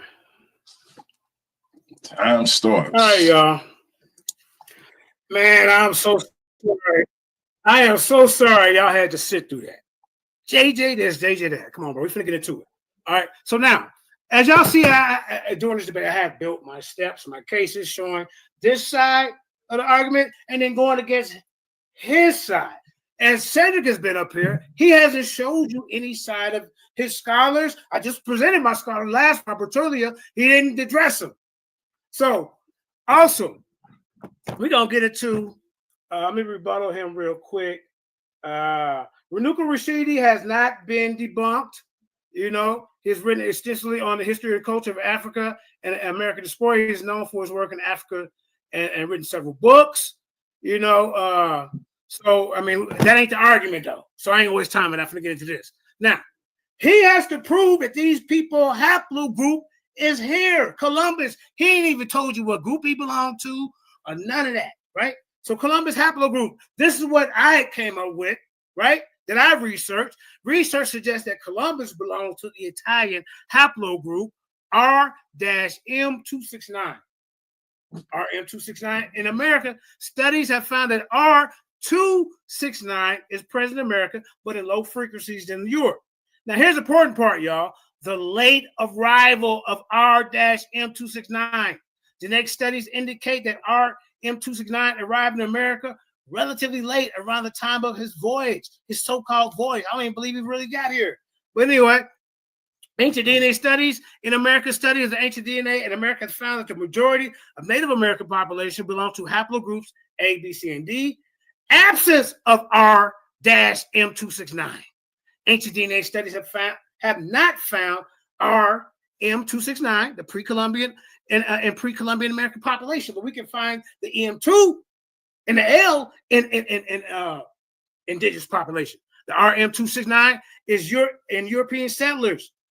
The RM269 has been found in European settlers who arrived in America after Columbus. When are you going to prove that Columbus even got here before any of these Africans? That's your job. That's your job. You shouldn't be up here with me. Let's keep going, man. Now, implications. The RM269 in America. The presence of RM269 in America is a result of European settlement, not an earlier migration. The indigenous American origins. The origins of indigenous American populations are distinct from those of European populations. The genetic legacy of colonialism haplogroups in America, meaning it came afterwards. We're going to detail breakdown.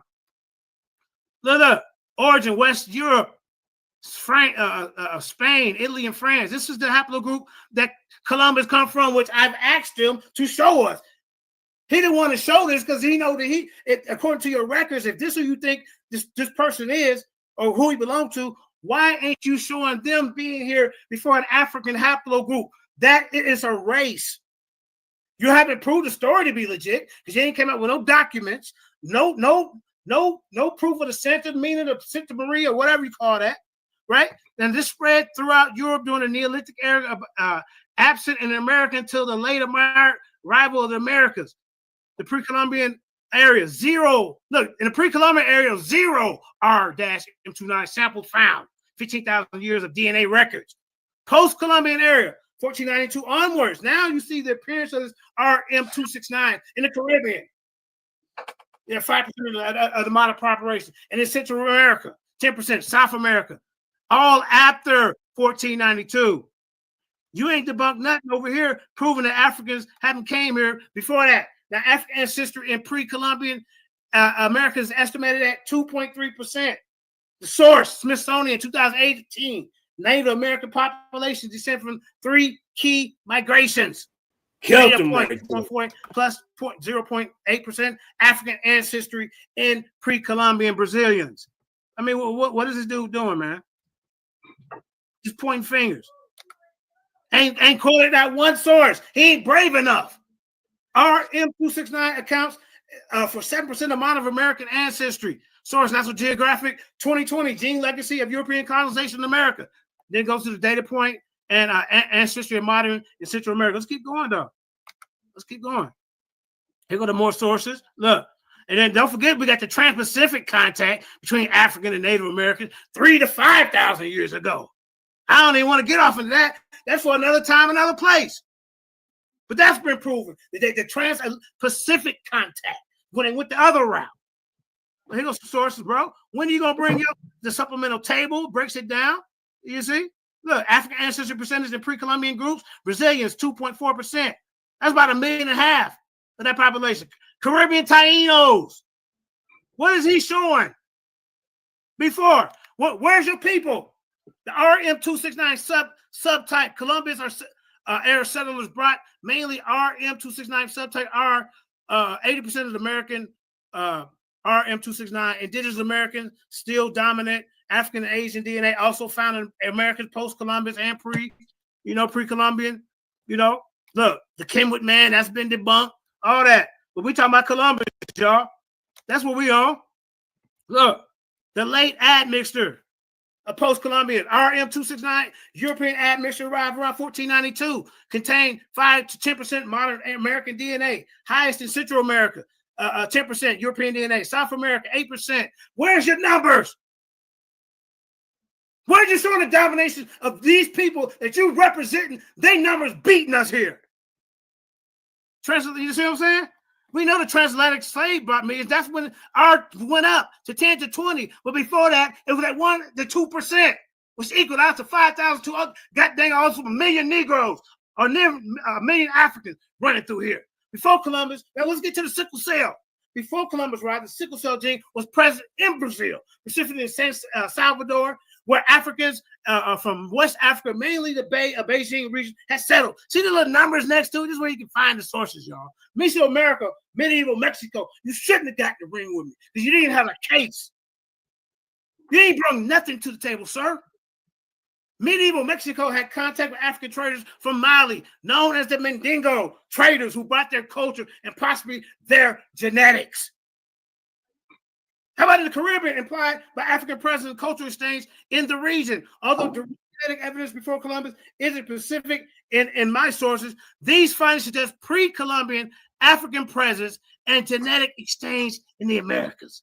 Let's keep going, man. You see, he didn't do nothing. 3 rounds of nothingness. You see all the ad hoc judges? Make sure y'all take note of that.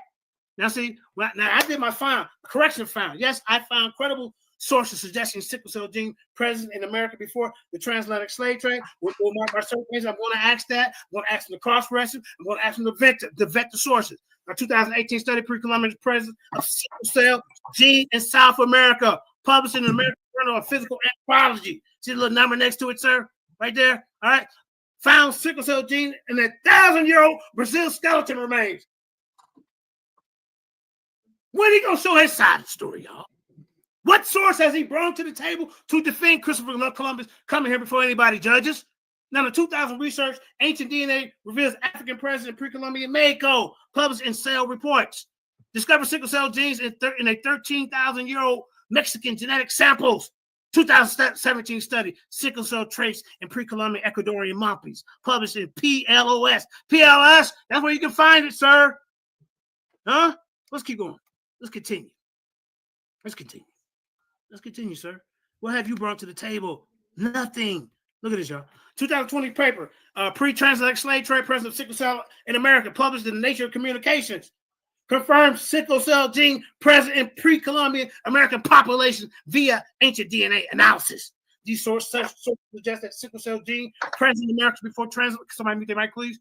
A slave trade would be, excuse me, in America before the transatlantic slave trade. And then my chat or asking me questions. Would you like to dive deeper more to these findings? You don't use this type of chat that I got going. You see?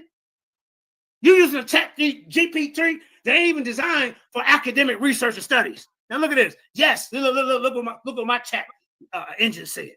Suggests that sickle cell gene is present in America before transatlantic slave trade. Here we go. We got the ancient Brazil skeleton, 750 to 1250 AD. Sickle cell genetic markers found in bones, excavations, 2011. Pre-Columbian Mexican codices, 900 to 1521 AD. I already beat your time. We here. We've been here. He ain't showed no trail or nothing. Just running his mouth. And sit here and did all them ad hocs. You can do that. That's not going to help you with this information. 10 minutes, JJ. 10 minutes. 10 minutes or more. This educational butt whooping that he's going to continue to get. Symbols depicting sickle cell shaped cells in ancient medical texts.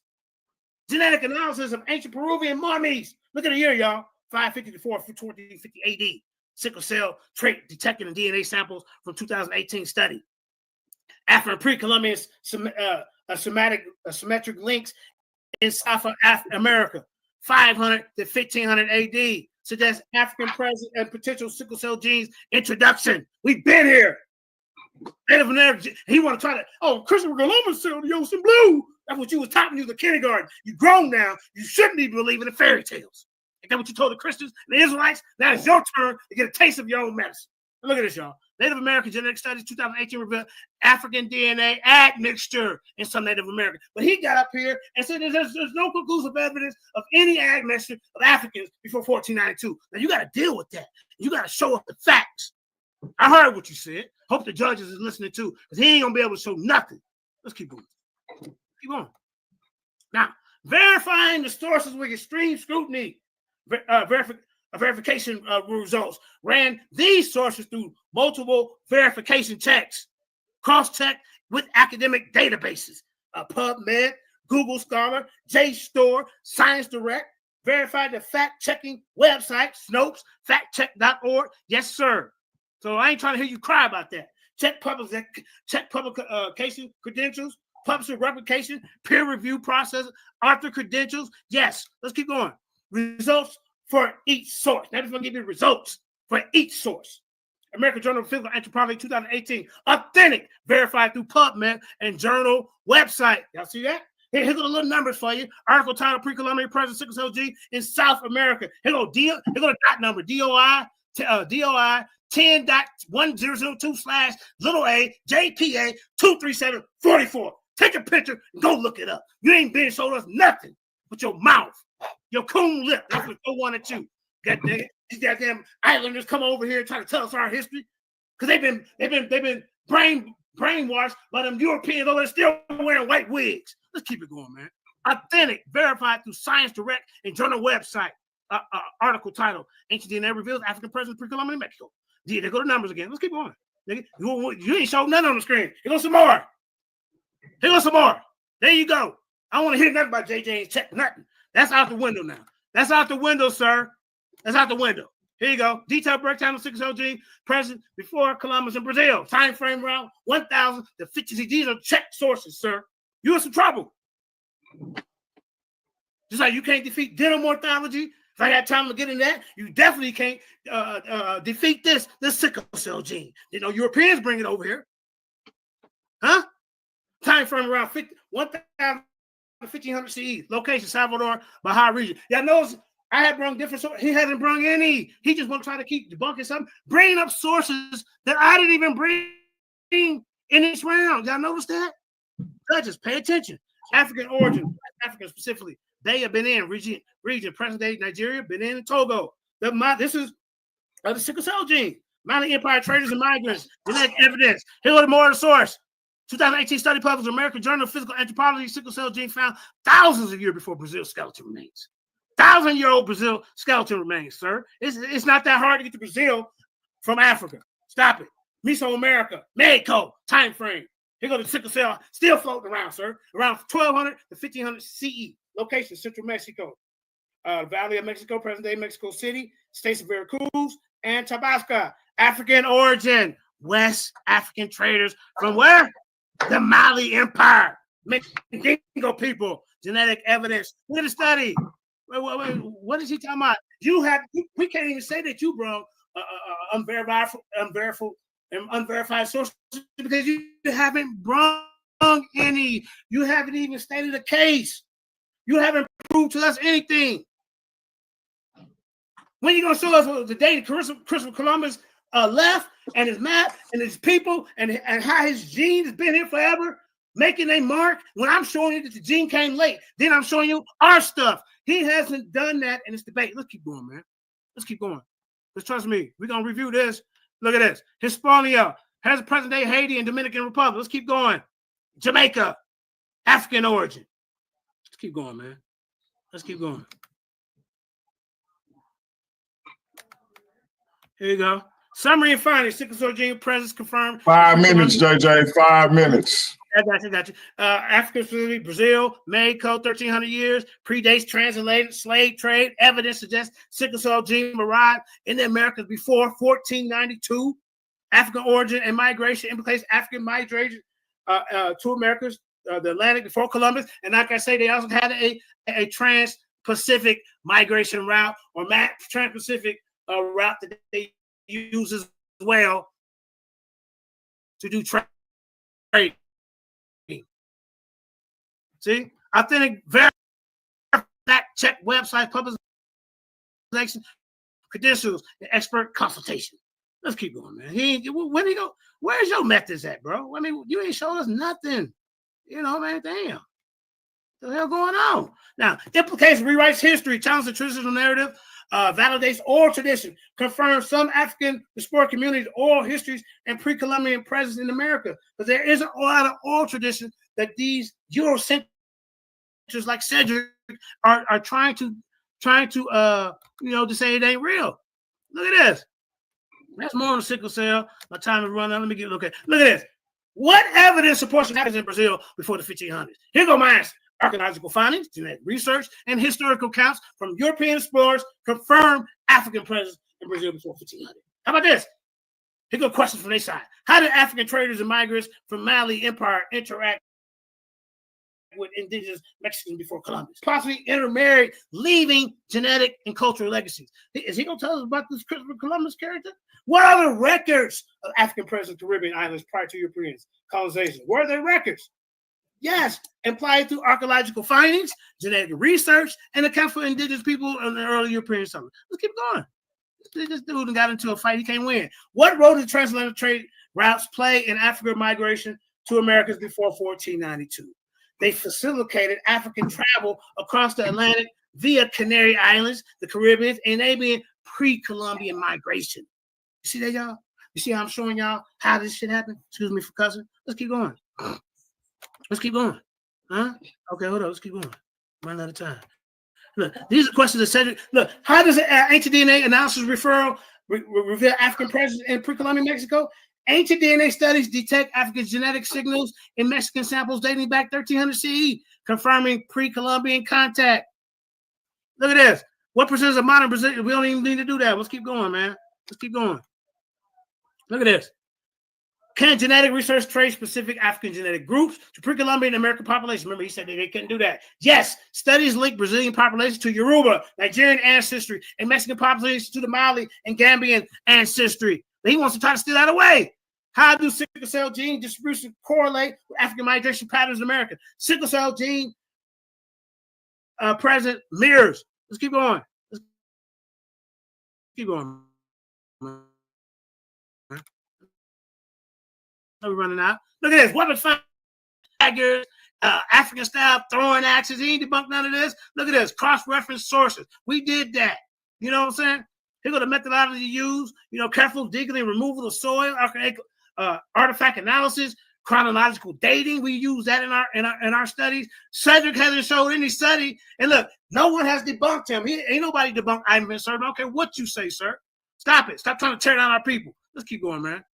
Vetted process of peer-reviewed excerpts is relevant field. Verification of sources through multiple academic databases. I said that. So my detailed elaboration, cross-reference sources. Check twice for accuracy. Validation of methodology. Step-by-step explanation. This is what we did in the geochemical analysis of pre-Columbian weapons, African origins confirmed. Here go. Look. Did the minerals found in the pre-Columbian weapons in America originate in Africa? Yes. Geochemical analysis will reveal African mineral signatures. I don't know what he's talking about. Gold tip spears, none of that. He ain't done none of the studies. Killing this dude. Presented up here the studies to debunk these studies. Here go. Cross-reference sources. Check twice. Journal articles. Geochemistry in African copper deposits. Now, look at this. Look at this, y'all. Look at this. When is he going to bring something? He didn't through the whole goddamn debate. You hear me? Through the whole debate. Let me take it off there for a minute. Can I stop sharing for a minute?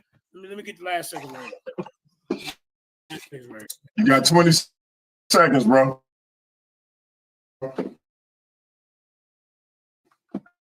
Hold up. Man, Okay, hold up. Let me get back on point with y'all. Like I said, man, he has no offense. None at all. He make you think. To even make you think that Christopher Columbus did the Americans trying to protect It is time. And now, family, we are at the most, and this is what I call the check session. Each one of them. Are you there? Hey, crew, let's just go ahead and do the final 5-minute closing. Up to 3. Let's go ahead and do the Mighty Hebrew. You did your part 1. Okay, Mighty Hebrew did a cross. Hey, jump on real quick. Let me Creamer, share the link for Mighty Hebrew. Can step in and stop the stagnation, but it is up to the person asking the questions to mind their time. So if their opponent is stalling on a particular question, they have the option to move on, to stop their time, to ask us to get involved, etc.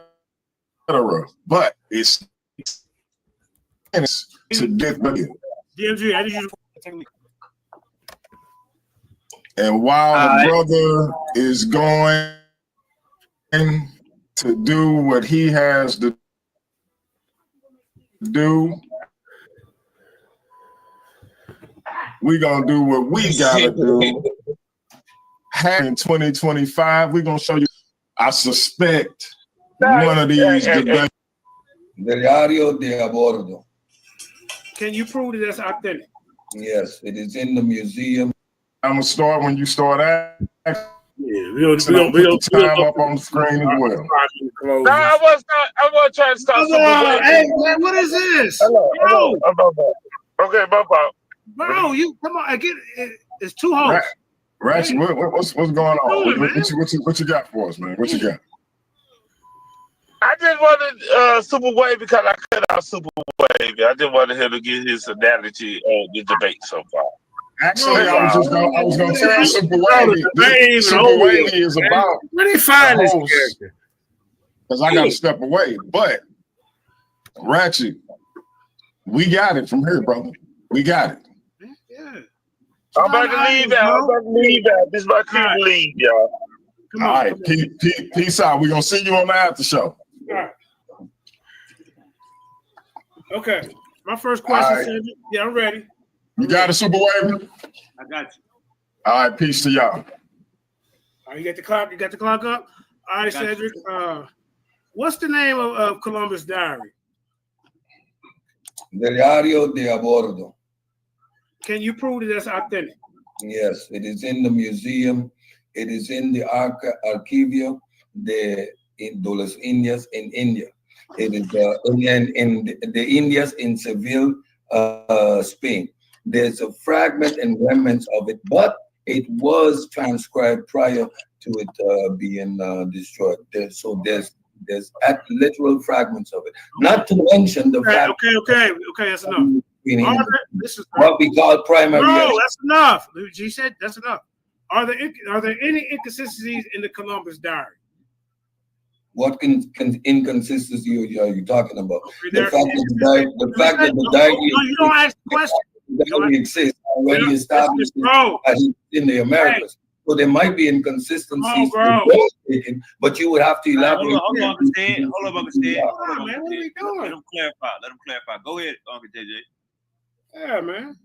Now, there are inconsistencies in the Columbus diary, but you said they're not, so I'm gonna prove that wrong. What is the letter? What is the letter of the sovereigns? I have no idea what you're talking about. The letter of the sovereigns is a document written by Columbus. Supposedly it was 1493, but we also know that is not real. So Columbus didn't write the document. Yes, you're claiming. Where can we find this document? What are you where claiming? can we find this document? You're making the claim about the document. I just said you don't know. But if you claim that Columbus write the document, you're providing us with yet more substantiation. Where can we find the document? Hey, Wavy, this ain't how you buy it. You tell them to be quiet during the time. You don't ask me questions, Cedric. Now, as you can see, what is the Toscanelli map? What's that, sir? I don't know, JJ. Okay, with this map, it's allegedly sent to Columbus by the Italian cartographer Poco Toscanelli, who supposedly showed him this route. See, so if you can't even prove none of this, I'm gonna keep it with questions. Can you prove Columbus' route to America? Can I prove it? It's documented. Okay, next question. All right. What is the Capitulations of Santa Fe? I have no idea what you're talking about. Okay, the Capitulation of Santa Fe is a document that outlines the agreement between Columbus and the Spanish monarchs. You're supposed to be, listen, be quiet. You're supposed to be providing evidence, but it's not authentic, bro. Because for the evidence. Uncle said, relax. Hey, John, just pay attention to this. Pay attention to this, how I act during my time when it's time for me to answer. All right? Now, so he don't even know what so look at this. Okay, all right, hold up. You want more Columbus questions? Okay. Is there any evidence that there is a Columbus map? Is it authentic? I wouldn't know why there would need to be a Columbus map. Okay, all right, thank you, sir. There's no conclusive evidence of this Columbus map, but we'll keep going. Why is Columbus buried in 3 different places? That would you assume. I would never think someone is buried in 3 different places. Okay, well, I would have no idea why you would claim that. Okay, so now I'm claiming it. No. Okay, so now I got to educate the audience. The Cathedral of Seville has them in Spain. They got them over in Havana in Cuba, and they got them in San Domingo, in the San Domingo Cathedral in Dominican Republic. So let me ask you this. Did they split his body up in 3? Again, you're making a claim. Okay. I wouldn't make no suggestions. So I don't thank you, sir. Thank you. Did you prove that there was conclusive evidence that Christopher Columbus came to the Americas before Africans in this debate? I think you did. We established, first of all, what a primary source is, which is Columbus's diary, which you made reference to yourself. I indicated where it is. It was transcribed. We have evidence from people on the ship, the medical doctor, Alvarez, who documented the expedition. This is first hand. You referenced just now the documents. Okay, thank you, sir. That's good enough. That's good enough. And Columbus. These are first hand accounts. Hey, super wavy, bro. Columbus being an actual bro, that's good enough. All right. So where is this authentic document located, Cedric? Which one of the documents? Give me a location. Which one of the documents? Okay. Let's skip that one. He said they're authentic. Okay. All right. Did you in this debate prove that the Columbus haplogroup was here before 1492?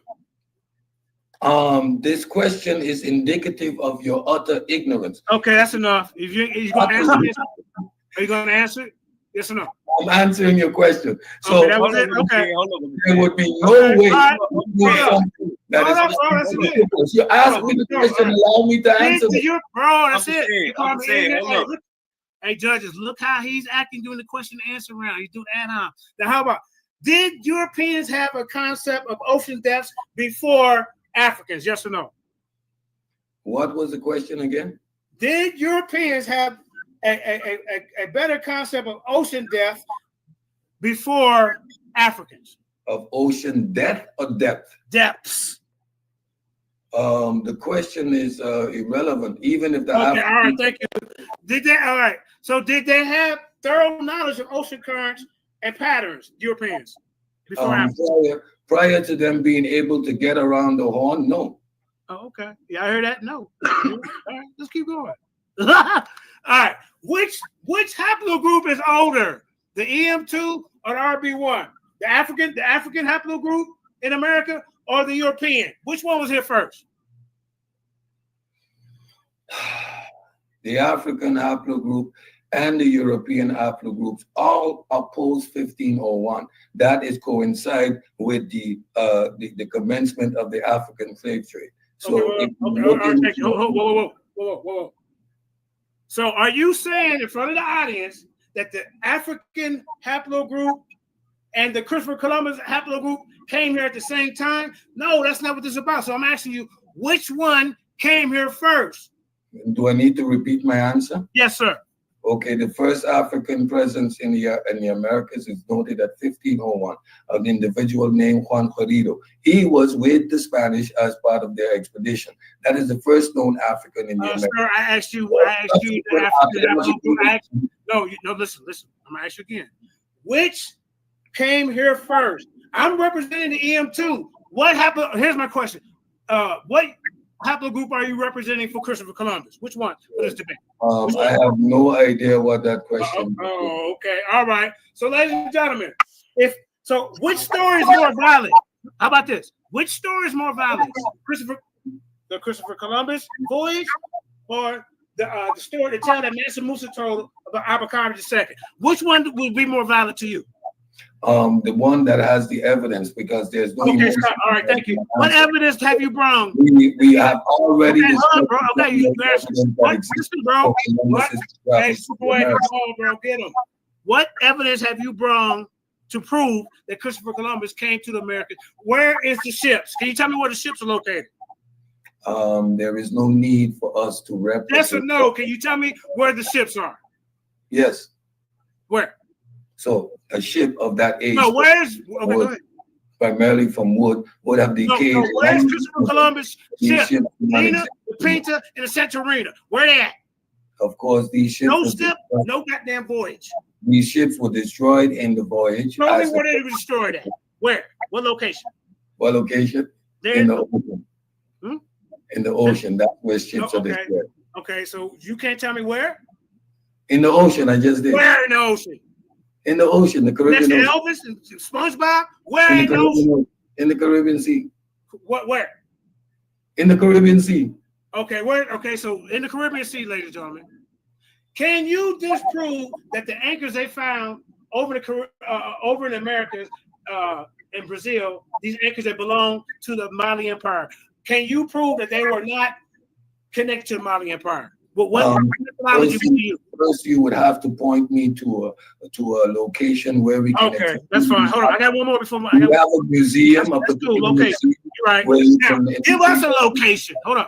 Now, give us a location of the Nina, the Pinta, and the Santa Maria. Give us one. Where?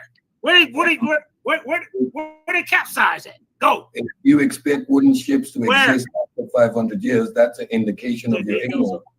So can you tell us once again, did you prove that Europeans, Columbus haplogroup came to the Americas before an Afro haplogroup? Go ahead. Again, that is a very ignorant question to assume that a haplogroup that came with a particular individual you would find prior to that existence. All right, Tom. Hey, he did hard. All right, Uncle D. All right. That was horrible. All right, Uncle Sid, we're gonna start when you're ready. Okay, JJ. I'm going to start with your last question. How would you expect to find European genetics before Columbus came to the Americas? Prior to Columbus coming to the Americas, there was no new and old world contact. So how would you expect for there to be a shred of evidence for something that would not exist? Okay, thank you. All right. So, am I still on? Can y'all hear me? Let's see. Can you still hear me? Listen. We hear you. All right, I want to turn my camera on. Hold up. All right. So, how we find out dates and times is called geochemical analysis, radiocarbon dating. Stop. You're trying to answer the question. He don't want me to get into it, y'all. So I'm going to reiterate my question. Reiterate, sir. European genetics arrive in the Americas at the point that Europeans arrive. You are asking us to present Europeans prior to Europeans you're asking us to present European genetics prior to the European genetics being in the Americas. How is that even a relevant question? Okay, so the narrative, ladies and gentlemen, okay, let me rephrase it right. The narrative is, did Europeans come to the Americas, or Columbus come to the Americas? So again, okay, thank you. So that means stop. It's my time to ask the question. You're not answering the question. So what I just illustrated is the ignorance in even asking that question, because you wouldn't be able to have European genetics prior to Columbus, because it's pre and post Columbus. Now, JJ, can you point us or indicate to us in which museum we can find artifacts like the anchor you're speaking about?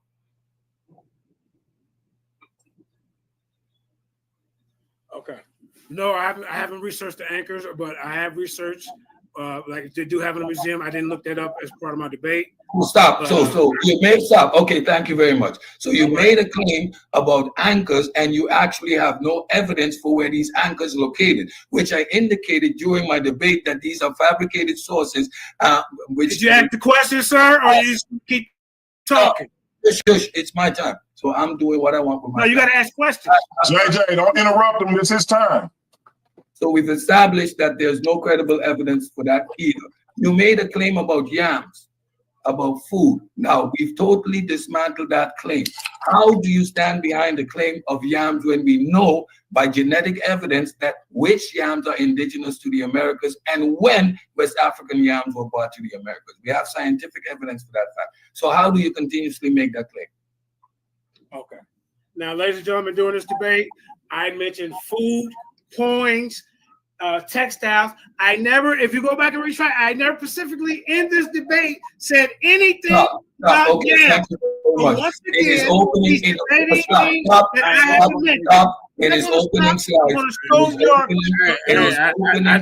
You can clearly see the food source he was referencing was yams. You realize that he has no evidence for the yams. Now he's running away from that claim, which was actually presented. Now, JJ, you're making claims of African clothing and material in the Americas, yet you present us with no evidence for how this transoceanic voyage could have been made. Present us with some actual evidence, archaeological evidence, and a source where we can find the means by which this transatlantic trade voyage was made. Okay. We're going to do, okay, so can I share my screen, or are you just going to cut me up before I share my screen? No, you don't need to share your screen. Okay, so ladies and gentlemen, I'm going to answer the best I can. I see what he's doing. He don't want me to talk. So I can't even share my screen to answer his question, right? But through the Canary Currents, there's possibilities of them following these currents over here. Stop. I didn't ask you for a possibility. I asked you for archaeological evidence of the means by which this transoceanic voyage could have been made. So then yet again, you start on some non sequitur which doesn't support your arguments. You made the claim and doubled down after I demonstrated by peer-reviewed sources how Ivan van Sertima was debunked. He himself made it clear that his whole work was based on speculation. Why would you lie to the people still and tell them that his work has never been debunked or refuted?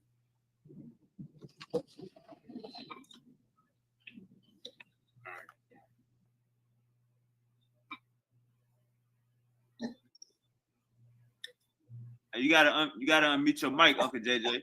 You gotta unmute your mic. Uncle JJ, we can't hear you. You gotta unmute your mic. JJ, unmute your mic. Oh, sorry. Okay, so now I can pull up my phone and show you Ivan Van Sertima, Renuka Rashidi have been challenged. Stop. Okay, good. You're wasting the people's time. Stop. Thank you very much. Thank you very much. I do not need you to insist on lying. Everybody saw clearly, right, that he has been refuted and debunked by peer-reviewed academic work and by multiple sources. It was clear on the screen for everyone to see, where you admitted you do not care what I say. So do not make that regurgent claim. That is completely dishonest. You're intellectually dishonest. Now, you present your work in such a ridiculous fashion by presenting these sources, Bartoli, as if his work has been confirmed. Do you, can you provide us with a peer review source for his work? Yes, I can provide that, but not sources. How do you ask me to provide it and you cut me off? Stop, because I know you're lying. We just need you on record. You We just needed you on record having committed a lie, because what you presented was the claims he made, and in your own presentation it stated clearly that his methodology is flawed and his work is not peer reviewed. In my opening, I addressed the fact that you are disqualified from doing such. Why did you insist on still bringing a claim that is unsupported by peer review work? Why would you be disingenuous in this debate? That's my question to you. You gotta unmute your mic, Uncle JJ. I got this. All right, ladies and gentlemen. Now, as you can see, for me to be disingenuous in this debate, that means I would have to be off topic. I addressed my situation as far as proving African DNA has been over. He has not proved anything about Christopher Columbus. All those questions I asked about Christopher Columbus, you should have been knowing these. Okay, stop. Okay, thank you very much. We don't need you to process the information. Stop. Thank you very much. Do you know what genetic noise is? Can you explain to the audience what genetic noise is? No, I don't know that right now. Go ahead. Okay, so you make claims of EM2 genetics in the Americas, and you actually put the percentages up there, which are between 0 to 2%. Do you understand what genetic noise is, and how shared genetic ancestry can contribute to those minimal numbers in the genetic profile? The misuse of that data proves your disingenuousness when you did not even know what genetic noise means. So go ahead, answer the question. All right. Now, ladies and gentlemen, these numbers that I put up were markers and indicators. Thank you very much. Thank you very much. Of genetic information. I do not need you to speak any further. Again, you even don't know what you're presenting to the people. This is the disingenuousness I'm talking about, because you present numbers and you do not even know what genetic noise represents. And now that you've been caught out there naked, you're laughing, hey. But again, this is a testament to your disingenuousness, right? Now, my final question to you, why would you sit up here and lie to the people, presenting sources that are not vetted, don't exist, or either incredibly false? Why would you insist on presenting a commentary like sickle cells when in my first round I proved that the work by Dr. Clyde Winters is not accepted widely because the same genes does not prove shared haplogroups, and we know that environmental pressures can produce the same genetic outcome? Why would you lie to the people and tell them that that was not already disproven? Go ahead. Okay. Now, when you say I lied, that's speculative. You haven't proved anything in this debate. You already said it. You can't even believe him. He said this is his last question, so now I get to run out this 30 seconds. As y'all see, ladies and gentlemen, in this question and answer round, who reigns supreme? Who's superior? Who addressed good questions? Thank you very much. Thank you. I told you. You said you would be quiet. Thank you. Stop. Be quiet. So you notice that he couldn't even answer this simple question honestly. In my opening round, I addressed, you can't use the word from Dr. Clyde Winters. He tries to sneak it in at the end of the debate. This completely disingenuous. And that is the time. Damn. Listen, this was a hell of a debate. At this time, Super Wavy, I am really going to completely leave it over to you, my brother. Please introduce the judges and all of that good stuff. Let the people know where the after show is. Gentlemen, we don't get a close out. We get a 5-minute closing. Yeah. Listen, I'm just making my exit and giving my man some final instructions. Y'all still gonna do y'all thing. So I want to thank both of y'all for coming on. As y'all know, it is the late night hours, and everybody who watch my channel know what I try to do in the late night hours. My queen is awaiting. Shout out to everybody in the chat. Appreciate y'all coming in. Y'all showed up and showed out. It was live all night. To the judges, I appreciate y'all. One in particular who've been ostracizing me for years. And hey, Super Wavy, you know what it is, my brother. Appreciate you. It's on you, gentlemen. Great debate. We'll see you on the other side. Already. Hey, man, appreciate everybody for tuning in. Like, share, and subscribe. Powerful debate like always. We about to get this closing out the way. It's 5-minute closing, right? Yes, sir. All right. Who going first? I'm going first, man. All right, let's get this money. Let me shut this up. Let me know when my screen is scared. Chat. All right. Ready when you're ready. All right, folks. Ladies and gentlemen, we have reached the end of this debate, and frankly, it has been an absolute massacre. What we've witnessed here is not a clash of ideas, but a public execution of pseudo-history, fraudulent scholarship, and sheer stupidity. JJ 7000 has spent 3 rounds flailing, grasping at debunked claims, misrepresenting real research, and making a complete fool of himself in the process. This wasn't a competition. It was an intellectual mugging. Let's go down the list of this clown's failures. First, in round 1, he comes out swinging with a laughable claim that we can't prove Columbus was in the Americas. That alone should have disqualified him from any serious discussion, while I provided actual primary sources. The very historical records that detail Columbus's voyage, kept in the General Archives of the Indies in Spain. I showed how historical consensus backed by physical evidence, documentation, and archaeology makes his denialism a joke. Instead of engaging, JJ tried to shift the burden of proof, a classic move of frauds who have no case. Then when it became clear that his Columbus denial was a dead end, he pivoted to his genetic claims. But here's the problem. They were fake. He fabricated sources. He twisted legitimate genetic research, especially the work of Skerb. Trust me, he couldn't mention Skerb because he knows I cut him off.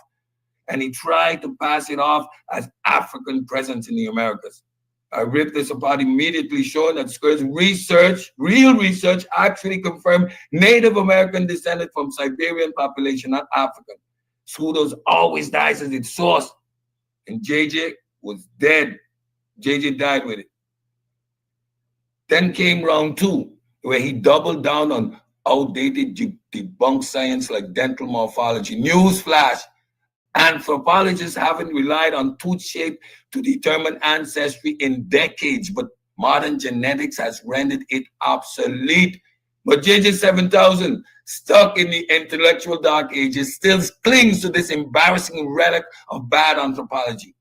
His desperate attempt to make arrowheads and random artifacts into proof of African contact was another pathetic reach. Nothing but pseudo-archaeological garbage with no controlled excavation, no peer-reviewed confirmation, and no real evidence. Where's the museum, JJ? I didn't know. I didn't study that for the debate. But you're talking about the anchors. Just pure speculation, just fraud and more failure.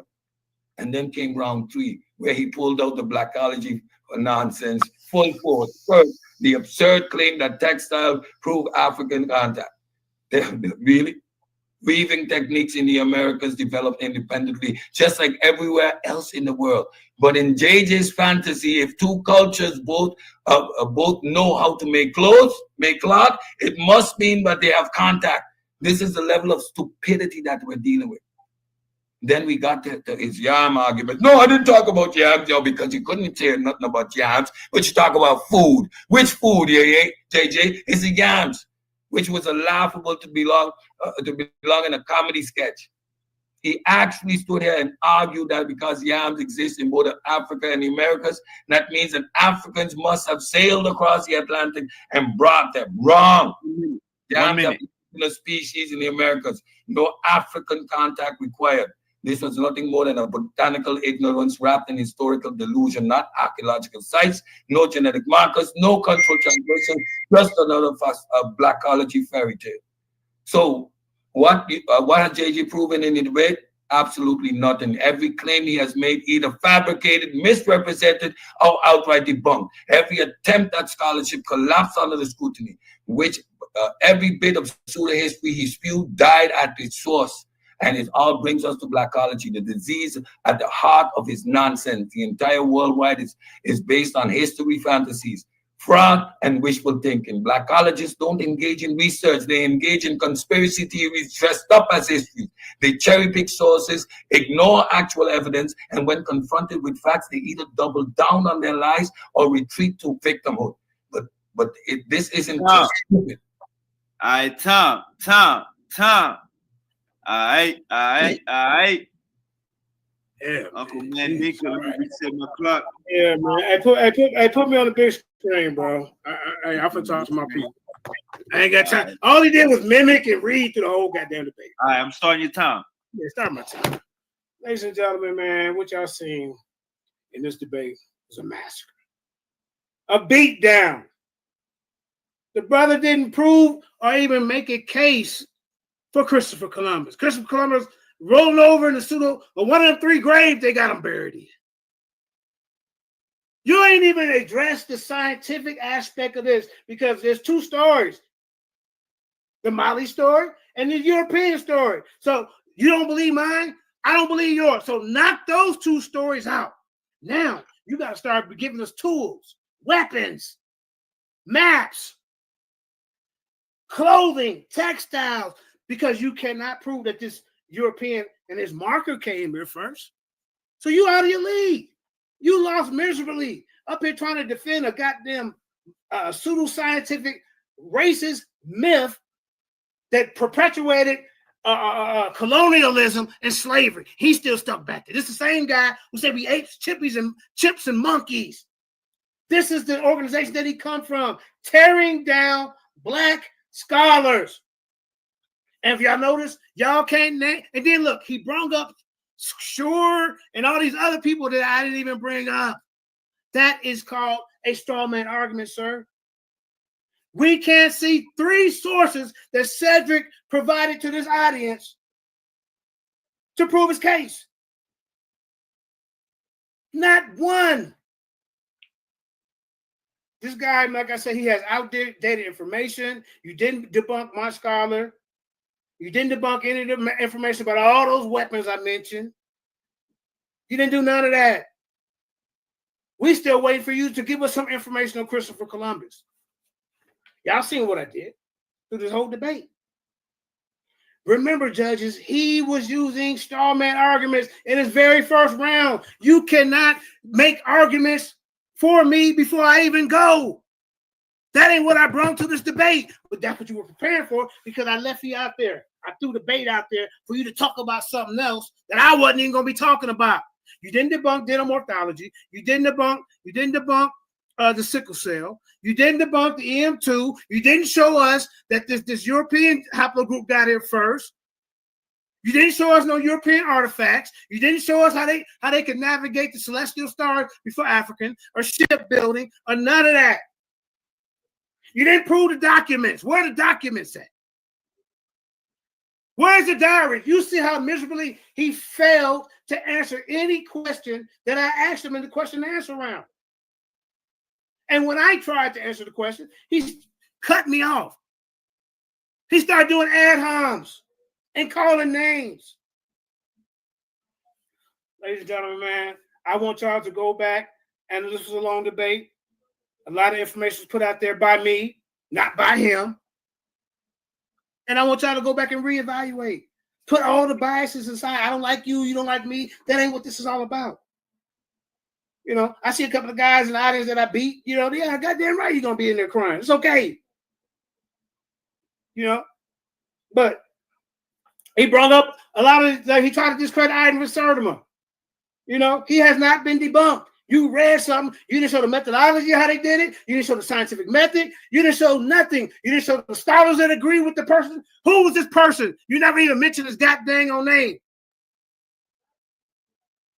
But this is your mission. This is your goal, to tear down black information, black scholars, and he calls us Afrocentric. So he has separated himself from us because the conscious community is about us being conscious of who we are.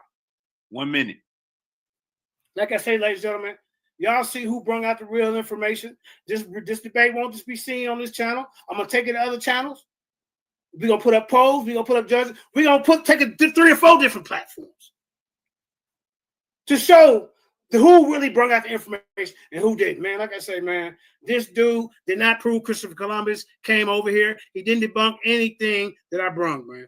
That being said, I yield my time, man. And a lot of time in the debate, you see 3 minutes he gave up. You don't give up those 3 minutes in no debate. I'm done. All right. All right. Hey, man, hey, I appreciate everybody that tuned in. You know what I'm saying? We got the queens still here. We're going to hear from the queens, man. We got Honey in the building. We got Tiffany in the building. And we got Sage in the building. Y'all can introduce yourselves. And we definitely want to hear y'all input. These are the judges for tonight. Let's hear from the judges.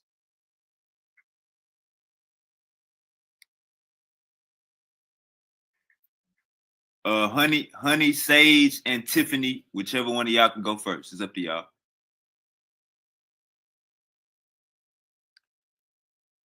Yeah, oh, y'all gotta unmute y'all mic. Y'all gotta unmute y'all mic. All y'all mics muted.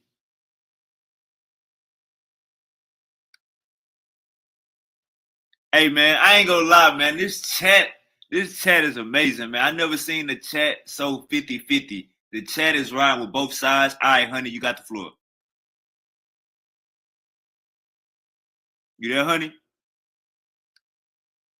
You gotta unmute your mic again. The chat was crazy, man. I got the chat saying, Uncle West watched the first round, then he blocked Cedric. Man, we got a Sarim Carr and Sabio going back and forth. But okay, so we got Sage. Sage, you there? Yeah, I'm here. Right, Can you hear me? Good. I would just like to say thank you, gentlemen, for coming here and debating. Thank you all for participating and putting your best foot forward. First and foremost, I would like to get into like the opening. I think that both of y'all did pretty well with presenting to us what you were like going to debate, what points you were going to touch on, things like that. With the rounds, I feel like sometimes the topic wasn't always like touched on like fully. Like Mr. Ortega, I feel like at times instead of arguing were Africans here pre-Columbus, you were like debating like were Africans like Native Americans or something, and I just don't think that was like the topic all the way. And I just felt like both of you could have used your time more wisely to present more information about the evidence that you had. Like y'all would like touch on it, but y'all wouldn't really expound on it. Like I would have liked to see more about like the journal of Christopher Columbus. I would have liked to see more about what else was it? It was the journal and something else. Oh, and the settlements that were That's left his job to by show the that, Columbus ma'am. expeditions over here. That's not my job to show that. JJ, I've What the hell's noticed, wrong or with you? Mandinka, sorry, I noticed that you have brought up like the church, the Catholic Church and religion a few times as like a component of like Man, this just sucked. what your opponent should have considered in his debate, but you didn't like expound on like what you wanted to see from that or what that like was about. It was kind of like mentioned maybe briefly twice or whatever, but I just would have liked to see more. Overall, I think this debate was neck and neck. I do think y'all each stood y'all grounds when it came to the Q&A. Like no one really backed down, but I feel like neither one of y'all were answering each other's questions in like in its totality. So I guess based on, I think just based on like debate organization, whose debate was more easy to follow, What and debate like organization? concepts were easier for like the audience to follow along and grasp through all like the tangents and stuff that some y'all went on here and there. I think I will give the edge to Mr. Ortega. All right, all right, all right. We like to hear that. We like to hear that. I like how you explained yourself and then you broke it all the way down. All right, Honey and Tiffany, whichever one of y'all want to go second. Oh, but I will like to say, I gotta dip. Gotta put my kids to bed, gotta get ready. So everyone, y'all have a good night. Stay blessed. I really appreciate you for your Remember, time. this the judge Yeah, that was All right. gone for about damn near an hour, Thank you y'all. very much. All right, Sister Tiffany or Sister Honey, y'all got the floor. Y'all gotta unmute y'all mic. I can go next. This is Tiffany, Random Info. I also think it was a good debate. I agree with Sage on a bunch of the stuff that she said. I feel like with Said, sometimes you were going off into something that JJ didn't say at all. And JJ sometimes was going on a rant as well. And some of the information, the sources weren't clear. But you both did a good job on both sides. So I kind of see it both ways. So it's hard for me to pick, but I'm going to have to give the edge, I guess, to Said as well.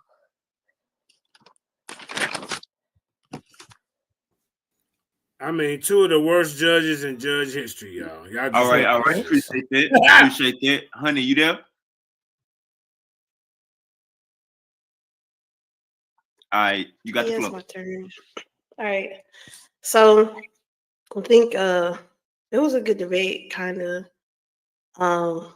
Cedric, you showed like what pseudoscience is, what claims sound like, right?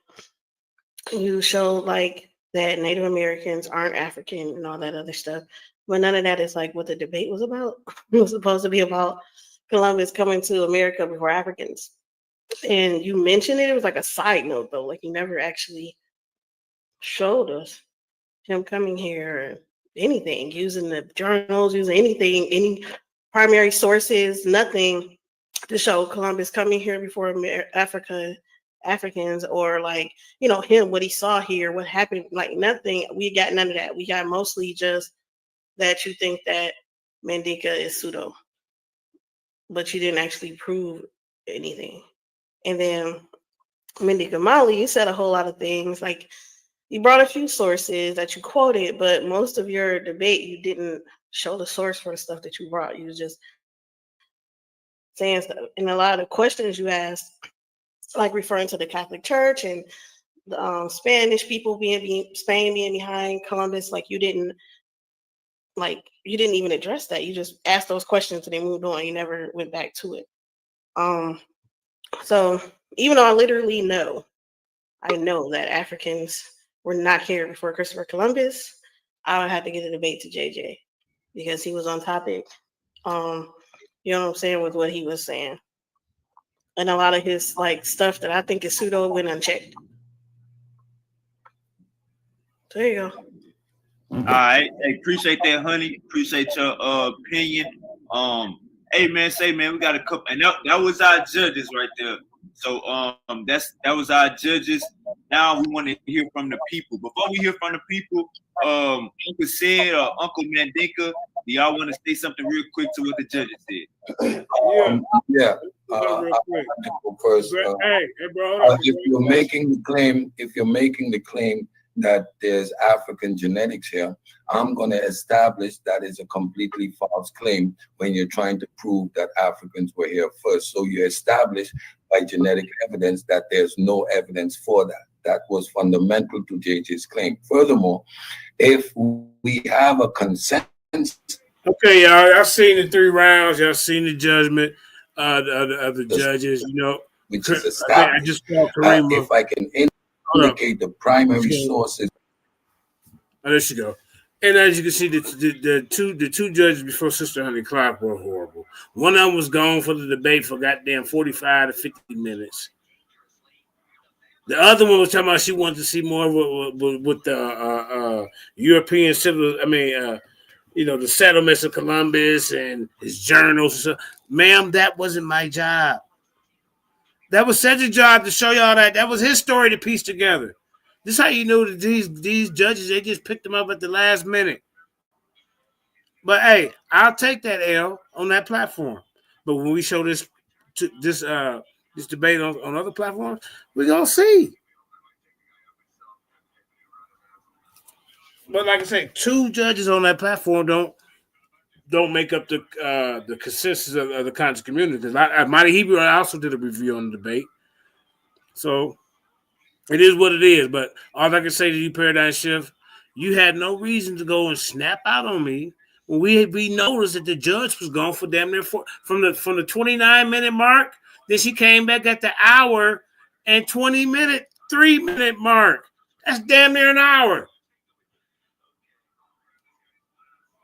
We got it here on tape. That judge should really be disqualified.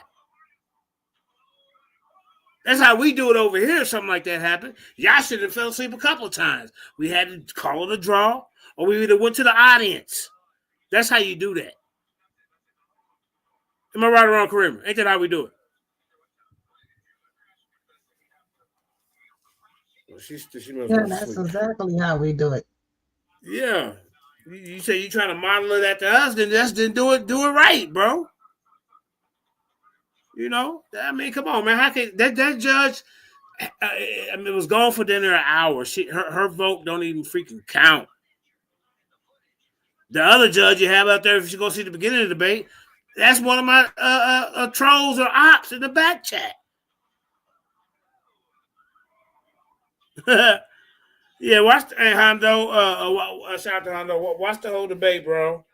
Man, that dude. Kramer, overview of the debate, real quick. Let me say this. You go watch the debate.